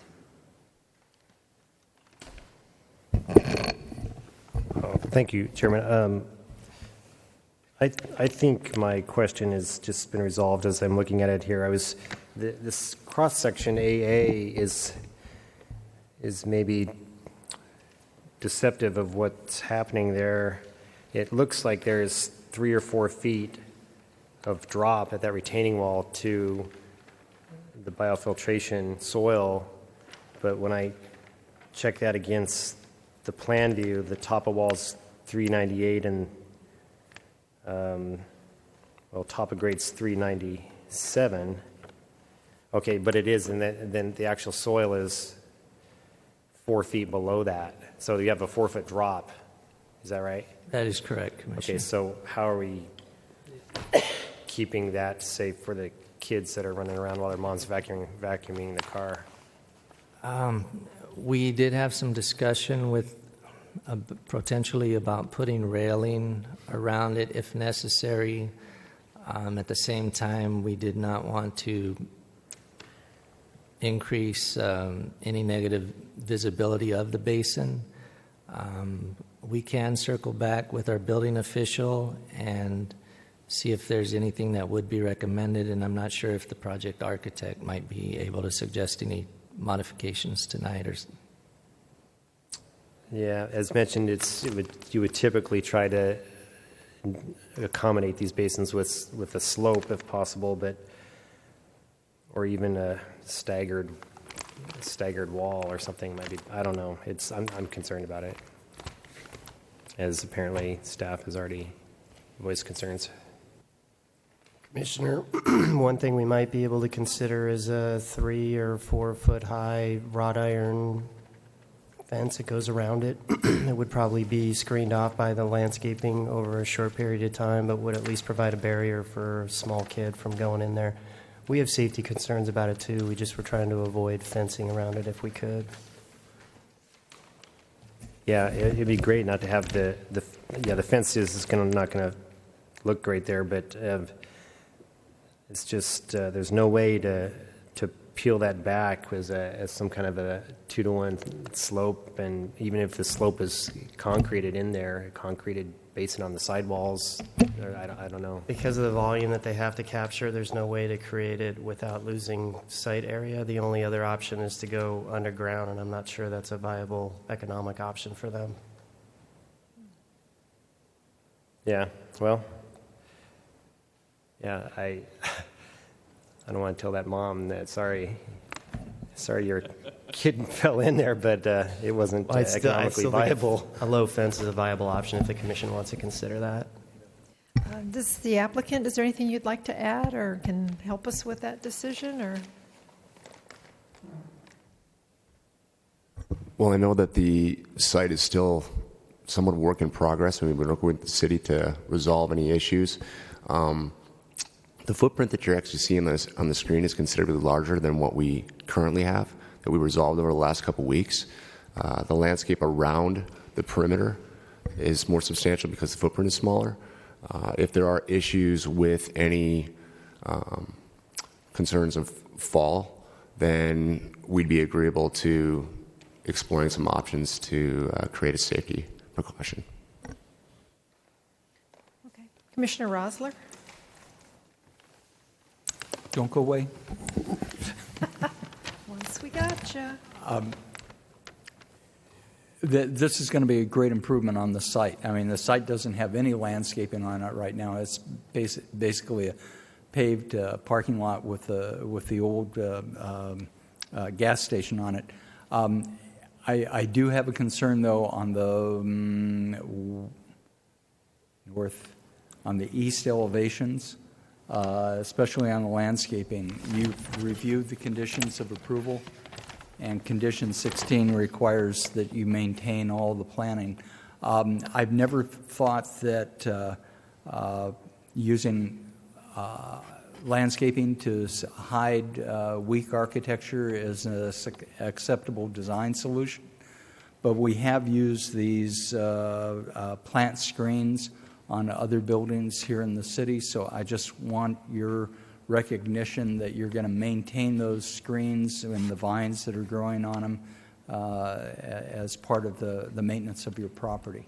Yeah, and we absolutely understand that wall in particular, that elevation, is not as articulated as the others. Right. So in working with the planning department, we came up with the idea of installing green screens, which you see all over San Diego, all over the country, that really do a good job at covering areas that aren't as strong.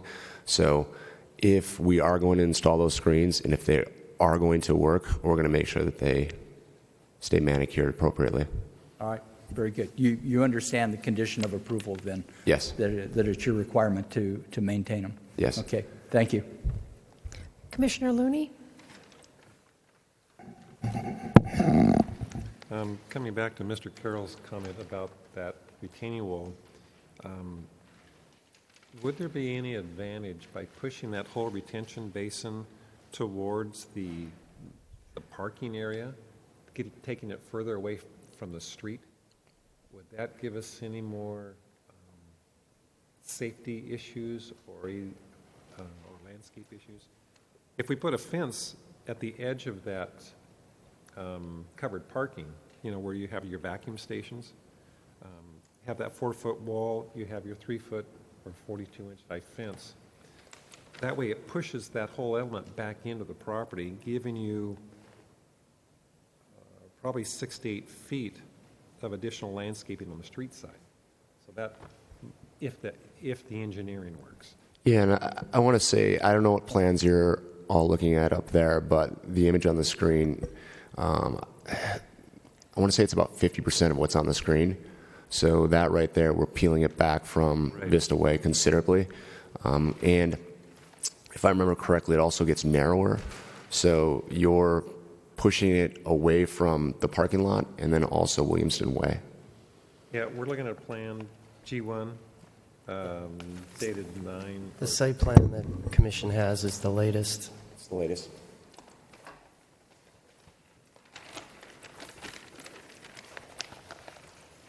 Yeah, the site plan shows one thing and G1 shows something different.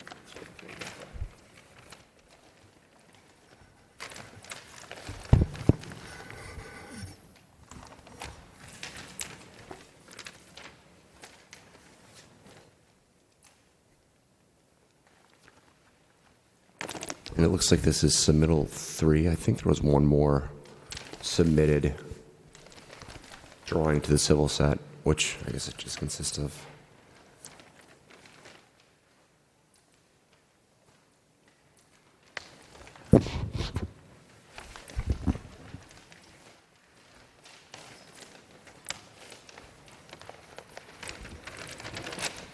That's your landscape page. Again, I still want to say it's smaller than this.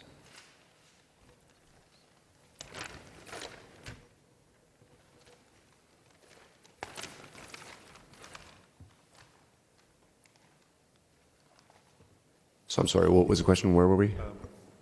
Well, is the grading plan most current, or is the site plan the most current? Because the basin on the site plan, as you mentioned, is probably twice the area that is shown on the grading plan.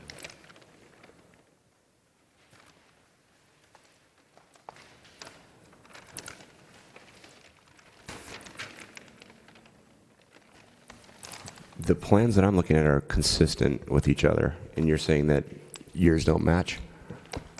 Yeah, on G1 and A5. Oh, I'm sorry. G1 and A. 0. They're not showing the same thing.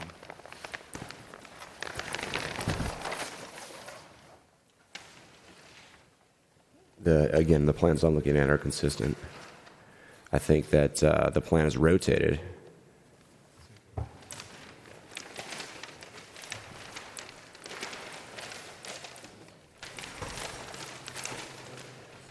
Yeah, exactly. And that's what I'm suggesting. I don't know where this set came from or when it was produced, but this is actually what it is currently. You're looking at the July date, where this is, that's a submittal date of September. So Correct. A couple months off. Yeah, and that's what I'm suggesting is that this is more in line with what's actually occurring. Could we take this and move it towards the parking area to where this becomes a little further away from the street curb? Yeah, I don't see why not. We could As long as definitely the explore that. engineering still works. Yes. That way, you could bring this retaining wall there, that would be the screen wall. Sure. You could put your safety fence really where it makes sense at the edge of your canopies, and then that gives you a lot more space for landscape screening, even if you do put a 42-inch, Absolutely. 36 or 42-inch high fence there. It gives you that much more space to screen it. Yep. I would agree with that. Well, I think what's going to be important is that a site plan correlates with what the grading plan is. Just Sure. so we know which sheet to go to. This is the A10.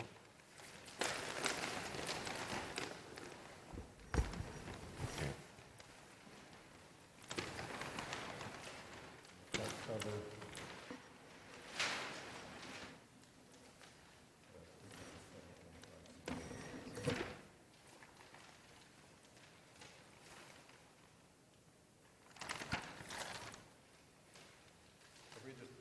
Absolutely. Know what sheet to Yeah, exactly. follow. Let's follow the civil plan, and that's what's current.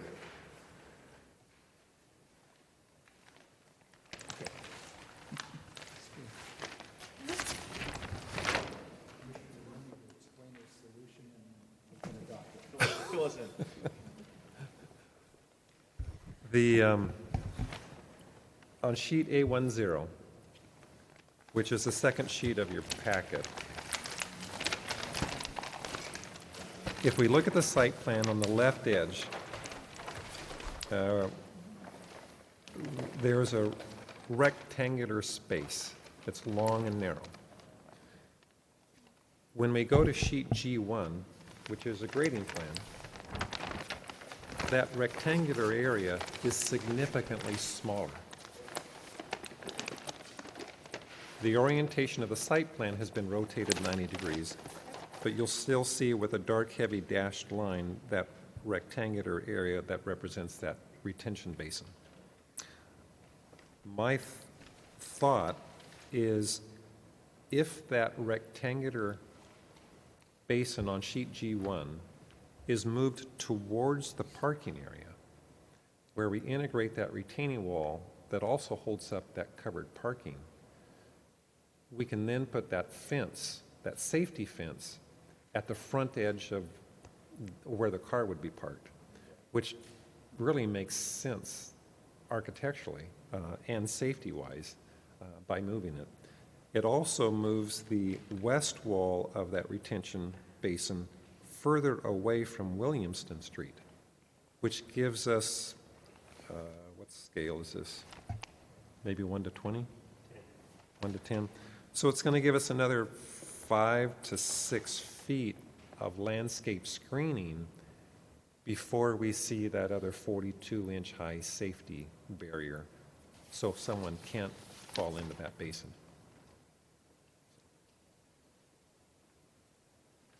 I hate to belabor the issue. My only question is on the landscaping plan. They show a row of shrubs between and the detention and the Right. Can we put a row of shrubs in there? If we get a planter that's probably at least 24 inches in width from backside face of curb to inside face of retaining wall, 20 to 24 inches, we can get certain screening that will work. Right. And where's the fence go in that 24 inches? I'd keep the fence on the retaining wall of the basin, retention basin. Just as an idea. Again, I don't want to design your building, but I'm just trying. We're open to I'm so excited ideas. to see something replace Absolutely. that trashy building that's been there for years. And if we can make this work to where it's better, I think you're going to end up with a better product. I agree. Commissioner Carroll? I'll skip my comments. Withdraw. I have a comment about the signage. I'd like to see something more contemporary. It reminds me of the 1950s and 60s, and this is a beautiful piece of property. I mean, the way the road goes right around that corner. And I would just like to see something a little bit nicer. Not sure how to...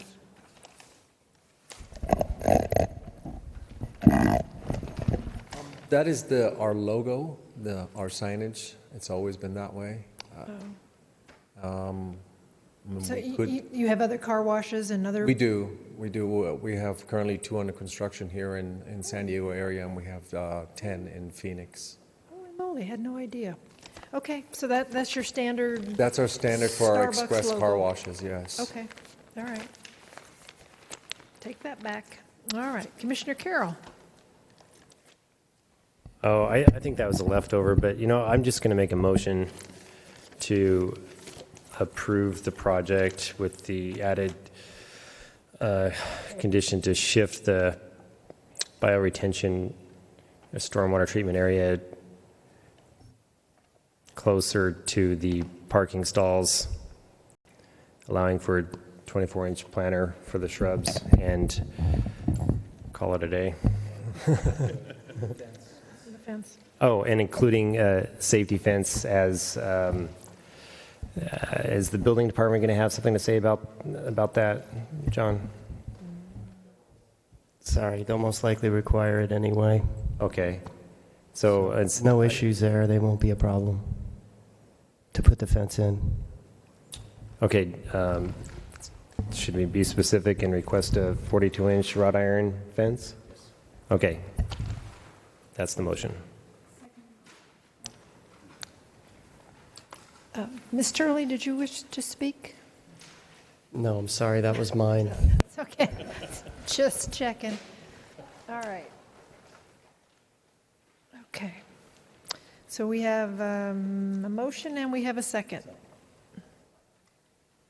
we have a vote? Please vote.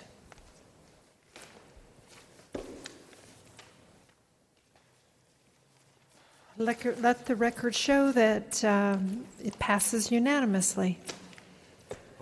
Yay. When do you expect to start building?